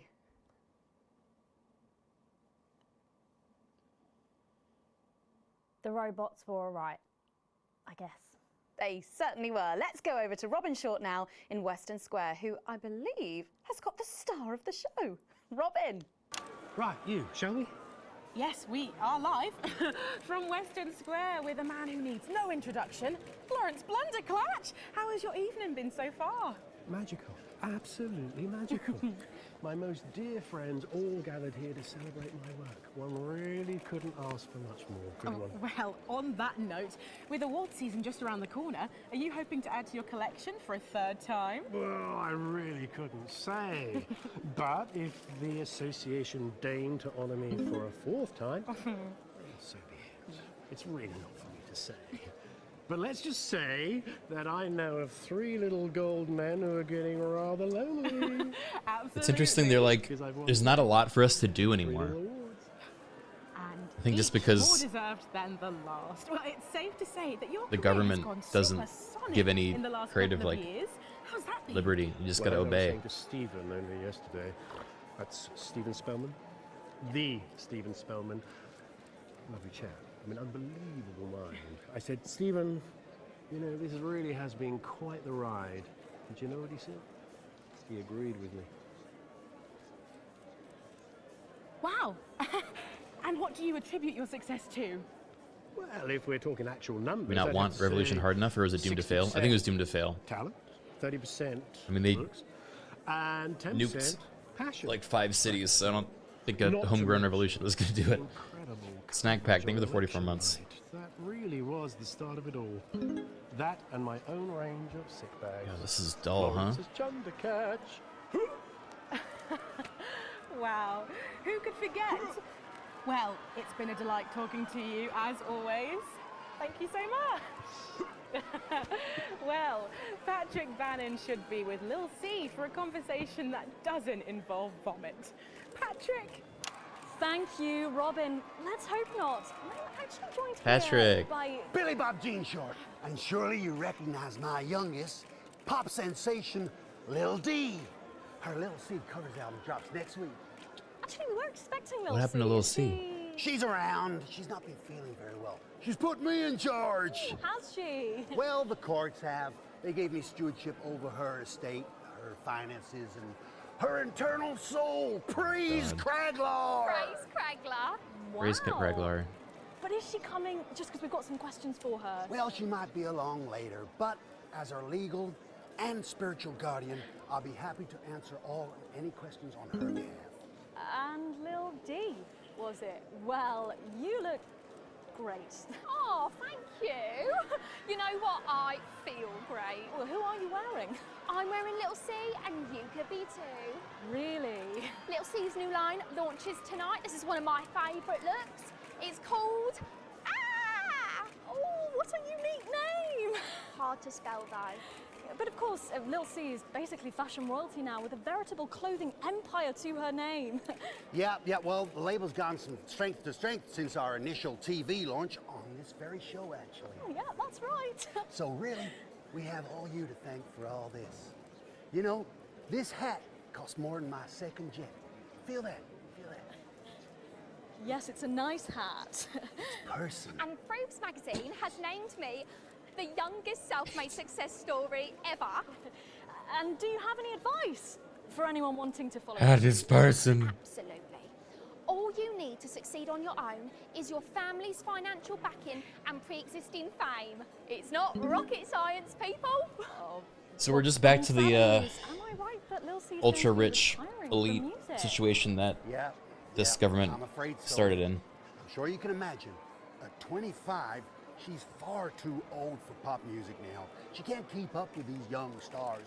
So her best-of album is out now, and she's touring that later this year. And then her farewell tour the year after that. And Yeah, that's her last Aminal chance Farm. to see her. So until the reunion tour and then the classic tour after that. But it's been a long and varied career, as you can imagine. She's very, very proud of herself. Oh, and if her health's bad, then maybe it's for the best. What's wrong with her health? Oh, yes, her health. Her poor health. And it's surprisingly expensive treatments. Curse you, Zaytan! Damn your intergalactic Zaytan! justice! We can all agree on that at least. Yeah. Well, we better be letting you get back. Those babies aren't going to sell themselves, or possibly at all. Billy Bob, Lil C, D, thank you so much for joining me, and do pass our best wishes to Lil C. Who? Oh. Now, it looks like Robin is with a music legend who actually is irreplaceable. Is that who I think it is, Robin? It absolutely is, Patrick. Jesus, how are you? Yeah, you know, I'm good. I'm great. No thanks to you, silencing me, silencing the truth. Are you referring to your attempt to incite violence against the democratically elected leaders of this country on live TV? Jesus was right all along, guys. Exactly. And instead of being held a visionary, my management and agent, they all dropped me. Oh, no. But you can't break me when you didn't make me, you understand? See, I'm the voice, I'm the hope. You can lock me up, call the doctors, but only the moon can judge me. So, what have you been up to since your team cut ties with you? True. You know, keep building, keep moving. I'm actually working on a track right now. Written, recorded, directed, all by myself. Can we hear a bit of it? What now? I know I'd love to hear it, and I'm sure the people at home would love to as well. Yeah, sure, of course. Give me the mic. Yo. The news tried to shut my mouth, but it won't be long until they go south. Because my name's Big J and you can't stop me. See, no censorship can stop me. Wait, you guys got an ad? He got censored again. That's amazing. Did you just rhyme me with me? No! Daddy promised this wouldn't happen again. You're supposed to clap and say, well done, Julian, well done. Well done, Julian. Thank you. Now, ask me a polite question, and I'll walk away nicely. Is it true that you're heir to a hotel chain? What? Where did you hear that? And that you're very much alive parents are currently on the run for massive financial hoarding. Oh, I'm sorry. Are you trying to censor me?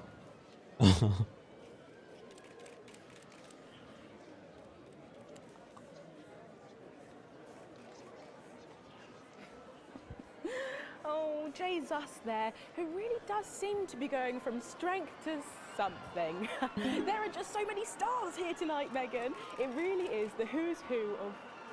And what's his name? Eli Watercar. I'm going to see if I can grab a moment with someone rather special. I hope you're not too jealous, Megan. Back to you. Thanks, Robin. But I think Stacey and I are probably in quite enough trouble where we are. So, 3 big names there, Stacey. Yeah, big names. Any thoughts about them, maybe from your generation's perspective? You won't like my opinions. Oh, go on, try me. Well, Bumbalonk is so old he's like 1 week away from a transition centre, so who cares? And Lil C was cool when I was like 12 or something, but now she's just another fucking loony. And Jesus is a disrupt-loving wanker who should have died with the rest of them 3 years ago. You're right. You agree with me? No, you're right, I don't like your opinions. But thankfully, we can go back to Patrick now, who has another familiar face to catch up with. Oh, Patrick! It's absolutely buzzing here, Megan. The anticipation is killing us. But a little birdie's told us that any moment now, we should get a glimpse of someone incredibly popular with our viewers. Jeremy. A favourite destination for many of the fans. Yes, the Mayor of Bumley will be Damn arriving it! literally any second now. That's what you say. Everybody's a little bit fake, I'm Stacey. fucking not. Stacey is something else. Fuck's sake, come. Patrick Bannon, NNN. What's it been like since Bumley got so popular? Well, it's been wonderful. The tourism numbers have exploded thanks to the marketing campaign. Investors have ploughed millions into the town. We've got more Bumleyan jobs. It's brought more Bumleyan homes. We're all very grateful. Of course, it's not all bums and roses. It's almost impossible to get a good look at the hole these days. Oh no, the hole! The old Bumley hole's been all covered up, it is. And how have you found public service? Well, to be frank with you, it's been the greatest honour of my life to serve the town that I love so dearly. From the banks of the graceful Taint to the quiet elegance of the vomit-soaked car park outside the 24-hour petrol station. It's been a privilege, a pleasure, a gift, and I can't thank the mayor enough for all he's done. Let's talk to the mayor now. Excuse me, sir. Can you tell us a bit of what it's like to be elected to such a prestigious Ratings office? going through the roof. And do you have any words for your legions of fans out there? Stoic, but blistering honesty from the Right Honourable Peanut T. Fortescue there. And his PA. A proclamation. Quickly, fetch a policy bag. Proclamation. Yes, sir. We'll get it ratified at once. Well, there you have it, Megan. What an honour to literally see local government at work there. I'm still in shock. Back to you at the studio. Thanks, Patrick. What a colourful interview there on what looks like an amazing night. They certainly know how to make an entrance, I hope. And the automated really does seem to have unstoppable written all over it, because despite Boris Horsey in Hours magazine calling it Lawrence Blunderclatch's overly long suicide note, in a review which ends with the words, and he hasn't even had the decency to see it through, the film, which is free to all residents of the territories, has seen record pre-bookings and looks set to run for months and months. But let's go back to those lucky few seeing it tonight. Oh, I'm so jealous. Robin, you seen anything unusual there? Thanks, Megan. Well, will you settle for the territory's most eligible bachelor? Jeremy. 5 years ago, Steve Saxon was an unknown. Then a series of incredible performances in acclaimed productions, from Hamlet's Jam to the curious rise of Algernon Ding Dong, made him the most wanted man in drama. He's been voted sexiest man under 25 for 3 successive years. Now, let's see if he'll talk to the NNN. Excuse me, Mr. Saxon. Steve, have you got a moment to spare to talk to the NNN? Oh, hi, the NNN. You know, your show No. gave me my first chance at an audience. That's Raw the- me, Steve 1.0. That's the maths important guy? Even then, everyone could see there was something so special about you. The whole thing is burned into my mind. A moment is the very least I can give your amazing viewers in return. Not that we're actually going anywhere. Where is she? Are you going to introduce us to your date? But of course, this I'm is... Charlotte Winstanley-Hamilton. I was in Hey Friendship too. You know, that scene you burned into your mind. I was in that. No. Sorry. Don't remember you at all. Are you sure you were in that? Yes, I was the pretty one. Tell her, Steve. Looks are really important. Well, if you say so, Steve. So it's been a big year for you. I believe you've been tackling the bard.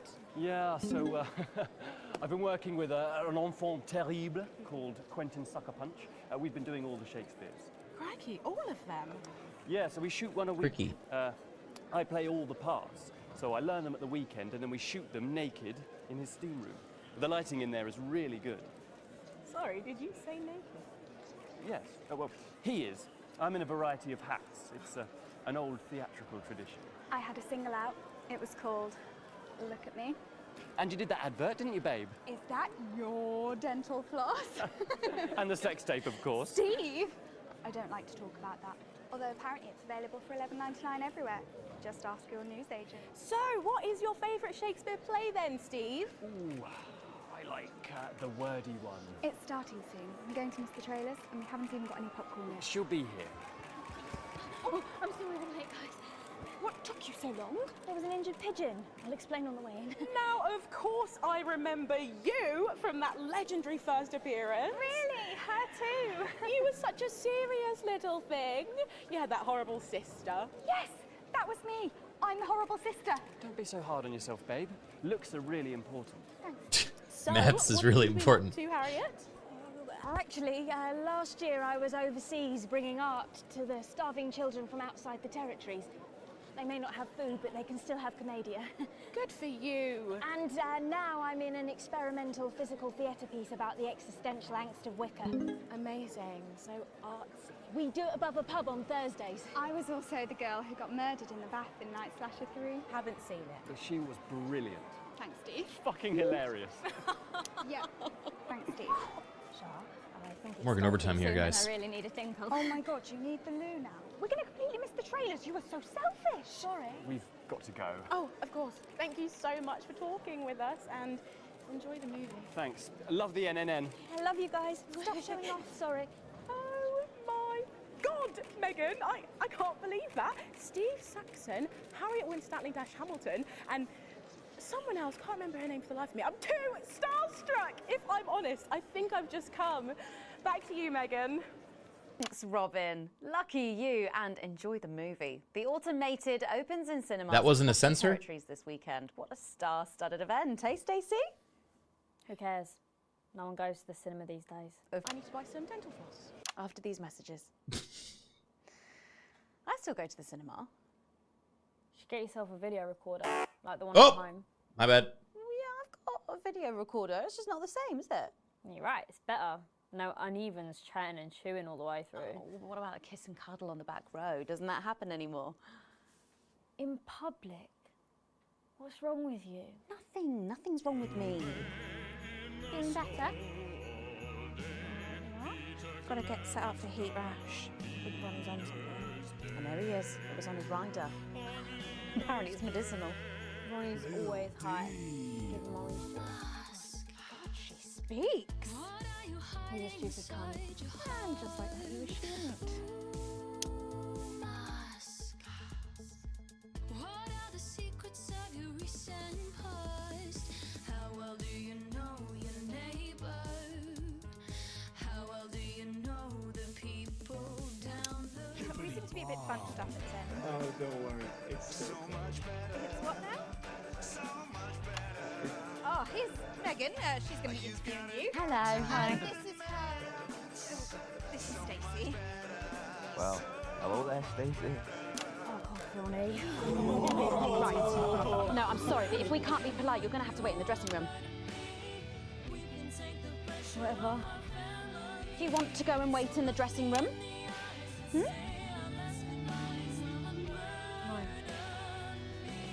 No what? Huh? No. Is unburden me about euthanasia core. Oh my god. 10 seconds, everybody. Fucking right, Noko. What's that? What's no? Bring in 5, 4, 3. Oh God. Welcome back. For our final segment tonight, Stacey and I are delighted to be joined by Heat Rash.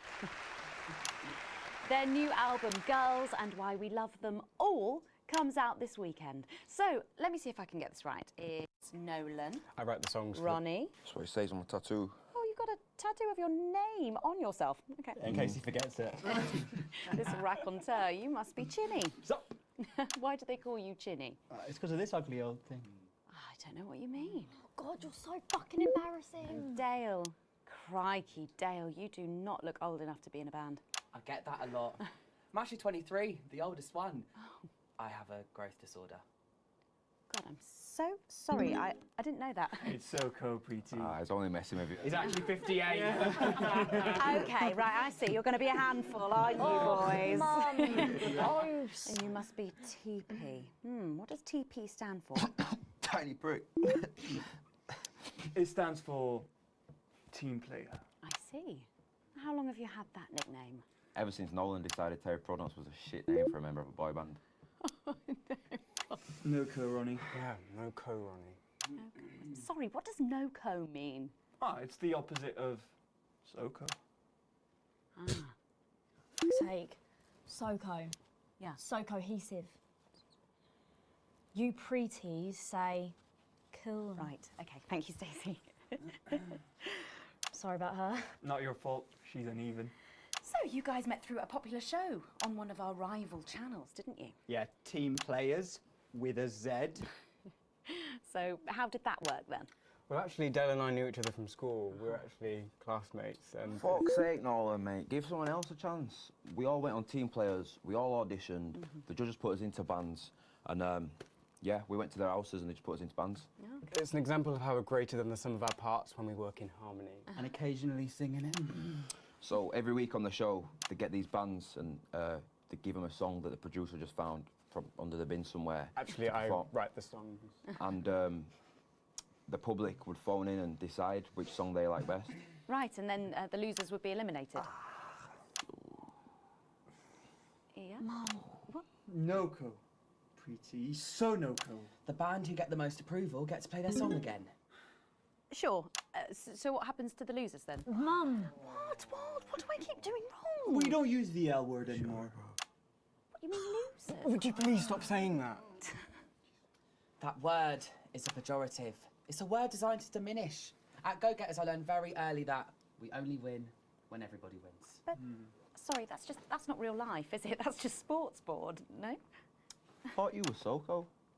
Yeah, I am SoCo. Nah, you're a shrinker. Can't be friends with shrinkers. She doesn't know what you're talking about. She doesn't understand. So I do understand, actually, Stacey. What's a shrinker? Well, a shrinker. What's is... a pretty, Mum? Well, I think it means someone who's older, doesn't it? Pre-territories. It's someone who turned 18 before the new future. We call you pretees. Unevens. Mimis. Nonks. It's not her fault she's old. She can't help it. I'm not that old. I'm trying to help you here. I don't think I need your help. See? Total Mimi. Is that so? Mimi. Yes, obviously.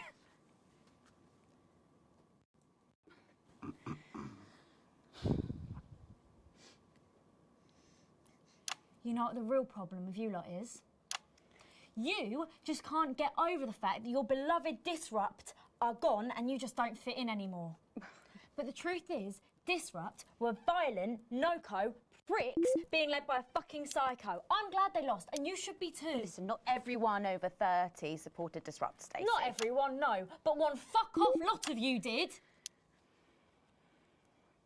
SoCo, Stacey. SoCo. We've all learned maybe a little bit more than we expected to there.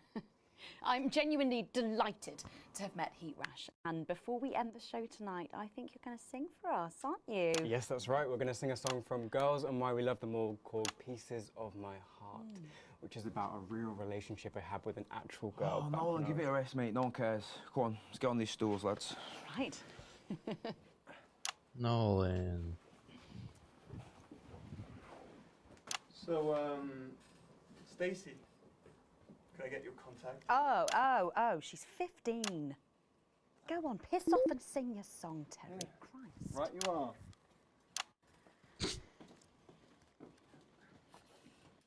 So, here they are with their latest single, Pieces of My Heart. Tomaty, thank you for the excited, 27 Stacey? months. Criken streams Not are for me, SoCo. no. Thanks, man. I only listen to blip music and a bit of jizzcore. Ooh. Pop music is. Ah, yes, I know I meant to mention this earlier.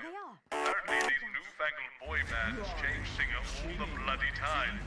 Try and follow along, eh? Oh, Keep God. a shot on whoever is currently singing the lead vocal.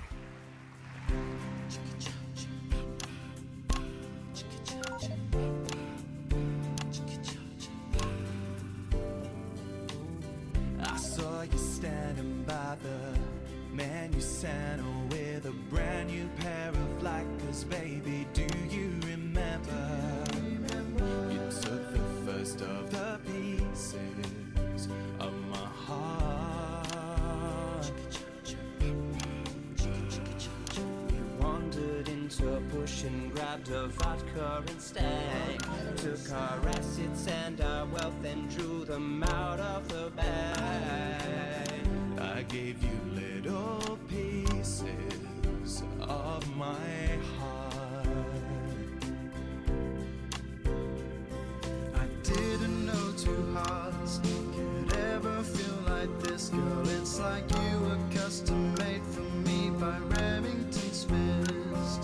I take all of the loves that didn't last and leave them in the uneven past. Share the new future as my bride. You snatch me inside. There's no need to hide all the times that you cried. As my old man used to say, you blow me away. I just want you to stay. I don't want you to pay. This fucks, dude. Today. On Liberation Night, girl, I was sitting beside you. We sat there shaking all the way through incisors. We held each other as things fell apart. Which one's your guys' favorite? We took a train through all the territories and we threw away the rules and I rolled think, up yeah, Nolan's pretty SoCo. But looks are important. I think Chin for me. Chin's SoCo. I didn't know the life could ever feel like this, girl. It's like you were custom made for me by Remington's fist. I take all of the I cannot tell which one was the singing. leave them in the uneven past. Share the new future as my bride. Snatch me inside. There's no need to hide all the times you have cried. As my old man used to say, blow me away. I just want you to stay. I just want you to play. You make me crazier than Neil. Make me crazier than Neil today. And now I'm staring at your membership card. There's your picture beaming brighter than a handful of flaws. I'm trying to find the pieces of my heart and leave them in the uneven parts. Share the new future as my bride. You snatch me inside. There's no need to hide all the times that you cried. As my old man used to say, you blow me away. I just want you to stay. I just want you to play. You make me crazier than Neil. Neil. Crazier than Neil. Crazier than Neil today.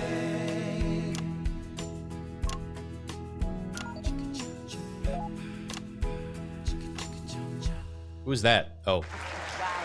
Megan in the Darkness. Fantastic. Thank you, Flash. That was actually really good. Best of luck. Thank you for coming in. Now it's almost time for final thoughts tonight. And I've actually asked Stacey to write a few, and they're just being programmed onto the auto cue now. Now, I have no idea what she's going to say. Oh boy. So, fingers on that bleep button in the broadcast room, just in case. Take it away, Stacey. My name is Stacey. I guess you know that by now. I don't know why I put that in there. Anyway. I don't watch the news. There's no need. You hear all the important stuff from your mates, so I don't know what's considered important anymore. But I'm pretty sure that it's not rehashed movies and fucking boy bands, so anyway. I'm going to talk about what's important to me. When Advance were first elected 6 years ago, I was 9 and in a home. Not a family home like you call a home. This was a state children's home. It was fucking awful, actually. It was like a Charles Dickens book. The roof leaked and the walls were damp some mornings. The food was bad. Drugs and alcohol were everywhere. No one cared. You had to watch your back all the time because there weren't enough staff to manage us. And yes, as you'd imagine, there was a lot of... Some bad stuff went down there with some of the staff, okay? Not all of them, but the others knew, and they didn't stop it. And then Advance won the election. And like a miracle, things started to change. They got better. We had nicer food. The home was not just repaired, but redecorated and kitted out with books and sports stuff and musical instruments and video games. Most of the staff were fired, and the new ones, which there were more of, spent time talking and working with the bullies. And you know what? A second miracle. It worked. The bullying stopped. My life, got better. Because finally, there was enough money to do the good things, and Advance had the guts to do it. I joined Go-Getters, and on Liberation Night, that gave me a group of friends that I could talk with when the bombs went off and the power went out. Another miracle. I wasn't alone anymore. And that was the night I finally understood the importance of being in a team. So here's my final thought. I know the people who were doing better under the old system long to go back. You say, we were freer. But what you mean is, we were richer. But for every one of you, there is 100 of me. And even now, after all you've had taken away, you are still doing better than I am, than I likely ever will. You still have homes of your own and families of your own who love you. And I'll never have that. So maybe you should stop looking for the worst interpretation of everything this amazing government does and realise it's not for you.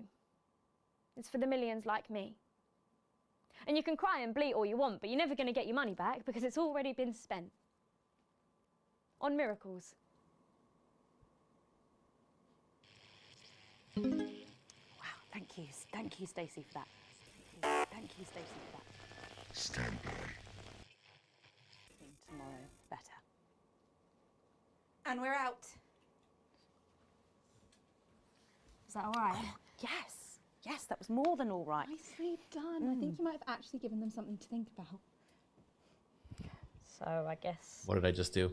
you're going to be taking me back to the home now then. I was thinking we could go out somewhere and, I don't know, have a meal, talk about our options, if that's okay. Of course, Miss Wolf. Security will be standing by. Thank you. So they're always there then? There was a thing a few years ago now. Oh, with that Jeremy bloke? I heard about that, everyone did. Were you here back then? Doesn't look old enough. She's growing on me. Yeah, she does that. Interesting. So yeah, like I really appreciate there's like really fucked up stuff that's objectively horrible, but there's also another side to all of those, like the whole Stacy scene there, which was really well performed. She nailed that. That was an amazing monologue. And so I think it's cool that the story is set up to like be able to kind of walk both sides, you know? Two sides to everything sort of thing.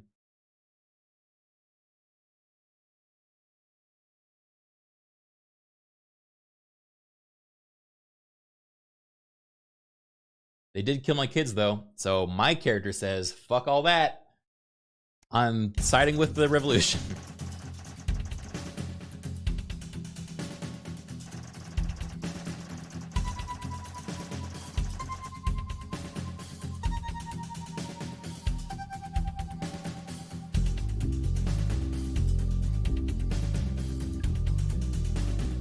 All right, boss is happy with me. Ooh, well, guys, I think we might pause here, and I'll pick it up another day. Hold on, let me turn it down. Because we've gone about 5 hours now. I want to know how much is left. Because there's DLC as well. You're so close. Am I close? Hey, Cypri.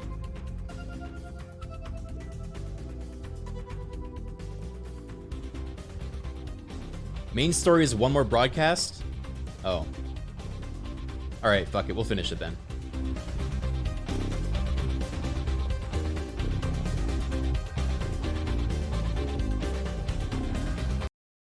Alright, let's finish this. Yeah, we can do a DLC another day. Can we have a pee break? Yeah, we can have a pee break. All right, quick break, everybody.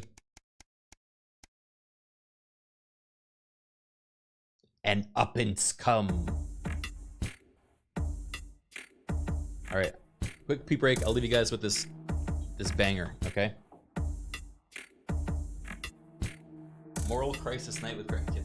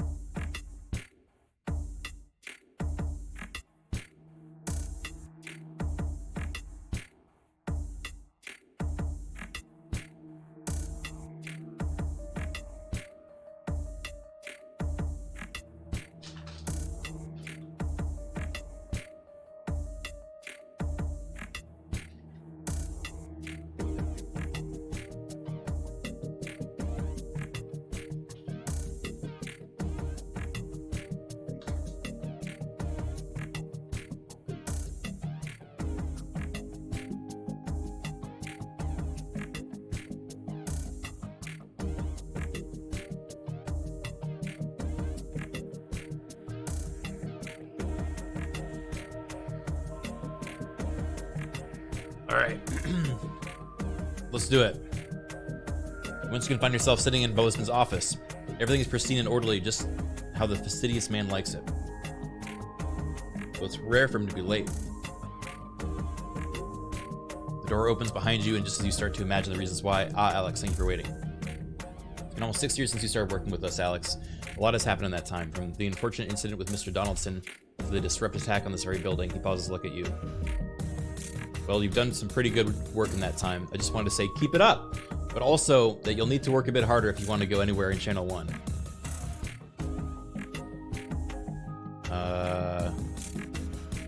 Okay. Capital, in which case, best get to it, eh? The dismissal of his voice is clear, and you head back to your studio and get back to work.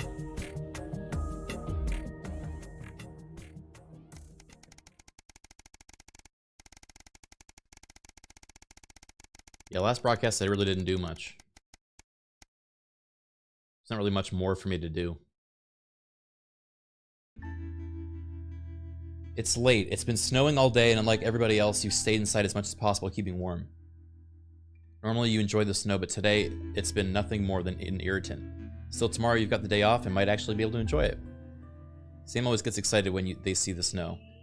When they were younger, they'd always wrap the kids up and take them out to play in it. It's been a while since that's happened, though.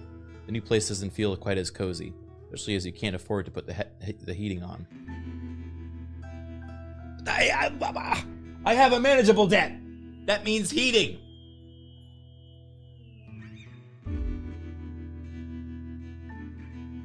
Sam bustles in from the cold, carrying some groceries. Use a hand, please. Lots of stairs from here to the car. Their arms are full, but they're clearly struggling to get everything into the kitchen. Then, you've been at work all day, and they spent much of it at home. Oh, like I'm not gonna help my partner?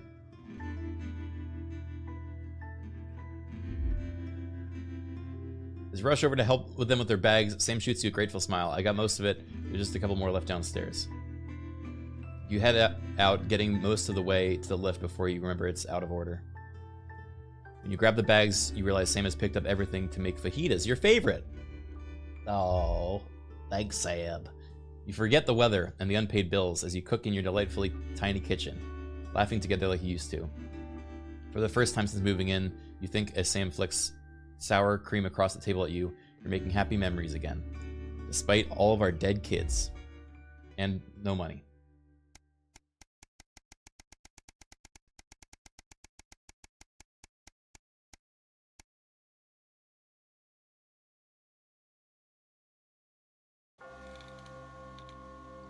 Oh god.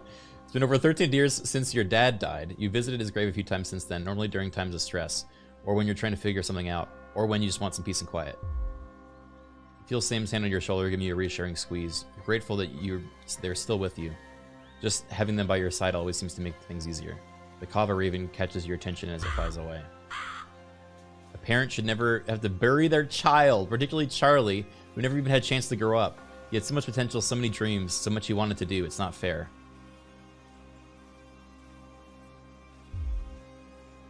Susie, poor Susie. But you wouldn't have given to have her back even just to argue with her. She just wanted to explore the world, so curious, so full of life, until Liberation Night. Everything changed then. Your relationship with Chris has always been a bit up and down, but of late you seem to actually be getting along. It makes a nice change, but it certainly made life easier with Sam.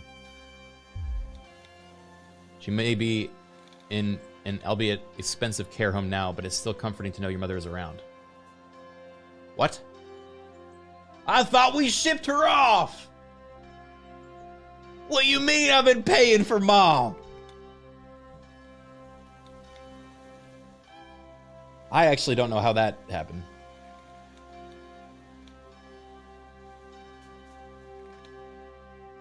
You pressed the wrong option. No way. I picked the right one. That's where the damn debt came from.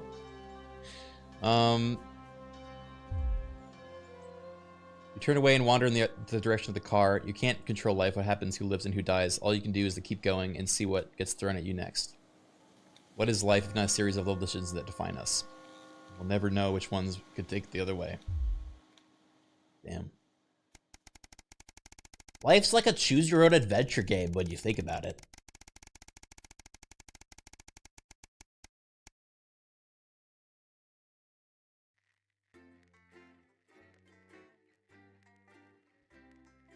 It's like a Goosebumps book, yeah.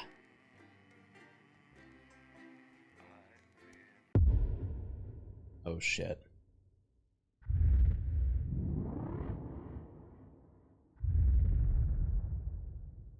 Alex, good evening. That time again. Best not to focus on the problems and all that. Let's just get started. But just so you know, the problems with your equipment continue unabated. Locked buttons, screens flickering on and off, sparks and the like. I'm sure you'll manage without issue. Oh, and don't forget, you've got free reign of the SFX buttons now. Make sure to use them to keep the show lively. Cheers. Thanks, boss. Creative accounting. At 11 p.m., it's Lil C's Lil Chats. And tonight, the former singer is asking Dr. Adrian Atkinson Blimey what he's been up to since the cancellation. Time to shine, cracks knuckles. It's mainly jigsaws and arson. At midnight, it's the full territorial weather, fertility, What have you and got birth me? report, and that's followed Nothing, at 12:20 by the Clonfillinogall No, come on, Valley seriously. Male Voice Not even a Choir, cake. debuting Sorry, their first no. professional performance of the new Okay. territorial No worries. anthem to bring tonight's programming How to a old are you then, suitably Cole? uplifting Okay, here we close. go. Big So smiles. I've actually But now gained a on year. one, I it's time to celebrated hand over 44 to last Megan year. and the It's actually team this year. for the nightly show. Brilliant. You're 44. I'm going in 5, 4. Oh, that's fucked. 3. Good evening and welcome Spice to it up with some audience responses, Alex. I'm Megan, and I'm joined, as always, by the inimitable Robin and Patrick. How are we? Well, we have got so much going on tonight. I'm excited. I'd say I'm about a 12, Megan, on the excitement scale. Yeah, exactly. We have got so much SoCo stuff coming up. We sure do. We have celebrity chef Jordan Rankley, who will be cooking up a storm. We'll be announcing the winners of our big competition, Visions of the Future, and we'll be joined by a very special guest for a game of Wheel of Truth. And I'll even be showing you how to make your own Leaders' Day gifts. We've got all of that and so much more tonight. It's broken. On the Nightly Show. With SFX, less is more, Alex. Let me do my job! I have creative freedom, you told me that!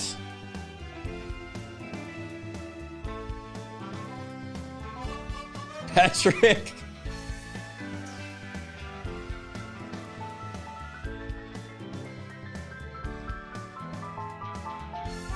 Barbara? Lord Cheeks?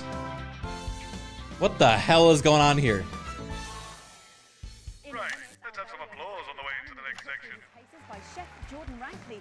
But Oh. first, we know you love them, so Robin's going to give us an update on our lovely nightly show pets in Pet Corner. Fine, suit yourself. I did it, boss! First up, we have our hamster, Lord Cheeks. Now, he's a squat winter grey with the scientific name Adipen stultus, and he lives here with us in this cage. Hamsters love hoarding, and they actually have special pouches in their cheeks for storing food. He loves carrots, apples, and chewing tobacco. Now, hamsters are nocturnal, so we'll do our best not to wake him up. But let's just see if we can... Oh. Well, the door has been left open. It looks as though Lord Cheeks has actually gone for a little wander. But I'm sure he will be around here somewhere. In the meantime, let's say hello to our tortoise. Now, after last month's viewer vote, she is now, of course, called Slow Barbara. And don't panic, even though it is December, Babs here doesn't actually hibernate. Let's say hello. Oh, she's sleeping. Oh, Babs. Oh.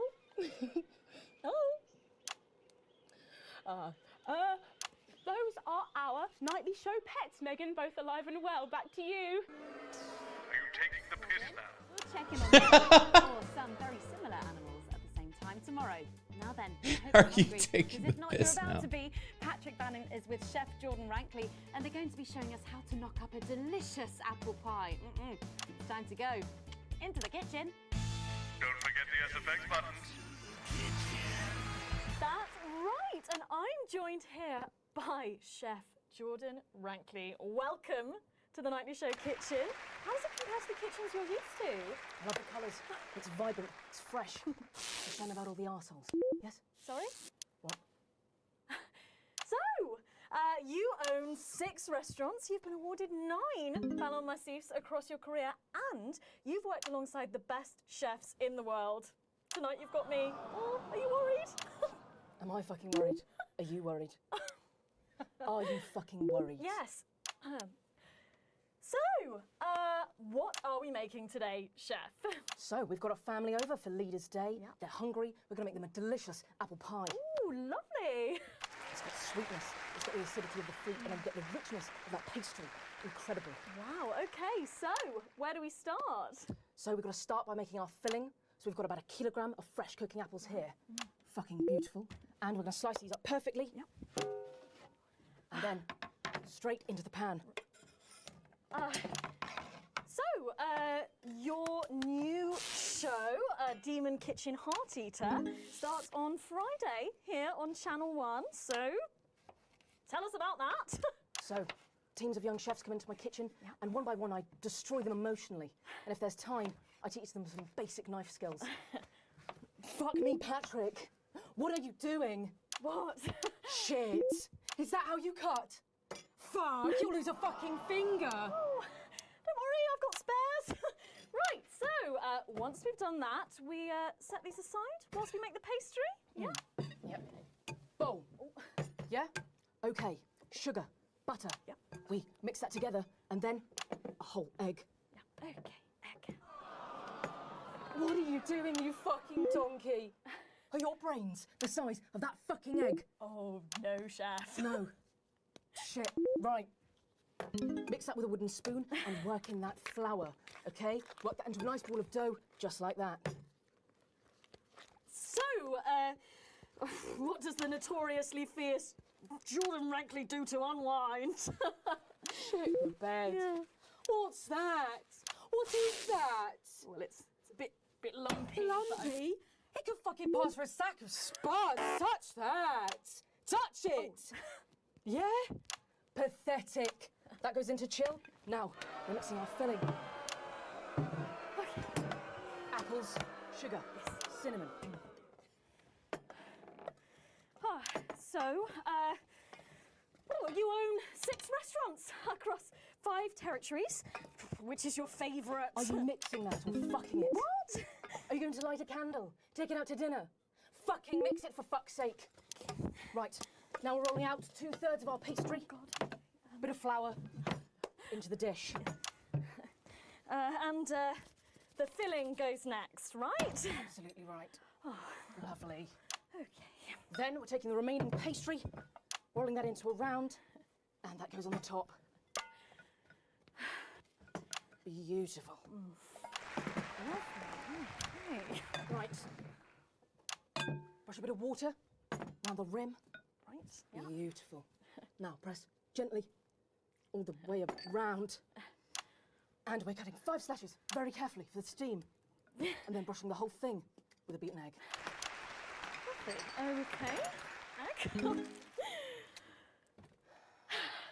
Ta-da! What do you think? Oh my God. You, come here, you. That's a disgrace. I'd rather jam my eyeballs up my fucking arse than look at that. Yeah. I'd rather use my tongue to tie my shoes after a fucking shit-kicking contest, do you understand? Then it goes in the oven for 45 minutes. Oh, put your fucking head in the oven while you're at it. Useless. You, come here, you. You're the worst fucking thing to happen to food since cyanide. Do you know that? I tell you what. Fuck off. Get the fuck out of here. Fuck off. Okay, well, while I do that, let's go now to Megan and Robin, who will be announcing the winners of our competition, Visions of the Future. I think you might be using those sound effects a little too much there. What? Well, that looks delicious. If you want to follow along at home, then make sure you write in with a stamped addressed envelope and we'll send you the fact sheet. So, Robin, look at all these amazing entries to the Vision of the Future competition. Yes, we challenged you to show us your predictions of the future, and we were just inundated with entries, weren't we, Megan? From wacky inventions to global problem solving, they are all amazing, and we had the best time looking through each one. was so tough narrowing it all down. So we have some amazing runners-up. In third place, drum roll please, we have Hamish, who's 3 from Lunwelly. He calls this Still Life and the Future of God, and it really blew us away. Just look at the line work here, and I can really feel every passionate stroke of the brush. If you look here, you'll see a beautifully rendered, what I thought at first was a smiley face or perhaps a cat. But I think if you really look, you'll see it's actually a representation of the seeming futility of death through the eyes of the living. Indeed. He's also chosen to just leave a lot of it blank, which I think is really interesting. If you know Hamish and his work, of course, he loves focusing on the negative space rather than the image itself. Stunning, absolutely stunning, and such talent from one so young, Megan. But next up we have our second place entry. So in second, drum roll please, we have Keith, 41 from Dungleys. Yeah, Keith, we were sort of aiming this towards our younger viewers, but still, he has sent in his idea of the future, which he's calling Ravaged Earth. Indeed, he says in his really rather detailed notes, deprived of basic resources, society will resort to a brutal system of weekly battles to the death, where only the victor may breed. He also says at the bottom here, either that or about the same, but maybe a bit worse. I really love his attention to detail. You can see the sort of gladiatorial arena, and then what I can only assume is Keith himself pulling off this chap's head and shouting, "Come back to me, Linda!" Oh, Keith. Maybe if you spent more time outdoors and less time entering children's competitions, she might not have left. Special one there. And finally, of course, it's time to reveal our winner. All our runners-up will receive a day out at an inflatable Happy Land on an industrial estate just off the A40. Sorry about that, Keith. But our lucky winner will win the chance to spend the day at the Department of Change to see how our teammates are actually making the new future a reality every day. And the winner is, drum roll please. It's... Oh, happy with that. You're 8 years old and you are from Smugly. We absolutely love your picture here. People's Parade. You've got People's But in the 6 years since he's been gone, I've started to wonder if he was the only thing keeping the brakes on the team. And I'm wondering if Julia Salisbury realises that when she reflects on his passing. Or worse, that she knew all along. Because then, of course, it's not reflection, it's motive. This one seems to have gone a bit haywire in what I can only assume is an ominous sign of things to come. Lovely, Linda. Well, if our winners have inspired you to make some artwork of your own, do keep sending them in, and yours could be displayed in our gallery here. Well done again to everyone who took part. We're going to take a break now, but when we come back, we'll be playing the Wheel of Truth and making some lovely homemade gifts. Don't go away. We'll be back after this. That's the break. Right. From what I can tell, the vision mix is getting even worse for wear, Alex. I expect things will be more challenging in this next segment. So be careful. Don't take any unnecessary risks. Not like what we're putting out actually matters anymore. I'm on the bus. Not tonight. I'll get cars arranged for you both. Find me when you're done and I'll take you out through the loading bay.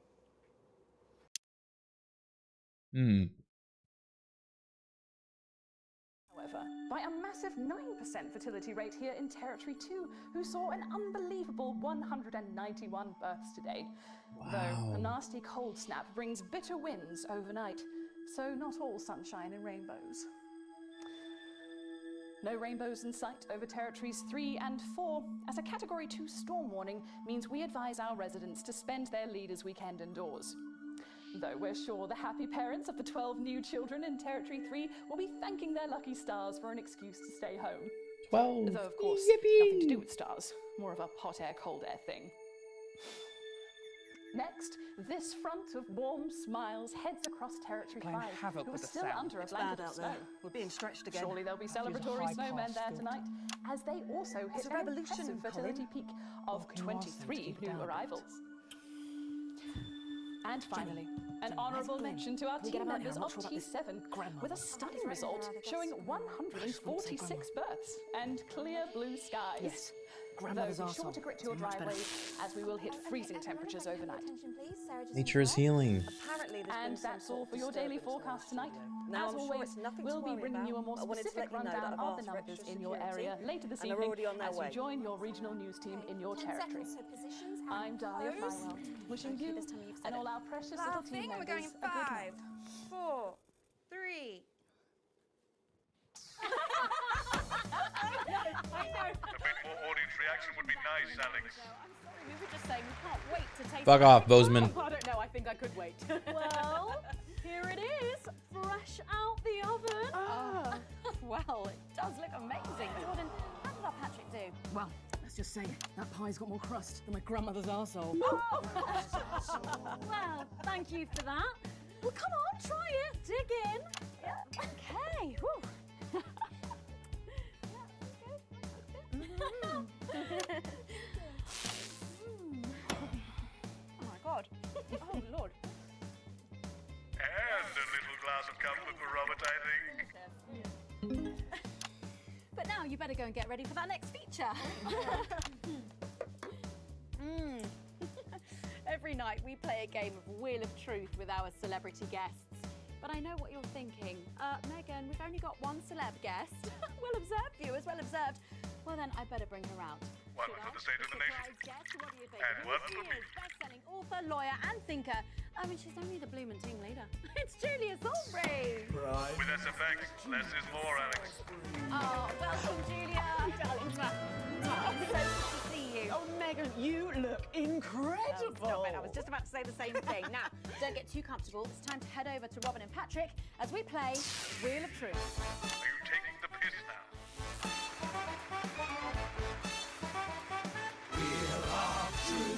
That's right, it's that part of the show where we pit our celebs against each other to see if we can break them. That's right, Robin. They're going to spin the wheel to pick a round, and it could be anything from box of flies to slap my face. They really have no idea Lovely. what's in store. So, up first, we have Jordan. Let's give it a spin. Yeah, here we go.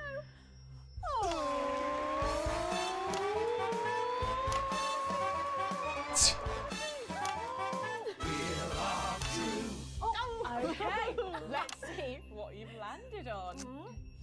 Okay, it's fact or fib.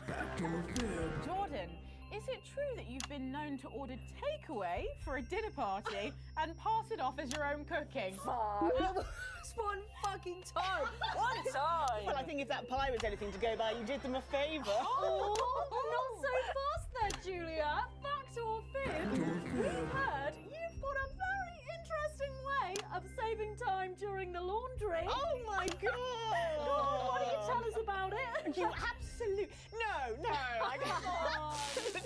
Okay, so don't judge me, okay? What I do is The right to an informed choice. We had journalists we could trust, so we made decisions for the common good. Then we took it for granted. And now we have bread and circuses. So eat your sandwiches and enjoy your clowns while you can.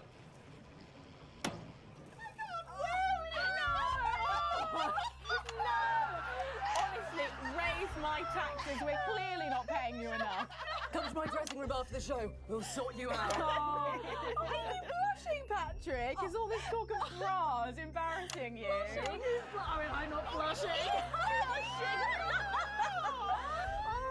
Come on then, you, Julia. Spin the bloody wheel. Let's do it.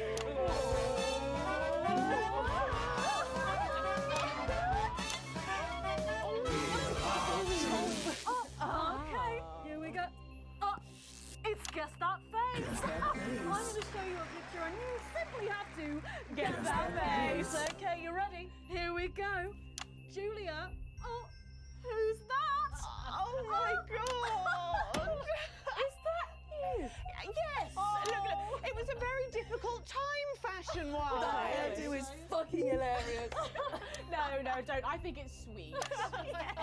The mullet is as popular now as it's ever been. Oh, well, don't get too ahead of yourself there. Jordan, who is this? Does that look familiar at all? Oh, wow! Well, I'm glad I was getting fashion advice from someone who managed to make 7 look like 85.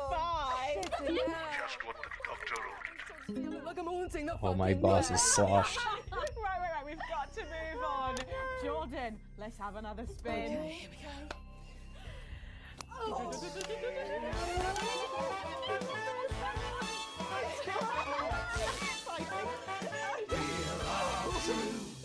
Okay. It's my go time. You go. Go on. Sorry, I'm so keen. The water's going so much. Oh, well, you're in for a treat. Yeah. It's fact or fish. Okay. If you look under your podiums, you will find a lovely fish smoothie. Now, I'm going to ask you both a question, and all you have to do is answer it honestly, or else you'll have to drink the smoothie. Okay? Okay. Are you ready for the question? Yes. Here we go. Yeah. Which of your esteemed hosts is the more talented one? Oh, what a cop out! How is it? How is it? Oh, we made it extra fishy. I need my fucking mouth. Do you know how much these taste buds are worth? Well, we've got time for one more quick spin, so go, Julia, go!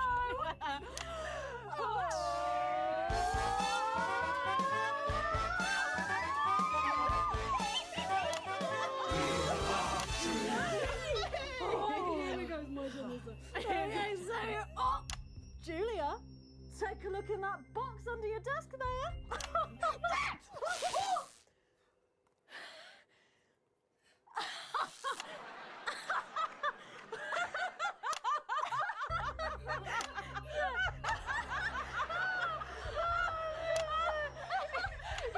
I think Lord Cheeks is trying to get in on the game. Bless him. Julia, what have you got in that box? It's not cheese, is it? Another one, Mr. Boson. Don't mind if I do, Mr. Boson. Balls? What am I supposed to do with these? Well, give it a go for us. But I have absolutely no idea what I'm doing. Come on. Do it, do it, do it, do it, do it. Oh, she's doing it. She's fucking doing it.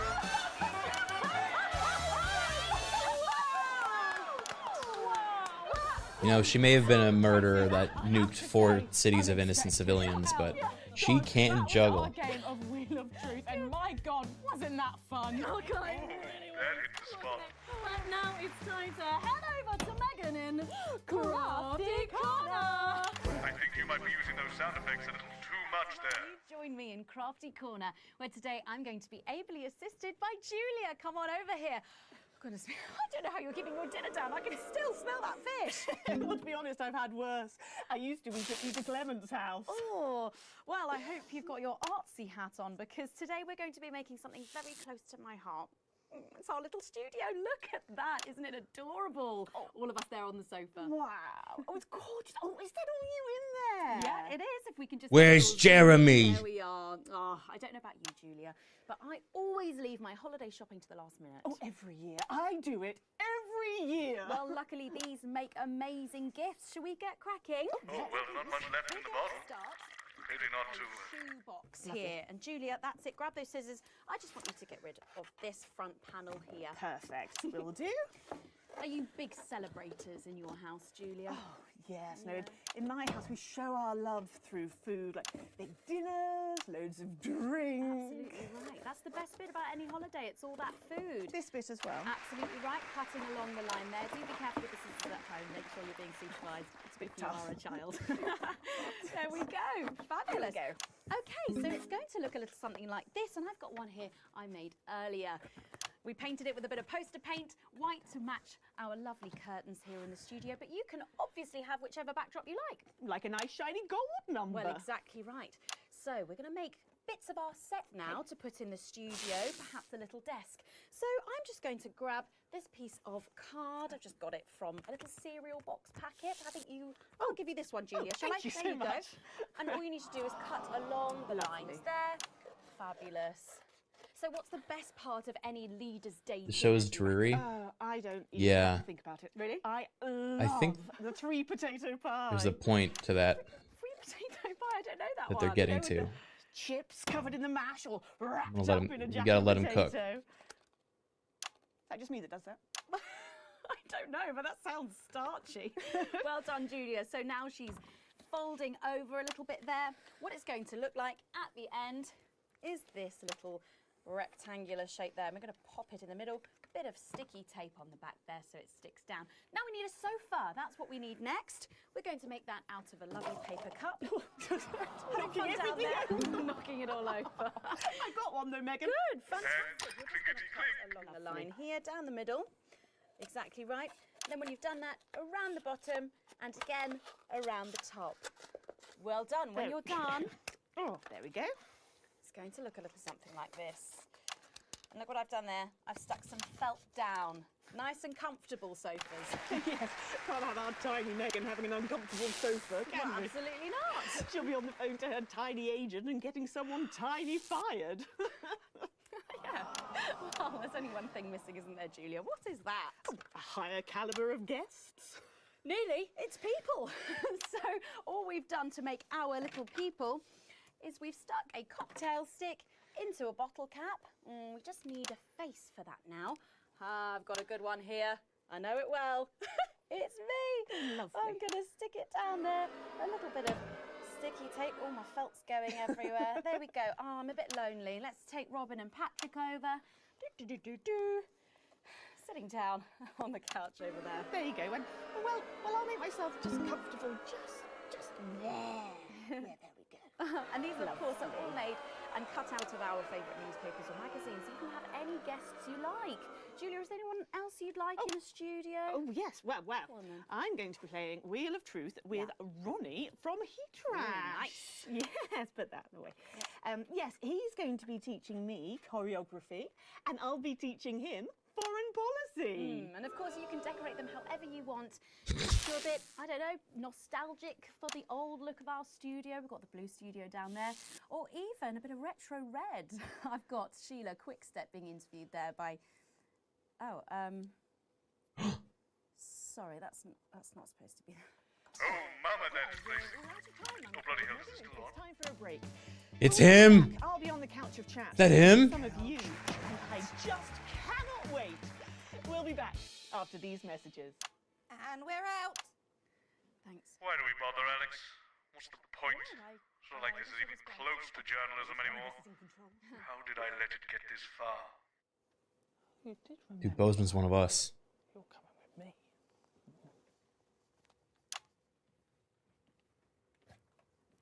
Should we be worried? We've got the Prime Minister here. It's good that she's here. She's the reason for the extra security. Are we going to need it? Possibly. They're back. It's not very reassuring. I know. Good thing I'm not your mum, right? Nailed that segment. God damn, that was good. Sowing division, undermining our lives and threatening our achievements. They use freedom of speech to justify their discriminations. They use tradition and history to justify their need to oppress. They history their fair share. They put themselves before the team. In a disrupt world, they would decide what women do with their bodies. They would decide what kinds of relationships are natural. They would exploit the vulnerable for personal gain. And they would eradicate betterment in exchange for a noose. They see themselves and their narrow view of life Both at the same time, Colin? as the status quo, That is not predetermined and inevitable. runs my family. Sprungs are huge in circa. They would see themselves at the top of a hierarchy built to enrich, empower and protect Everybody their okay in horde, here? carried on the backs of the Stop poor, asking us questions of like the that. different. We're expecting us. troublemakers, but nothing serious. You might hear some noises, but it's nothing to be concerned about. The services know what they're doing. So, nobody freak out when the shooting starts, okay? The show must go It is on and our all that. duty to It's protect empty. our community. Oh, crud, sorry. Report your disruptive neighbours. Thank you, Jenny. Tits and teeth, armed and ready. 10 seconds, everybody. Let's do this. Yes. In 5, 4, 3. Welcome back to the nightly show where it's time for the Duh, Prime it's on the Minister wrong to person. face the toughest critics in the territories. You lot out there. Call us on the usual numbers with Oh your boy. questions for the Prime Minister. First up, we have Humphrey from Hamble Bamblebury. Humble Bambury. Oh, good choice. Are you there, Humphrey? Hello, Humphrey. We appear to have lost Humphrey. We'll try and get him back, but let's go to another call in the meantime. Who have we got next, Patrick? Next up, we've got Mandy from Arsminster. Oh, I don't think I'll be retiring there. Hi, Mandy. You're through to the Prime Minister. What's your question? Hello? Mandy? What's going on, Jenny? We try not to talk to the crew. Jenny? The lines are down. Oh, well, call down to maintenance and get... We can't. All the lines are down. Well, apologies to our viewers at home. We seem to have a few technical gremlins making mischief behind the scenes. So while we're getting back up and running, Patrick has a couple of questions that were sent in by our viewers earlier this week. I do? It's your letters. Oh, yes. yes, no, of course I do. Well, our first question is from Patricia, who lives on Camera Avenue. And what she really wants to know... Lock the door! What? Lock the fucking door! Don't do the CCO! Seal the doors! You're Jenny, aren't you? Come here.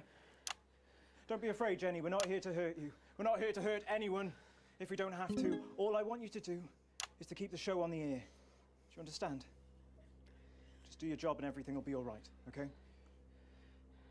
Don't be afraid, Jenny. You two, on your knees over there. Move! So, this is the famous couch of chat, eh? I don't answer questions at gunpoint, Mr. James. Oh. You're not at gunpoint, Prime Minister. They are. Oh, please don't kill me, please. Nevertheless, if you think I'm going to answer to you, then I'm afraid you don't have to answer to me, Julia. Are the doors locked and sealed? Yes, sir. No one's getting in or out. Good. Good. All clear. Good. Thank you. Yes, good. Bum, bum, bum!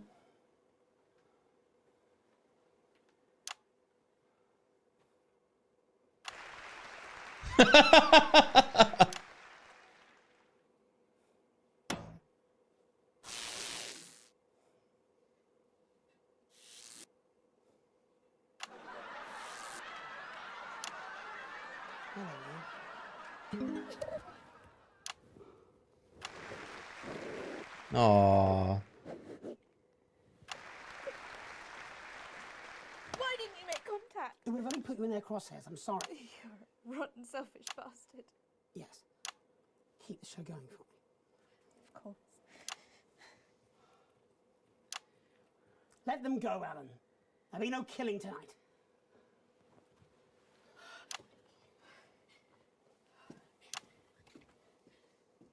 Hello. Sorry, I don't think we've met. I'm Patrick Bannon. Is that what you're telling yourself, is it?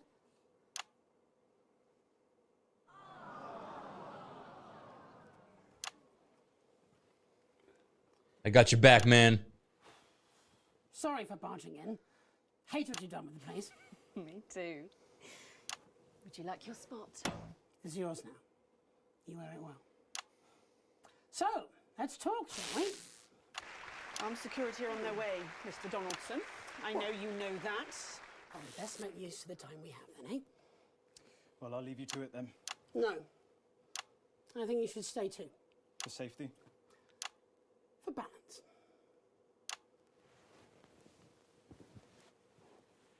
Oh my God, he's gonna do an interview. Good evening.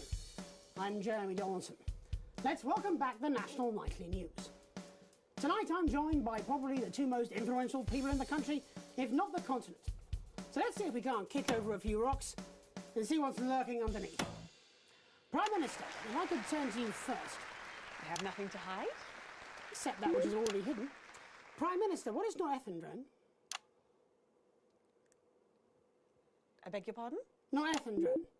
It's used in birth control, among other things. If you haven't heard of that, perhaps you could enlighten us in regards to Agrobacterium tumefaciens. have absolutely no idea what you're talking about, Mr. Donaldson. Well, that suggests a lack of attention to detail, Prime Minister. It's a bacterium used in the genetic modification of an organism. And I found traces of both these substances in every single one of the menu centre food boxes that I've had analysed, from across the territories, if you're wondering. What exactly are you suggesting? I'm not suggesting anything, Prime Minister. I'm just pointing out the facts. Oh my God. Is that why Kate and I can't have... So you blamed it on the radioactive clouds from your bombs? Before Stacey, we tried so many times. Prime Minister, is there something wrong with the food?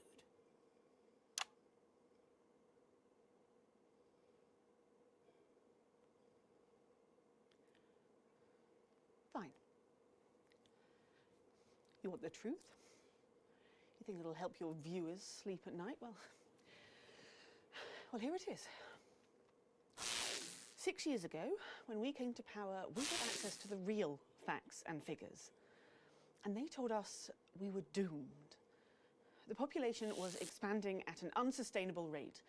Within 50 years, we would be out of natural resources. We would war over fuel, and then inevitably food and clean water.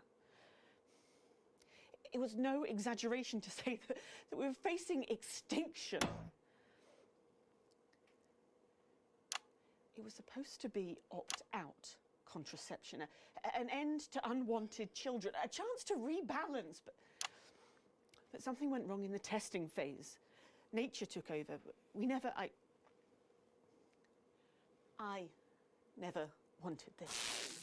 So you covered it up and blamed the sterility on the bombs. Oh, please don't lecture me on morality, Mr. James. Your hands are far too dirty for that. Disrupt only did what had to be done. Disrupt are not the answer. You'll just take us to an even more extreme version of where we were before. Your miserable policies will kill us all. I'm not the one. I'm not censoring anything. No, you're from a time where people didn't even have the basic right to choose how and when to die. You turned children against their parents. We enabled young people to speak up about the abuse that they were facing. And guess what? Most of that abuse came from within their own families. Identity cards! Oh, grow up! You sterilised us against our will. I built a sustainable future. That's too much. That's not for you to choose. Well, if not me, then who? Who would choose it for themselves? And isn't that at the heart of all this? You don't trust us to choose. You think you know best, you know what's good for us, and if we disagree with you, then you'll send us to betterment. That's why there's no news anymore, because there's no choice, so there's no point. There should be elections. Elections have been suspended. Time to unsuspend them then. If you want to carry on, you'll need a mandate. We have people ready to stand against you in every territory. So, let's turn to you, Mr. James. Yes. I want to assure the public that though Disrupt are occasionally forced to violent means, we are not by nature a violent organisation. Jenny? Yes, Jeremy? Could you have this queued up for us, please? Of course, Jeremy. It'd be a pleasure. Was that from Disrupt leadership? In a way. Mr. James, before you launch into your rather premature election campaign, I think it'd be useful for the viewers at home if you were to also answer a question or two. Of course. When we come to power, one of the first things we'll do is restore a free press. The truth is very important. No more hidden secrets. If you say so. From whom do you take your orders, by the way? I beg your pardon? Well, you're Disrupt's spokesman, but for whom do you speak? You know I can't tell you. It's too dangerous for me to say. Don't worry. I don't share those concerns. You see, I've met with them almost 5 years ago now, back when I was a news anchor. And I also met with them a week ago to discuss tonight's activity. I think they wanted to check that I'd stick to the script, which really shows how little they know me. So this time... Well, I'm gonna pause. There's ads that Twitch put up. I will not... This is a game about censorship. I'm gonna wait till the censors are done. So, yeah. Ugh. This is wild. I love this game, man.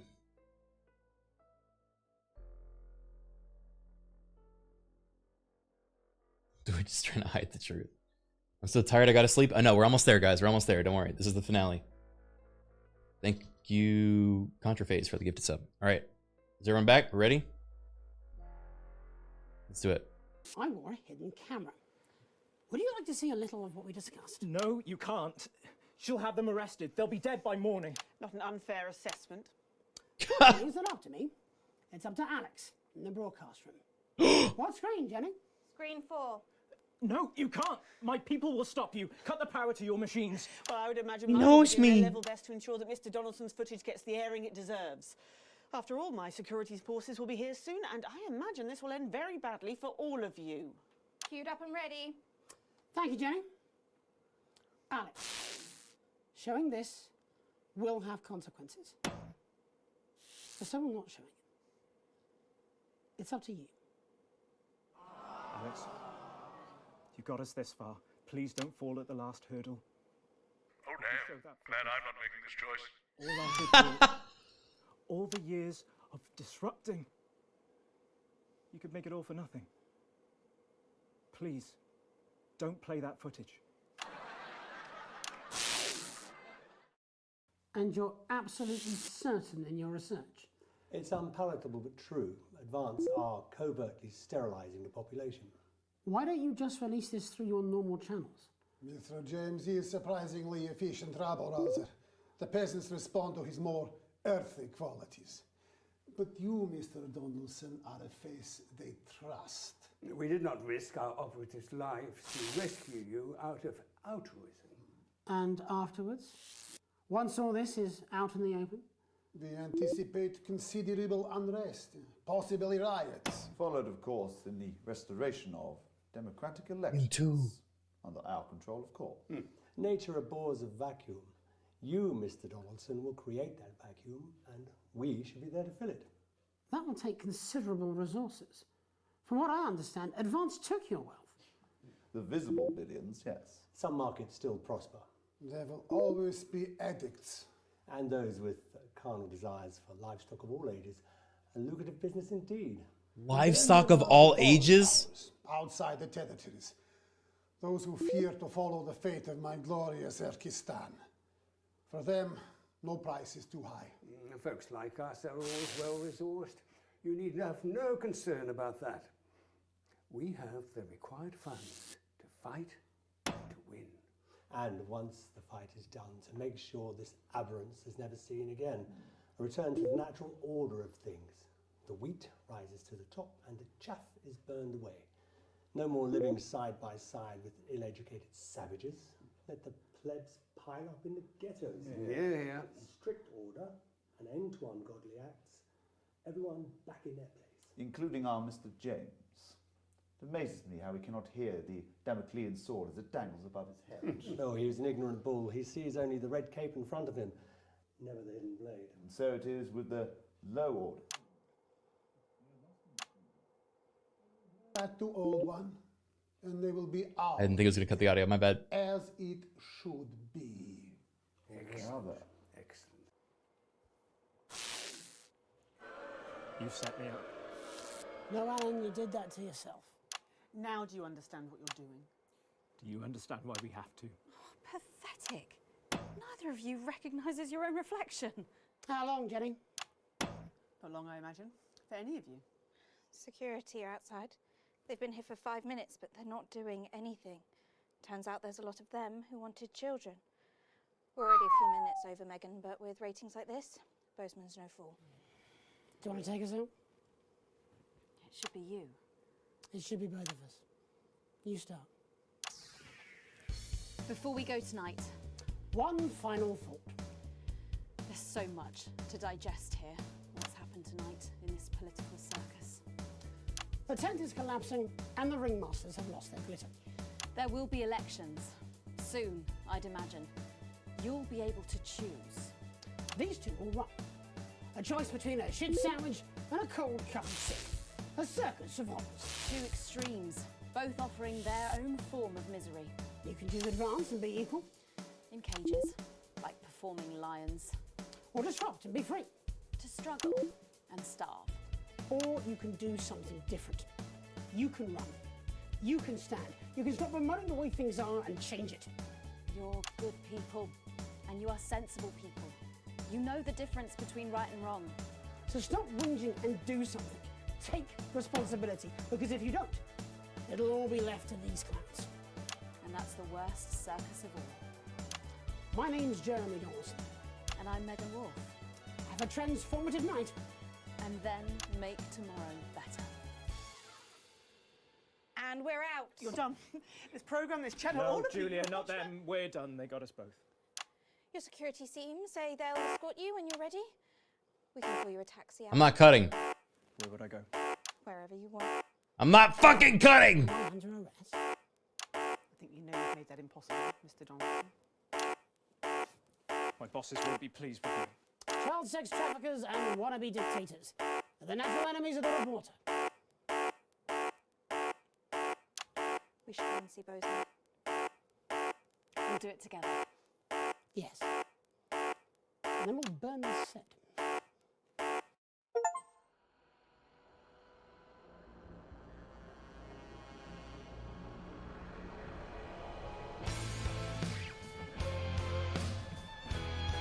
Sick.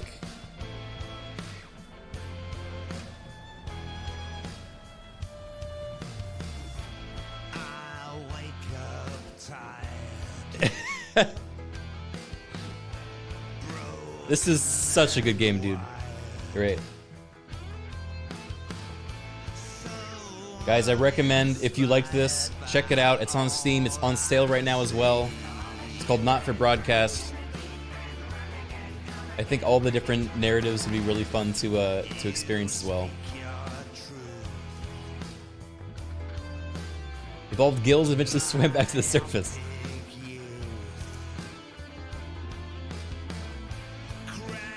Goalie clitoris ham sleeves. Haven't played the DLC. Yeah, so I think next time we play this, we'll do the DLC and the horror stuff.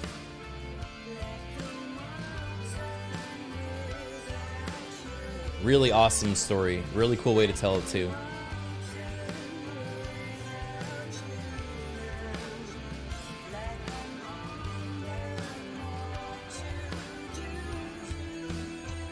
Man. And I think there was a lot of different ways the narrative could have gone, you know. You have a date in mind for the DLC?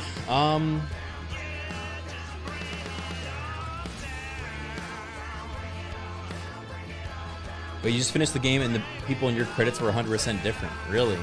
Because the story branched? You hadn't seen my path, you've seen at least 3 others. Wow.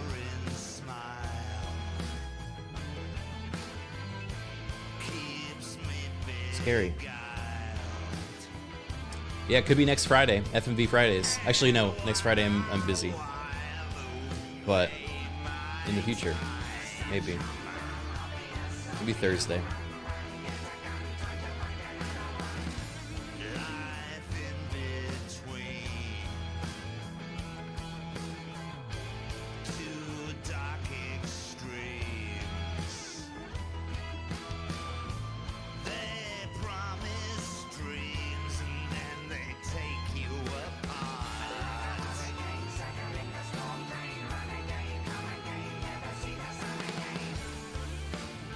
Am I doing anything Saturday? Yeah, I should be streaming tomorrow. If I can't find anything else to play, maybe I'll play this some more. Crazy Neil lives in the capital with his 9th and 10th wives. He now sells mostly indulgences. We may have gone a little too all-in on Crazy Neil, guys. We may have empowered Crazy Neil a little too much.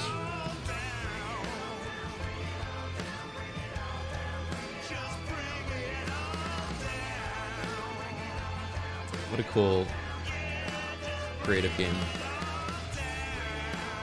I never would have guessed where it was going based on the first, like, 2 or 3 hours, you know?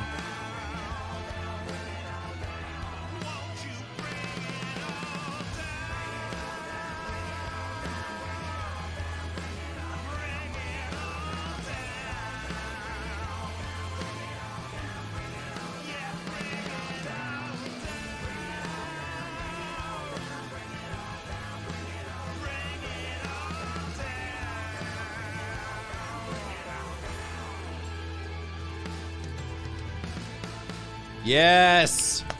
The hole was named to an outstanding natural beauty. Area of outstanding natural beauty. A-O anus. Wait. No. I was sure there was a pun in there.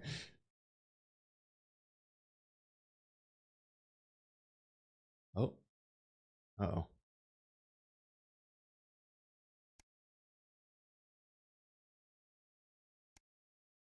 These are all the different endings?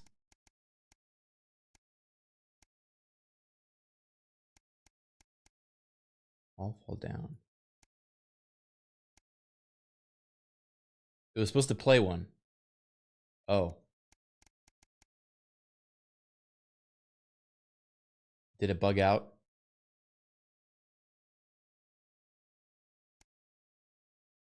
Yeah. It didn't say it crashed, but it seems broken. Maybe you broke it because you failed as the show ended? I stand by my decision. Was this the all fall down ending? Anyone that knows, I guess, can let me know and I can look it up.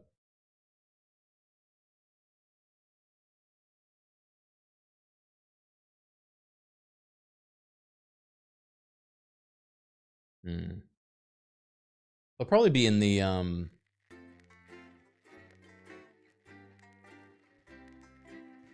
the tape just ended. Yeah, it might be a thing that we can just load up. Good evening, I'm Megan Wolf. And I'm Jeremy Dawes.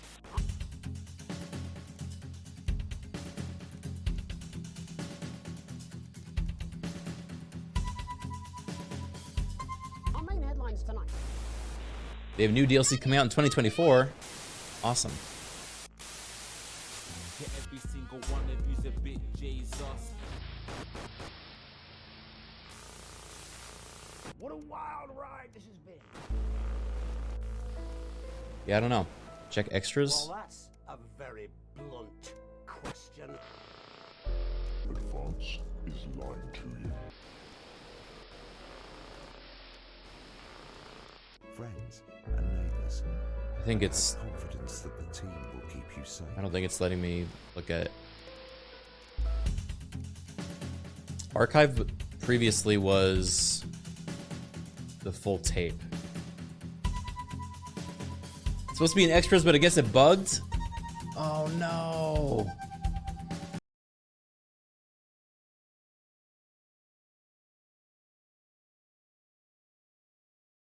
What? I don't even know how to fix that. Is this something I should look up on YouTube or something?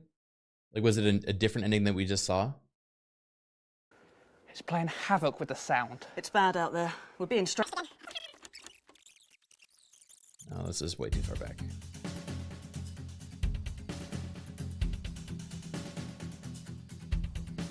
I would have gotten the N Accord ending. It goes over what happens to you and your family. Oh, probably. God, that would have. Now you start to see, yes? The people never happy. It never Oh enough. no. I cannot believe you, Ellen. Yeah, it seems bugged. Are you saying that Advance have cured death? Jog off!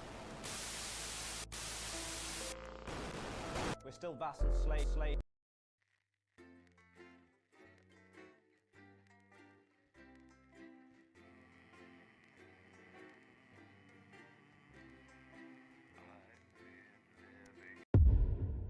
All right.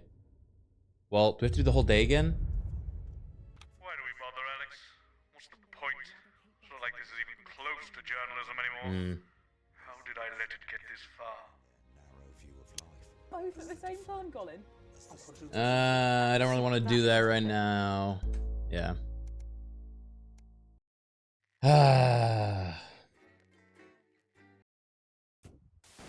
Good evening, I'm Megan Wolf. And I'm Jeremy Dawes. I'm bummed. Our main headlines tonight. Yeah, it would feel tedious, I think, if I were to go back.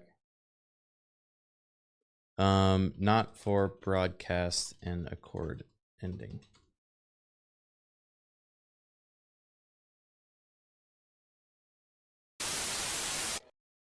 All right. I think this is it.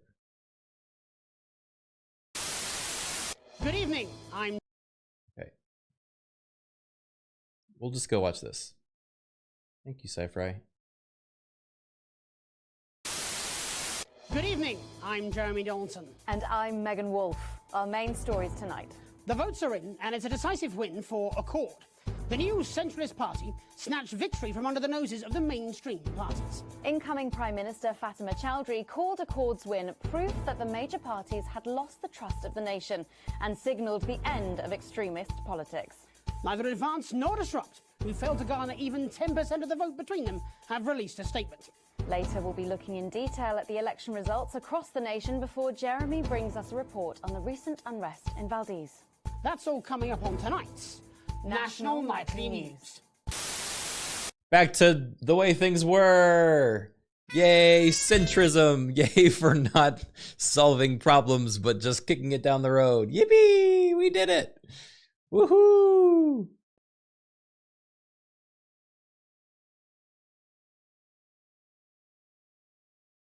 All right. Awesome. Lovely. Fantastic.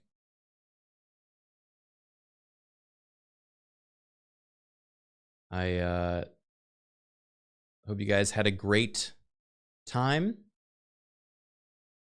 I loved this game. It was very cool. Very creative. Very thought-provoking. I will be back tomorrow with another stream. And, you know, I'm not really sure what at this point, but I'll figure it out then, okay? Yeah. Please check out the game for yourself if you liked it. And I'll see you guys tomorrow. I'll send you over to Daisy, who's playing...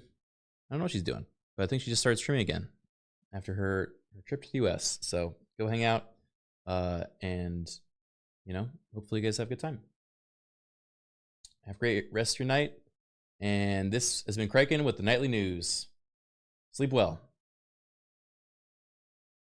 See you tomorrow. Bye-bye.